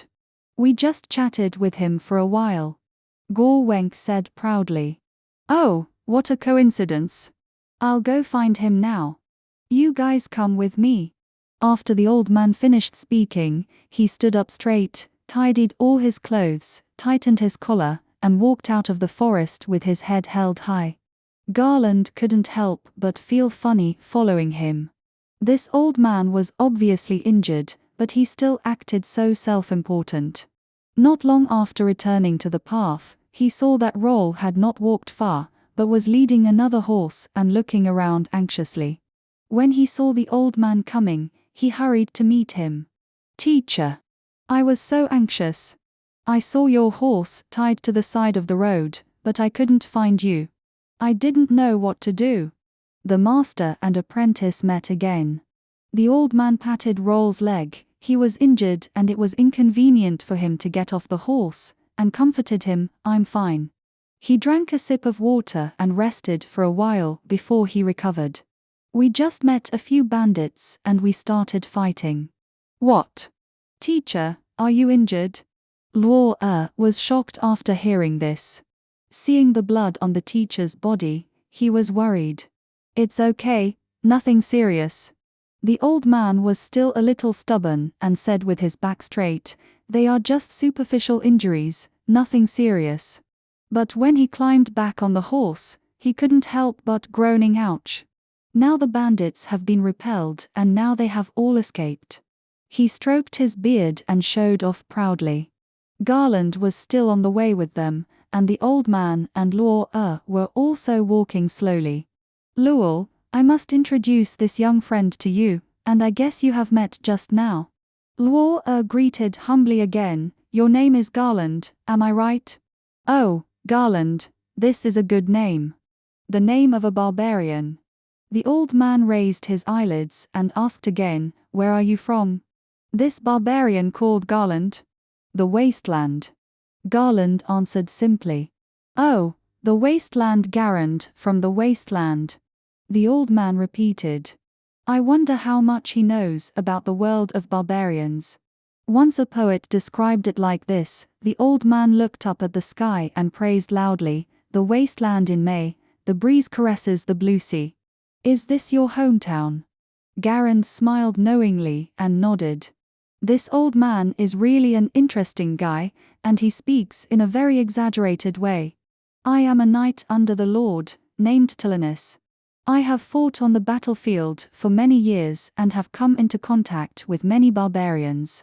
In my opinion, these people are short, ragged, and look crude. Moreover, they are uneducated and can only talk nonsense.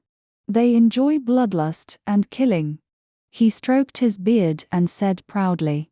But I met a different barbarian today. He is not strong, but he has a wise mind and a kind heart.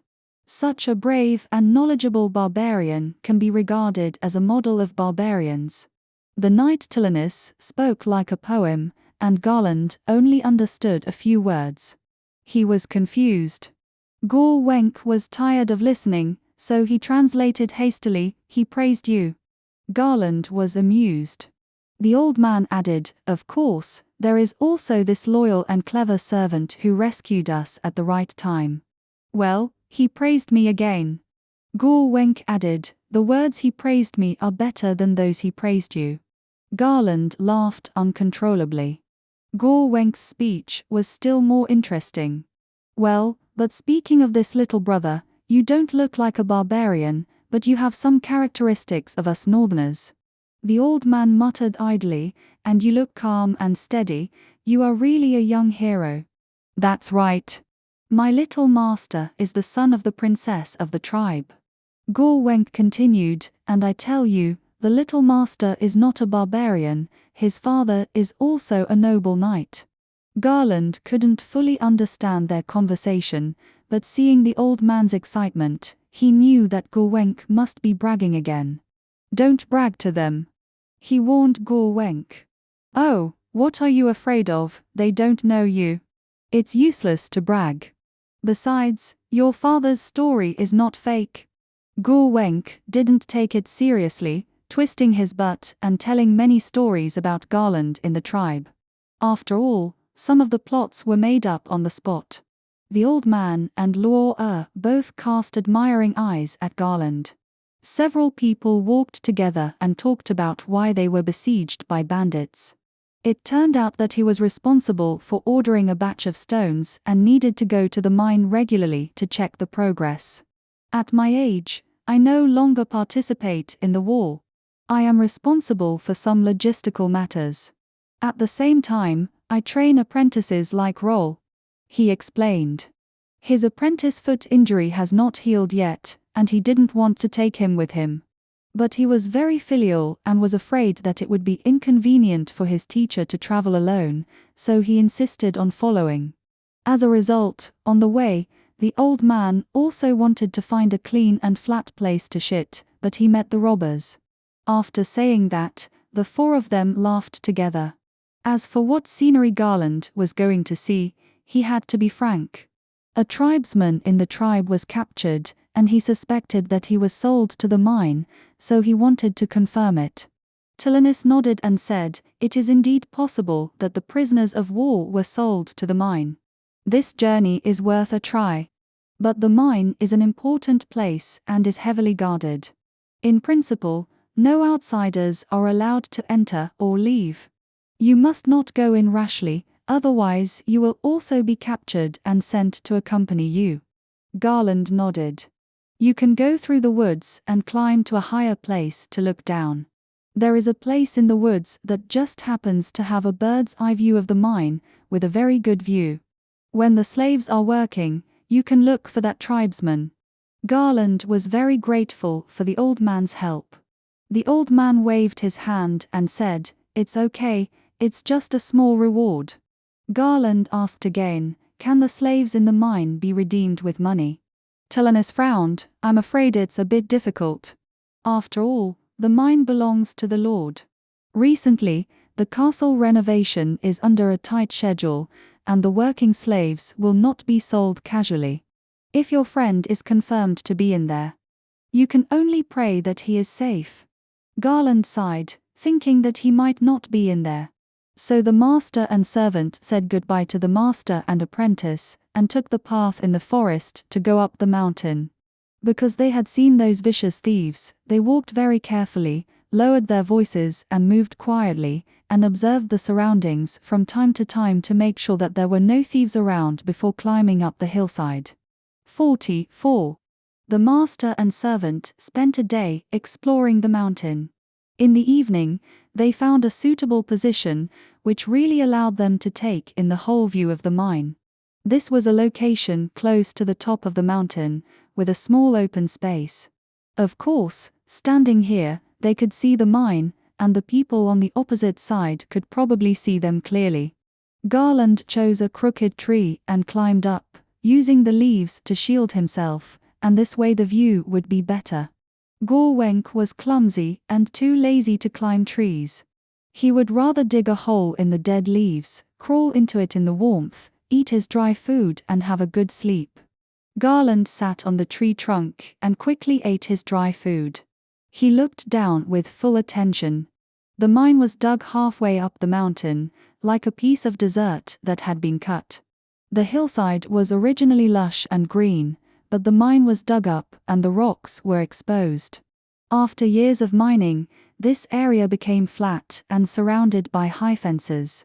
Stones of different shapes were neatly placed on the open space, and the slaves gathered there to work were each processing a piece of stone, cutting it into a specific shape, and then transporting it to a designated location to place it. From here, the shouts of the supervisors could be clearly heard. Counting from a distance, there were probably hundreds of workers. As expected, the slaves were all wearing shackles, and they all looked exhausted. It was indeed harder than climbing to the sky to rush in and save people in such a closed place. Interestingly, there were not only slaves inside, but also free people. Could it be possible to work in such a place? Looking carefully, the supervisors were all holding whips and carrying weapons. There seemed to be chores responsible for cooking, and craftsmen who counted the stones. Those who were not in shackles came and went freely and leisurely. So many people worked in an orderly manner. This is really a magical place. It was getting dark, and the visibility became very poor. After eating, the people in the mine continued to work. Garland fell asleep while watching, and almost fell from the tree at night. When it was just dawn in the morning, the woods were extremely cold. Garland was awakened by the shouting from the mine again. He rubbed his eyes and continued to observe. He saw that those people, driven by the supervisors, had breakfast one after another and went to work at their respective posts. "I don't know if Jinghua's father is among them," Garland muttered to himself. He looked and searched. In his memory, Xinghua's father was a fat, greasy old man with a big red round face, round eyes and nose, and a big belly. But if you look closely at everyone below, they are all very thin. They all look dirty and smelly, and their hair and beards cover their faces, so you can't tell what they look like. Close relatives can recognize them by their walking posture. If Jinghua was here, she would have found her father long ago. Garland looked carefully again and saw a shirtless old man wearing ragged pants. Judging from the style of his belt, he seemed to be from the Kazoo tribe. Looking at that man again, he was thin, but had a big belly. This man's hair and beard were also messy, but his body shape and age were about the same, so he was the most likely. The supervisor said that the convoy transporting the stones will arrive before noon. There are still a dozen pieces left, so you all should hurry up. Gore Wenk came over at some point and took the initiative to act as a translator. Why did you run out? Hide quickly. My little master, I'm here to bring you food. He replied, and I'm hiding well. Look, I'm wearing leaves all over my body. Sure enough, this guy has merged with the leaves and looks like a leaf monster. I've been sleeping until now. I'm so bored. Garland climbed down the tree and hid behind the tree to eat breakfast. Gore Wenk, I seem to see 3 people working here. Do you think I can come here to work in the future? Here. Gore Wenk almost jumped up. Oh my god. Why do you come to this dumb place to work? Even the 3 people here are the kind of people who have committed crimes and can't find jobs in the city. Even I don't want to work here. Then tell me, what kind of job will you do if you come to the city? As for me, I used to transport garbage in the kitchen. This job is a bit dirty, but I can eat enough. Look at me, I'm so ugly, I won't be uglier if I get a little dirtier. Gore Wenk said, patting his old face. What about me? Can I also carry garbage? You have to find a good job. It's best to follow the nobles and carry bags and water. It's decent and comfortable. How can such a good thing happen? Garland shook his head and smiled. I plan to find a job that relies on physical strength to make a living, like that uncle who helps people move things around. TSK. I despise hard labor the most. Gore Wenk, this guy, actually has the nerve to look down on others. I think I found Jinhua's father, and I want to rescue him. Garland continued to chat. Oh my god, you really saved her. Gore Wenk grinned, she is so short and you don't like her. Why did you save her dad when you had nothing to do? After rescuing her, will the 3 of us squeeze into the sheepfold together? How can you be so heartless? His dad is working here, what if he dies of exhaustion? So pitiful. Little master, it's not that I don't have sympathy, my greatest sympathy is for you.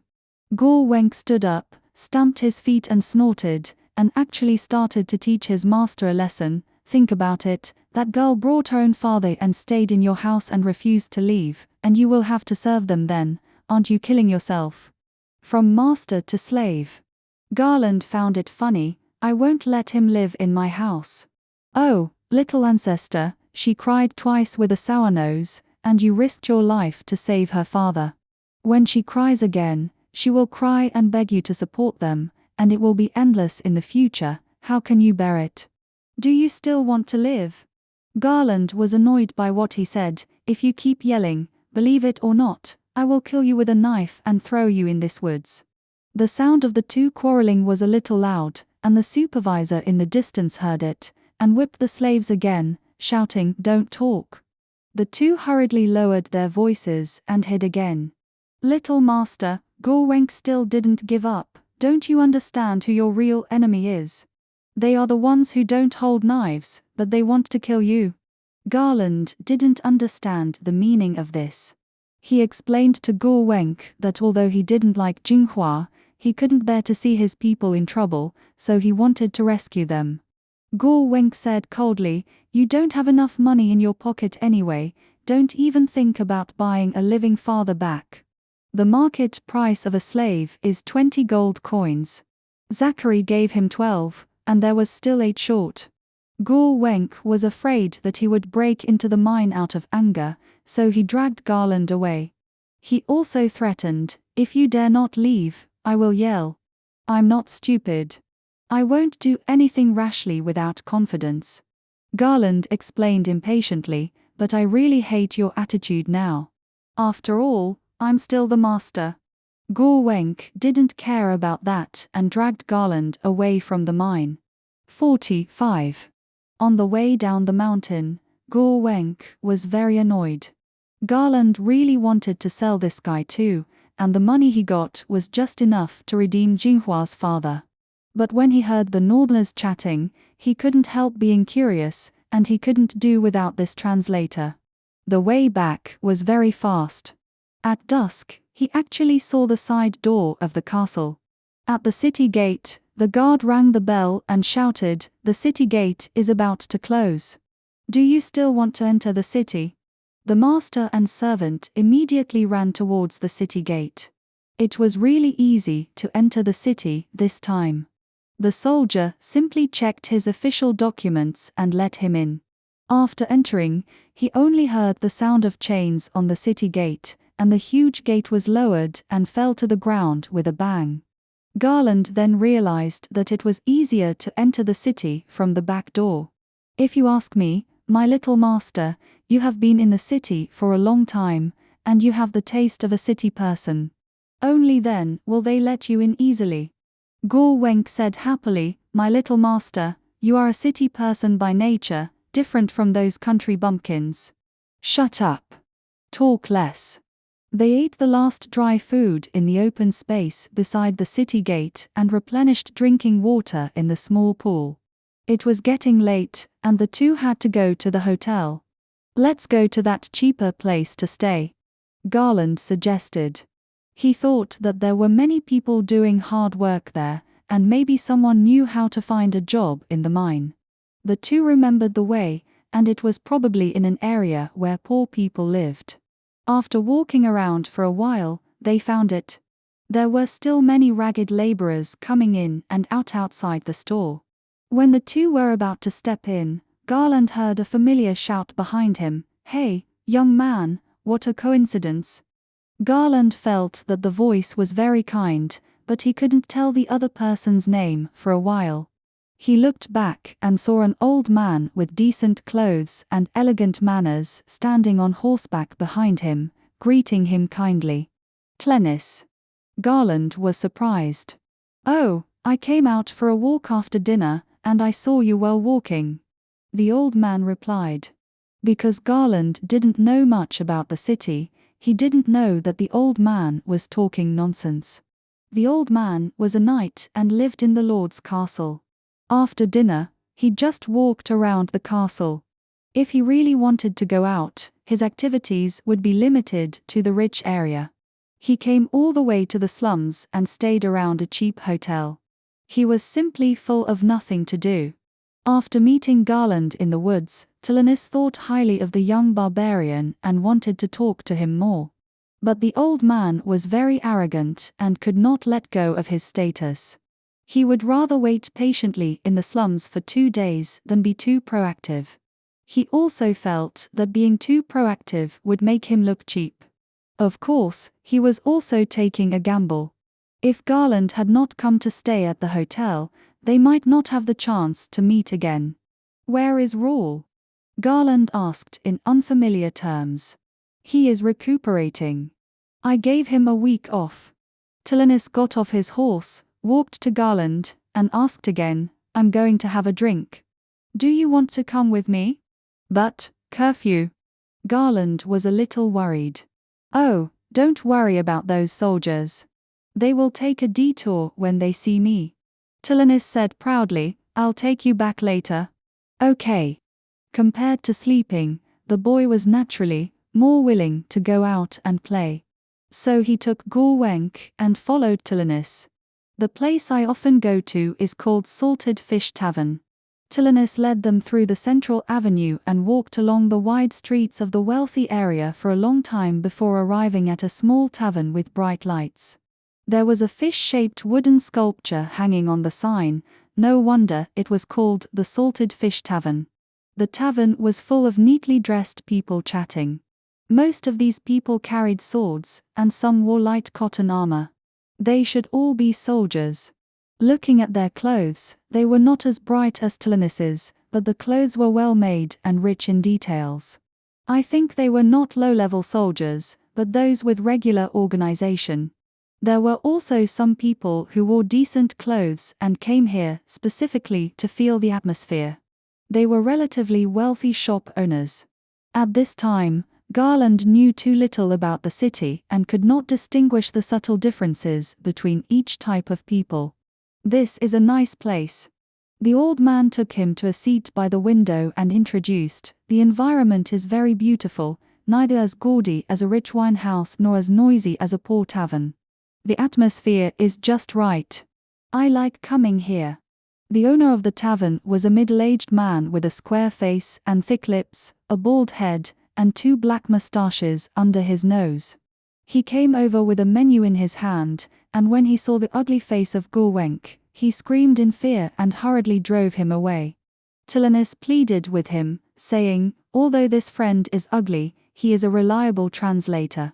If you insist on driving him away, I can't talk to my friend. No, this man is too ugly and will scare other guests in the store." The owner insisted. Finally, the 2 sides negotiated and let Gurwenk stand outside the window. The ugly guy didn't get angry, so he ran outside to stand against the wall and stuck his face in to join the conversation. "I want a glass of rum with pandan and cardamom, and ginger juice." Tilenes didn't look at the menu. He asked Garland again, "What about you, young man?" Garland didn't know a word of what was written on the menu. Gurwenk was a slave and couldn't read. Garland said embarrassedly, "I don't know what to order." "Then you can also have a cup of the same as mine. This is the flavor I recommend most." Gurwenk was not polite and followed up with, "Give me a cup of the same." "Okay, then 3 cups." Tilenes returned the menu to the boss. Then he said to the 2, "You will know later that this is definitely the right choice. Rum is a local specialty, brewed from sugarcane. Pandan and cardamom come from the east, with a unique psychedelic aroma. And ginger juice comes from the southern farmland, with a spicy taste mixed with the smell of soil. Rum with these foreign seasonings will become elusive. Every time Tilenes speaks, it is like reciting." Gurwenk was too lazy to translate so many flowery words, and just said, "He said this stuff tastes good." Tilenes looked at the ugly guy in surprise, and then turned to Garland and said, "You should learn our language so that you won't miss the wonderful rhetoric. You, a vulgar slave, probably don't understand the true meaning of it." Gurwenk's face darkened when he heard it, and he said to Garland, "The old man said that he will treat us. Let's drink to our heart's content." Garland lowered his head and smiled shyly. The tavern owner was at the bar, accurately measuring the spices and shaking the shaker to mix 3 portions of rum. The wine was served in a wooden cup and brought on a tray. The cup was quite large. Garland took a sip of the cup. The taste was very complicated. I couldn't find any words to describe it for a while. I could only say that it was very different from the wine in the wasteland. Except for the taste of alcohol, it was simply too different. It was like the travels in this city, compared with the wasteland where I grew up in the past, it was too different. 46. The old man raised his glass, but was not in a hurry to drink. He first asked Garland whether he had successfully found his tribe. After getting a positive answer, he pretended to ask Garland about his origins. Because there was a cunning translator in the middle, the 2 had a bit of difficulty in communicating. When he learned that Garland's parents had passed away and he intended to make a living in the city to get rid of poverty, the old man's eyes lit up. "Tell me, child, do you like the city?" Garland nodded and said, "It's beautiful here, there are many people, and there are many new things. I am very interested." "Yeah." Tilenes also nodded. New things can always attract the attention of young people. But to gain a foothold in the crowd, you need extraordinary skills. The city is like the 2 sides of a coin. On the one hand, it provides vanity and prosperous material enjoyment, but on the other hand, it will drain people's youth. If you can't correctly understand your own demands, it is easy to get lost in the ocean of desire. When Guo Wenk heard it, "What the hell? So long. What nonsense is this?" He immediately complained, "Old man, can you stop wasting time? Just ask if you can introduce me to a job." Tilinus pondered for a moment and said very cautiously, "I can do my best to help you find a temporary position." "Oh, great. Young master, this old man can introduce you to a job." Guo Wenk shouted with joy, attracting the attention of the people in the tavern. Garland hurriedly signaled Guo Wenk to be quiet. But he couldn't suppress his surprise and asked, "Really?" "Yeah."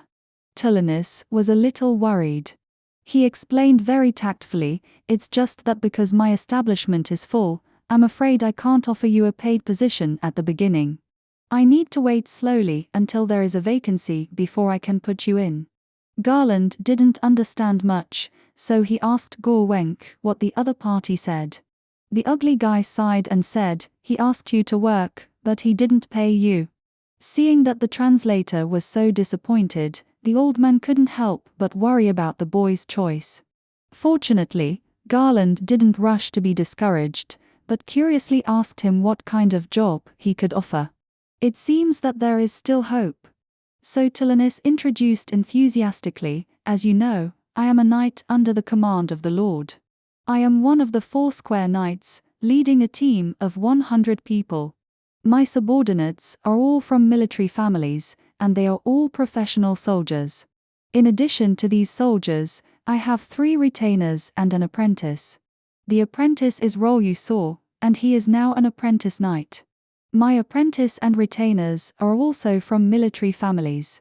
They are all excellent fighters, and they are better than ordinary soldiers.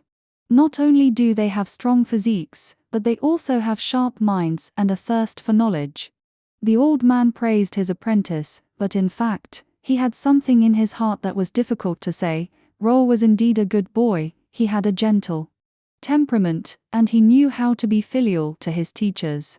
But he was just a little stupid, not talented enough, and lacked some courage to kill. But the apprentice is like one's own child. After taking care of him for a long time, the feelings are deep. You can't just throw him away because of his low qualifications. Besides, they were all sent by respectable families and ranked according to their family background. There were some conflicts of interest, and Tilinus was involved, so he had to do his best to protect Roll. Being able to join the army and become a knight's squire is the best opportunity for young people. No matter what path you take in the future, this is a good starting point. Tilinus added, "I think it's not bad." Guo Wenk listened, without translating, and said directly to Garland, "After all, you are the young master, so let the slaves do the money-making. You should find a comfortable and decent job, eat and hang out."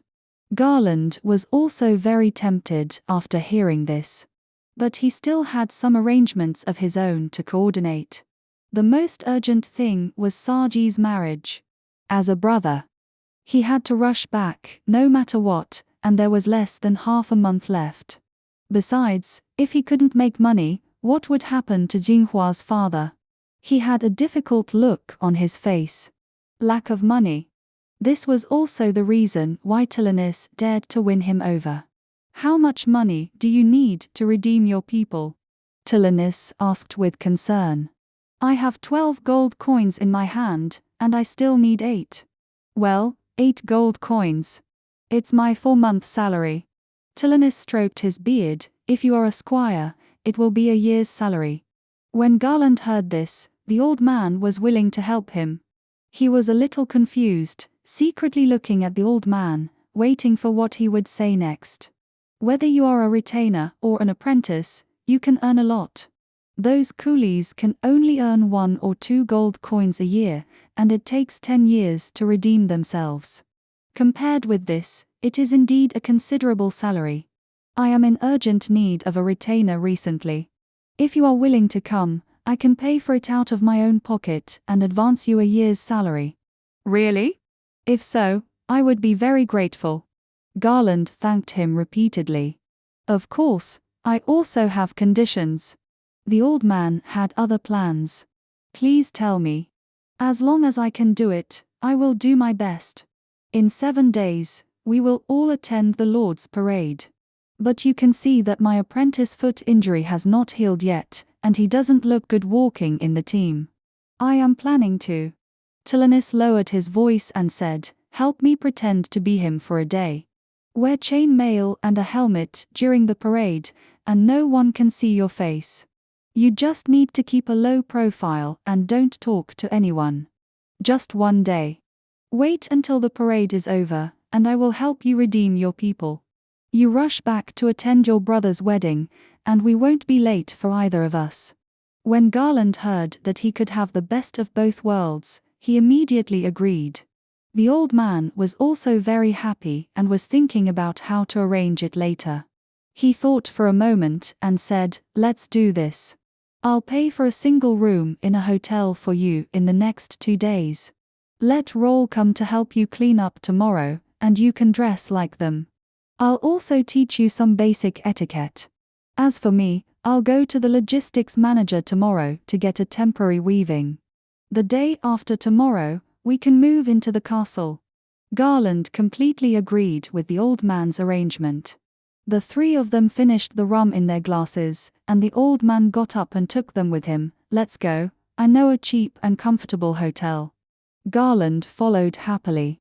Gor Wenk hummed with a smile on his side, and said in a yin-yang tone, young master, as the saying goes, there is no gain without pain.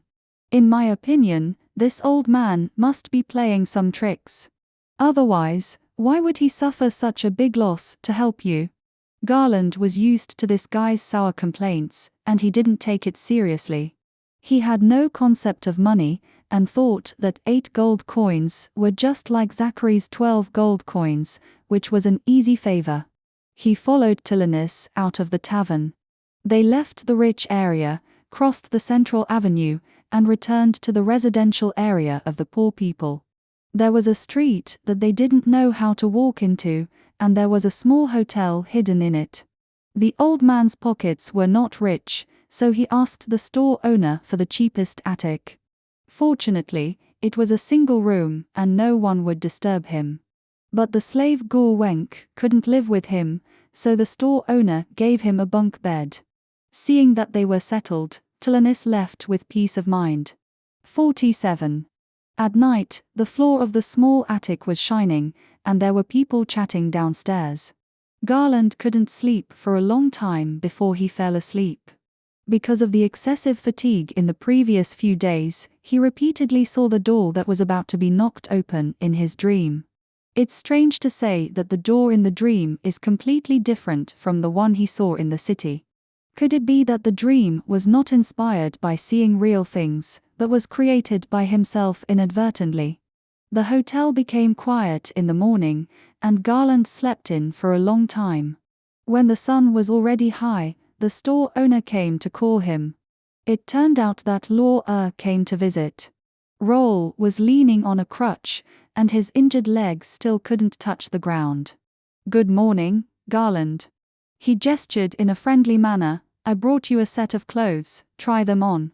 Garland only half understood what he said. But he could understand it by watching his gestures. Garland helped him upstairs, and the two sat in the room for a while. This set of clothes was Roll's old one.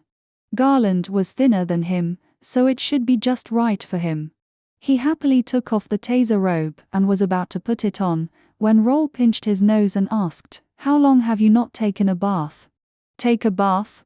This was the first time Garland heard this word, but he understood it by watching the other party's gestures. The winter in the wilderness was freezing cold, and there was no condition for taking a bath. He would wait for another month, when the weather was warm, and then he would go to the river to take a bath. Maybe Roll was disgusted with the smell on his body. I'll take you to the bathhouse. Law suddenly had an idea. Wash yourself, cut your hair, and dress like us. The steward will be more willing to accept you."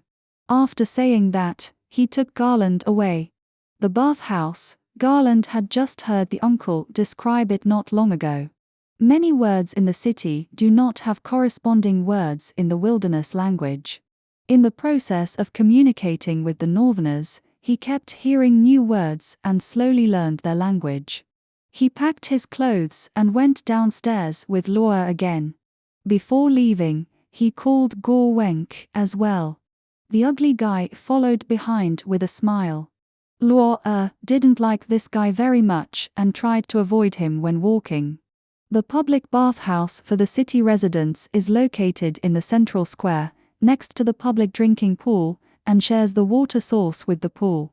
It is a 2-story, dome-shaped magnificent building with stone walls and small windows of colorful glass on top. There were 7 arches supported by marble columns on the wall facing the square, 3 of which were gates, 1 large and 2 small, and the other 4 were separated by stone brick walls. Many citizens came in and out here, and everyone who came out was beaming. Garland followed Roll in. As soon as he entered the door, there was a lobby, where he needed to take off his shoes and then deposit his clothes. The administrator in the lobby would not allow Go Wenk to go in again. When the ugly guy heard that it would cost 5 copper coins to enter, he couldn't bear to spend the money. He stiffened his neck and said with a crooked mouth, "I don't want to go in. Little master, go and have fun by yourself." All the way, Go Wenk was in charge of the purse. In his words, the master just had to give orders, and carrying money and taking things was originally what slaves did. And this guy cared more about money than his own life. He took out 5 copper coins and gave them to the administrator as the little master's ticket. He ran to the open space outside the bathhouse to rest. Garland and Roll took off their shoes and walked in barefoot. There is a barber in the bathhouse, but he charges an extra copper coin for a haircut. "What kind of hairstyle do you want?" the barber asked. Luo stared at Garland and thought for a while. Garland's grey hair is straight, and it won't look good if it's cut too short. "Just cut it to this position." He gestured. Soon, the barber had a neat new hairstyle. There is also a big mirror here. Garland stared at his appearance for a long time. He used to look at his reflection in the water and only knew his appearance roughly. Now facing such a clear mirror, his appearance seems so strange. "So I look like this?" He was very moved. Luo saw it and couldn't help laughing at the side. Next, the 2 teenagers deposited their clothes and walked into the huge public bath hand in hand. Under the dome, there is a circular pool, which is as large as the drinking fountain in the square, and there are also various sculptures standing. The atmosphere on the water surface is hazy. Garland lowered his head to touch the water. The whole pool was warm. He was shocked, while Roll continued to chuckle. "What a huge furnace is boiling water!"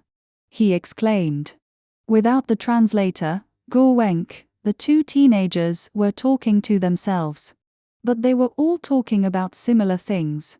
The workers in the bathhouse boil water every day, which is why there is such a spectacular scene.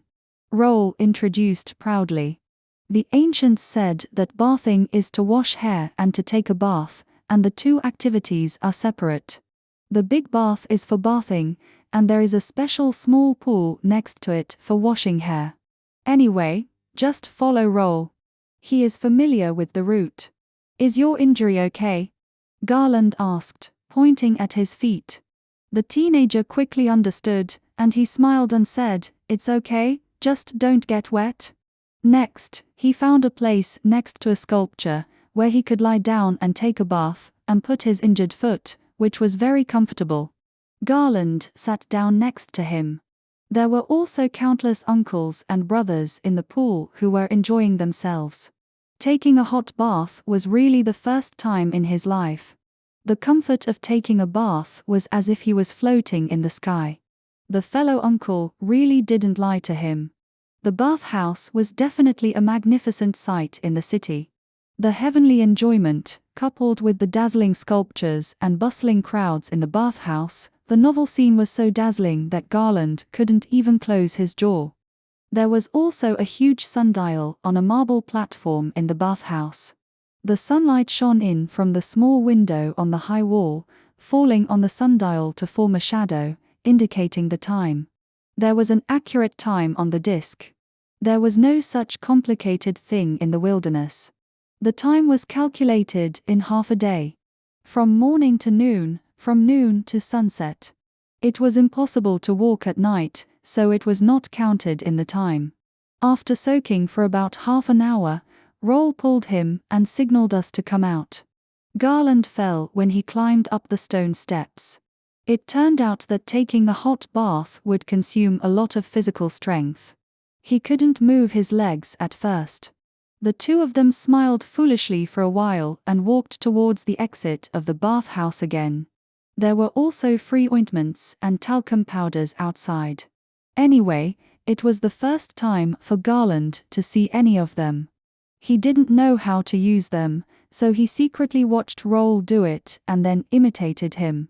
With his slicked back hair and powdered face, and wearing a city shirt and tight pants, Garland looked like a local.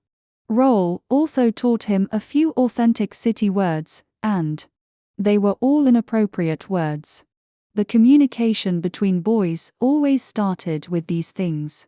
The two walked out of the bathhouse, talking and laughing, and Gore Wenk was still waiting outside with a hungry stomach. They went to have a big meal again, and this day was the most exciting day in their lives.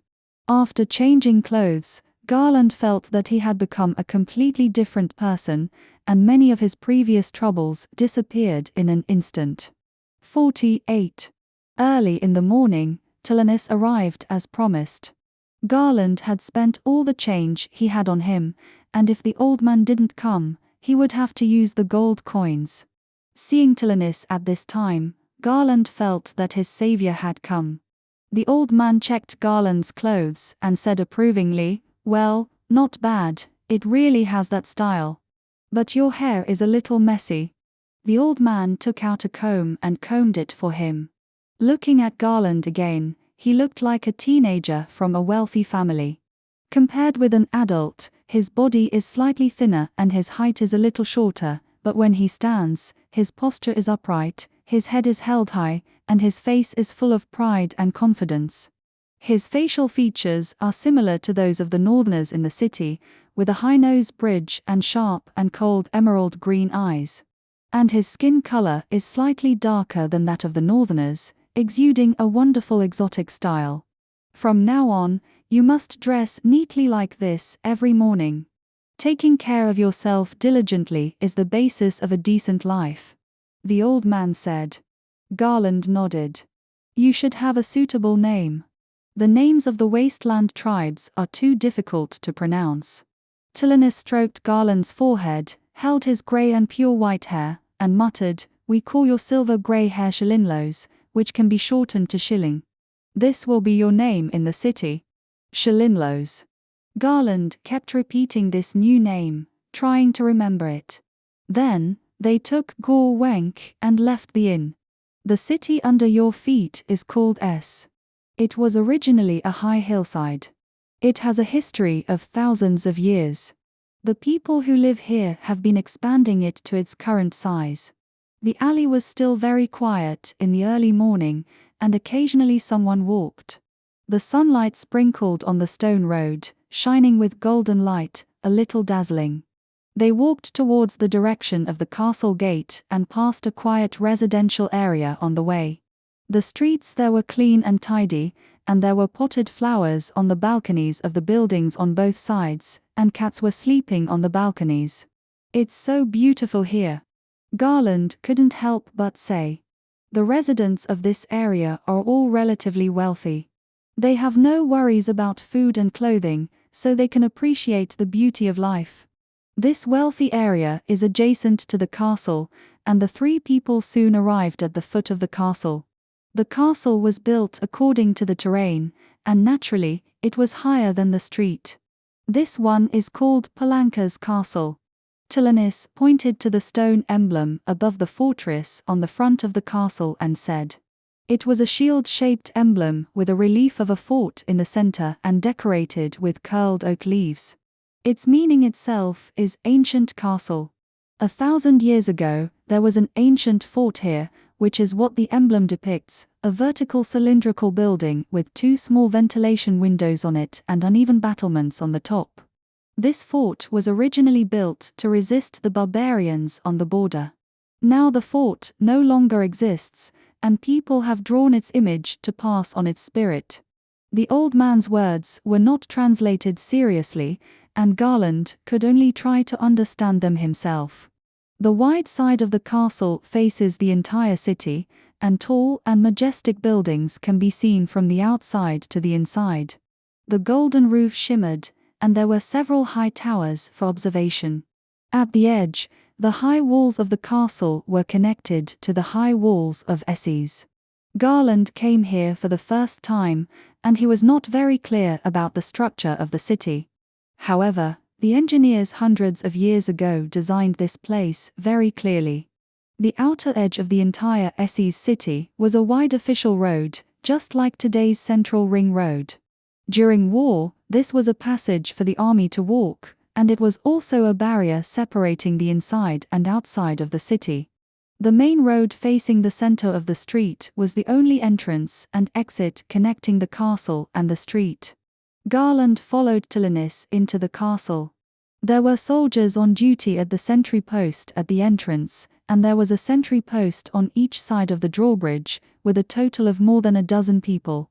Seeing the night coming, they briefly asked about the itinerary and respectfully let him pass.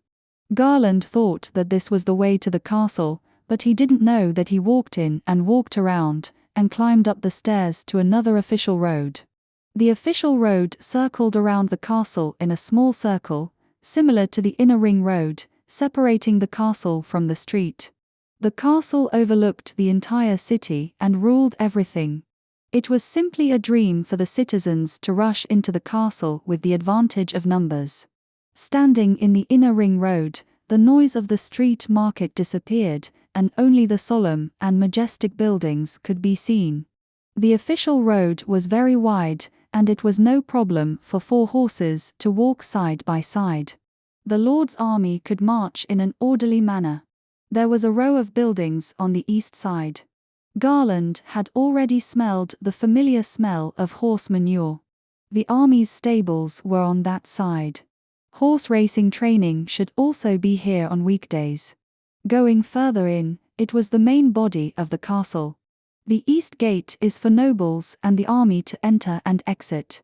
You, as a temporary attendant, are also a member of the army, and you usually enter and exit the castle from here.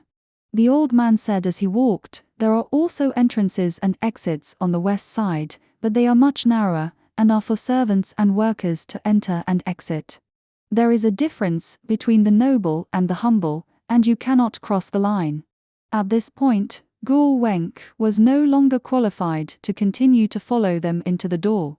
The old man ordered him to wait outside the west entrance, and someone would come to arrange for him later. After entering the gate, a large open playground came into view. It turns out that the castle itself is also a small city surrounded by high walls. The area of the entire castle is roughly equivalent to 4 times the tribal camp, and the scene is extremely spectacular. Such a large area is divided into several different areas, which are various training grounds. And the long main fortress should be the barracks where the soldiers live.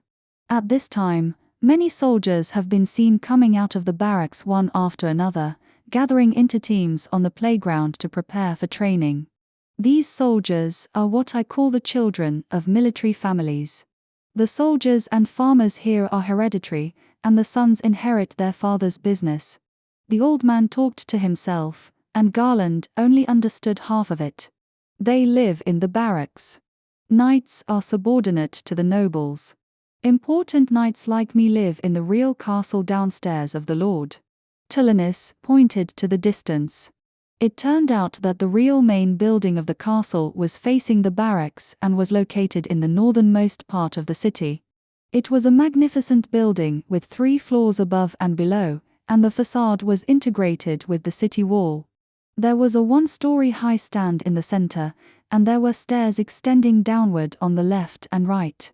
Below the stand was the main entrance of the building. There were also many arched windows on it, and the location of each room could be roughly guessed. As a knight squire, you will also be assigned a dormitory in that building, right next to my dormitory. Hearing this, Garland's heart was beating with excitement. The main building is what Tilenis calls the castle. The outside is nothing more than high walls and watchtowers, and the long fortresses on both sides are barracks and servants' dormitories. The castle is backed by a vast forest. I guess the scenery outside the Lord's window is very nice. The design of this castle can be described as solemn and strict. As long as there are soldiers guarding each sentry post, the enemy can't attack even if they have wings. Thinking of the tribal leaders' relish in looking forward to conquering this castle, it's really a pipe dream. As the two walked, Tilenis continued to introduce, the owner of the castle is the Parlani family. Our lord is called Eden Parlani. When you see him, you must bow your head and call him master. Of course, it is unlikely that you will meet him directly. Garland listened carefully. You may often see other knights, they are also masters. You will work with another of my servants on weekdays. If you don't know what to do, just follow him. Don't leave him and act alone. Keep a low profile these days. Okay. Everything in the castle was too new to Garland. He couldn't think of anything to say except nodding his head. It's such a wide place. Even if you live there for a whole year, you can't figure out the mystery. 49. The old man was talking big all the way in front. When he was about to reach the downstairs of the main building, he turned around and found that Garland was gone. It turned out that the boy couldn't understand his long speech more, and his mind was no longer on it. When they passed the playground, the scene of soldiers training attracted the boy's attention. He was curious and went over, and unknowingly separated from the old man. Hey, what is this? Garland's eyes lit up and found a thing he had never seen before. To be precise, how could he not have seen it before? Isn't this the bow he is best at using? But the shape of this bow is really strange, with short arms that turn outward. Of course, this is the state without the bowstring. But this bow is fixed on a 7-foot-long wooden handle, which has grooves and a firing device. At this time, Garland didn't know that there was such a thing as a crossbow in the world, so he stood by the weapon rack, waiting to see how others used it. At this time, a sturdy soldier came over. The other party was very friendly with a smile. Garland greeted him in an unfamiliar northern dialect, and the man also responded. However, the other party didn't say much, but quietly picked up the crossbow in front of Garland and walked back to his team. Not far away was the soldiers' shooting team, a lineup of 20 people, standing in a horizontal row. And the man was skillfully instructing the soldiers how to use this weapon. Garland also joined their team and learned from them. Such a small bow can't be pulled open after the string is on. He also saw the soldier use the capstan behind the handle to pull the bow, and then use the trigger to trigger the arrow. Looking closely, the winch and trigger are all made of iron. It is hard to imagine how much time and skilled craftsmen it took to make them. The arrows used by this bow are also very rare. They are almost as long as the palm of your hand, thick and heavy, and are tailored to the structure of the crossbow. Garland watched them shoot again. Seeing how clumsy they all looked, he couldn't help but want to compete with them. He didn't bring his recurve bow to the castle, so he also took the crossbow from the weapon rack and learned to shoot like them. This weapon is easy to learn and is more like a toy. The target is very close, and there is almost no need to consider the elevation angle. When aiming, there is an auxiliary device at the front of the crossbow. Garland quickly figured out the tricks and had a lot of fun. The training content of these soldiers is not only the accuracy of shooting, but also the uniform action. They will hide behind the shield and load the arrows under the unified command of the squad leader, and then all hold their bows and arrows for a few seconds and shoot at the command. Such a scene is amazing and eye-opening for Garland. So many people actually did the same action at the same time. There was no such thing in the tribes of the wilderness. The tribesmen were both soldiers and civilians. They only hunted on weekdays and went to war when the leader summoned them. The weapons they used depended on their personal preferences, and there was no fixed way of fighting. When fighting, everyone was in charge of their own business and fought however they wanted. He looked at the other teams on the playground. Some had swords and some had spears. Marching in step and advancing and retreating at the same time were the basic contents of their training. If all the soldiers on this playground attacked in unison, I really didn't know how the tribesmen would resist. Garland was lost in thought. The team leader came over and said a few words to him. He didn't understand a word, so he had to smile at him. At this time, Tillenis found him from the crowd. After a few simple greetings between the old man and the team leader, he urged Garland to catch up quickly, as they had to report first. There are many people here, and the relationships are very complicated. Some of them are my enemies. In order to avoid being caught, you should not follow them around. In the future, apart from basic work, you should stay in your dormitory to rest. The old man said word by word. Garland had no choice but to nod and obey. The two crossed the playground, walked up the steps of the castle, and entered through the side door. In this castle, there is another wonderful and magnificent scene. The first thing that came into view was a magnificent hall, surrounded by carved beams and painted buildings, shining with gold and luxury. There was a long table in the center of the hall, and at the end was the Lord's throne. This is both a meeting room and a banquet hall. Although there was no one at this time, one can imagine the grand scene when an event was held. Garland couldn't help but walk towards the hall. Tillenis grabbed him and said, "Go this way." The two turned and took the corridor on the side. The narrow windows on the high wall let in light, and the corridor seemed a little dark. At the end of the corridor, there was an office. An older old man sat inside. This was the general manager of logistics. He was wearing a wide robe with big sleeves, his head was bald, and there were a few white hairs on the back of his head. His face was full of wrinkles, and he wore a pair of glasses on his nose. Don't be fooled by his appearance.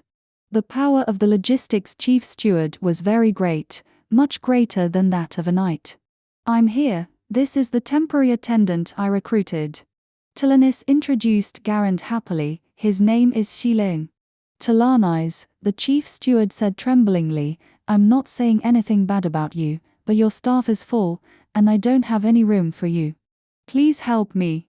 Tillenis smiled, "You also know that my apprentice was injured recently, and can't help me with many things. I'm in urgent need of a man now. He can only live in the same dormitory with your other attendants. He needs to sleep on the floor." The chief steward said, "Okay, no problem. And I can't pay him a salary. It doesn't make sense for you to have so many subordinates. I understand. I will negotiate with him myself, please rest assured." This point had been discussed in the tavern the day before yesterday. Shiling did not have a regular position and could not receive the salary of the castle. But Tillenis will pay for it himself. The butler took out a thick register and wrote down the name Shiling. Then he stood up tremblingly, walked to the big cabinet, and took out a copper key. "This is the key to the dormitory. Remember to lock the door when you go out. And this," the butler signed a palm-sized parchment, "this is your pass. You need to show it when entering and leaving the castle." Garland took these things carefully. Tilenus chatted with the butler for a few more words, and then took Garland out of the butler's office. Let's go to your dormitory." The two left the office and went up to the second floor along the stairs on one side. "The first floor is the office area, and we knights live on the second floor. The squire's dormitory is next to me," Tilenus said, and the two came to the dormitory. His dormitory was very close to the stairs. The lord and his family live on the third floor.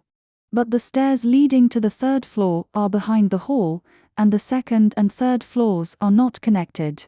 "You little brats don't want to get the eldest lady." Garland didn't know who the eldest lady was at this time. The dining hall and servants' quarters are on the west side. "Let's settle down first, and I'll take you to dinner later." Tilenus opened the wooden door of the dormitory and was surprised to see a young man resting on the bed with his legs crossed. Tilenus's face turned serious and he scolded, "Why are you hiding here and being lazy in the broad daylight?" The young man quickly stood up and greeted him. Tilenus ordered, "This is my newly recruited servant. He lives with you. Help him make a bed on the floor." 50.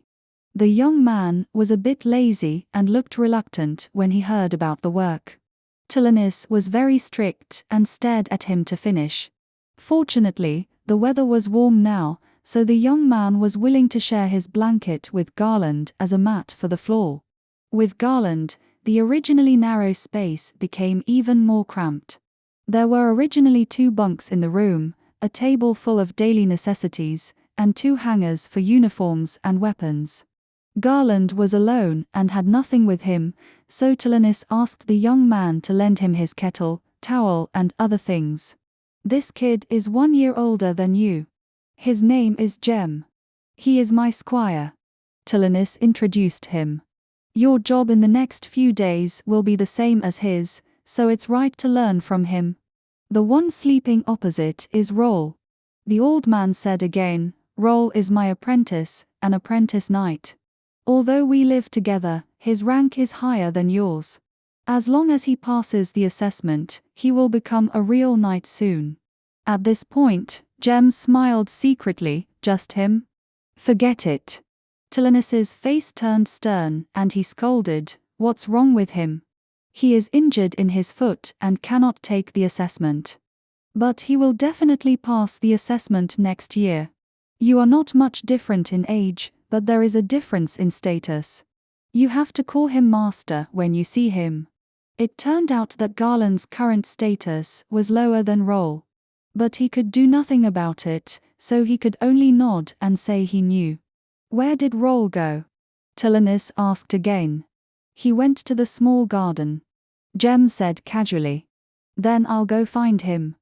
Jem, take Garland to the cafeteria to wait for us." "Okay." Jem obeyed. After saying that, Tilenus left the dormitory in a hurry. Jem muttered, "With Roll, there is no way he can pass the test. The injured foot is a perfect excuse. It would be better if he gets injured every year during the test, so that he can escape forever." Then he stretched, "Come on, newcomer. Let's go eat." The two left the dormitory, locked the door and went downstairs. The dim staircase on the side of the castle connected to the first floor. There was no staircase going up. No wonder the old knight said that the upstairs was not connected to here. Jem walked in front with big strides, and Garland followed at a trot. He also took the opportunity to ask some very curious things, such as, "What exactly does a squire do?" "Just do odd jobs." Jem answered with some disdain, "When the knight goes to war, you help him put on his armor, help him lead his horse, and help him hold his spear. When he is thirsty and hungry, you help him pass food, or if he has any requests, you just do it. Isn't that a servant?" No, squires are much higher than servants. Those who do laundry, cooking, and cleaning are servants. Our job is to serve the master in battle. "Oh, so we have to fight too?" "Actually, we don't have to." The boy suddenly stopped, thought about it, and turned back to Garland. "We don't need to fight. Fighting is the knight's business. We only need to serve them when they fight. Garland was stunned. The personnel division in the castle is so complicated, and there are people who specialize in serving the knights in battle. But he couldn't understand it, no matter how hard he tried. How could this be possible? When facing a powerful enemy, how could anyone just stand aside with lunch and drinks, and watch another person go through life and death? People like us are not as good as the best, but better than the worst. There is no disadvantage except that we have to endure the bad temper of our master. It is a good job that everyone envies. Jem was full of praise for his job. Our master is old and confused. He has more time to rest and less time to move around every day, so we can relax too.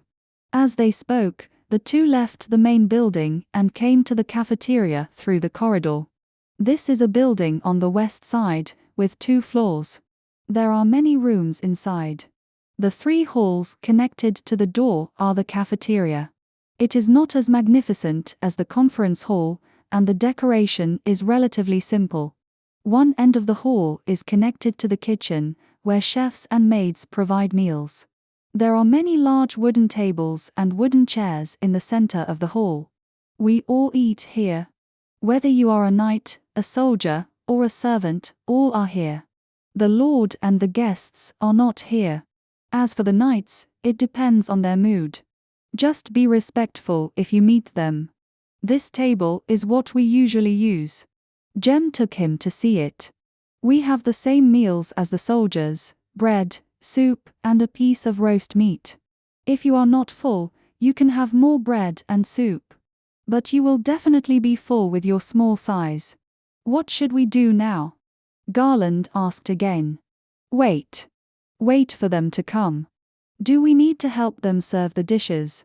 No, that's what servants do. Jem raised his head and stood by the dining table. Our job is to accompany the masters to eat. Then play with them in the afternoon and make them happy. Garland almost doubted whether he had any misunderstandings about the northern language. He stood beside Jem. He thought to himself, in the tribe, he also played with Sage all day long. Was he considered a brother, or more like a squire? After waiting for a long time, many people in the castle came to have lunch one after another.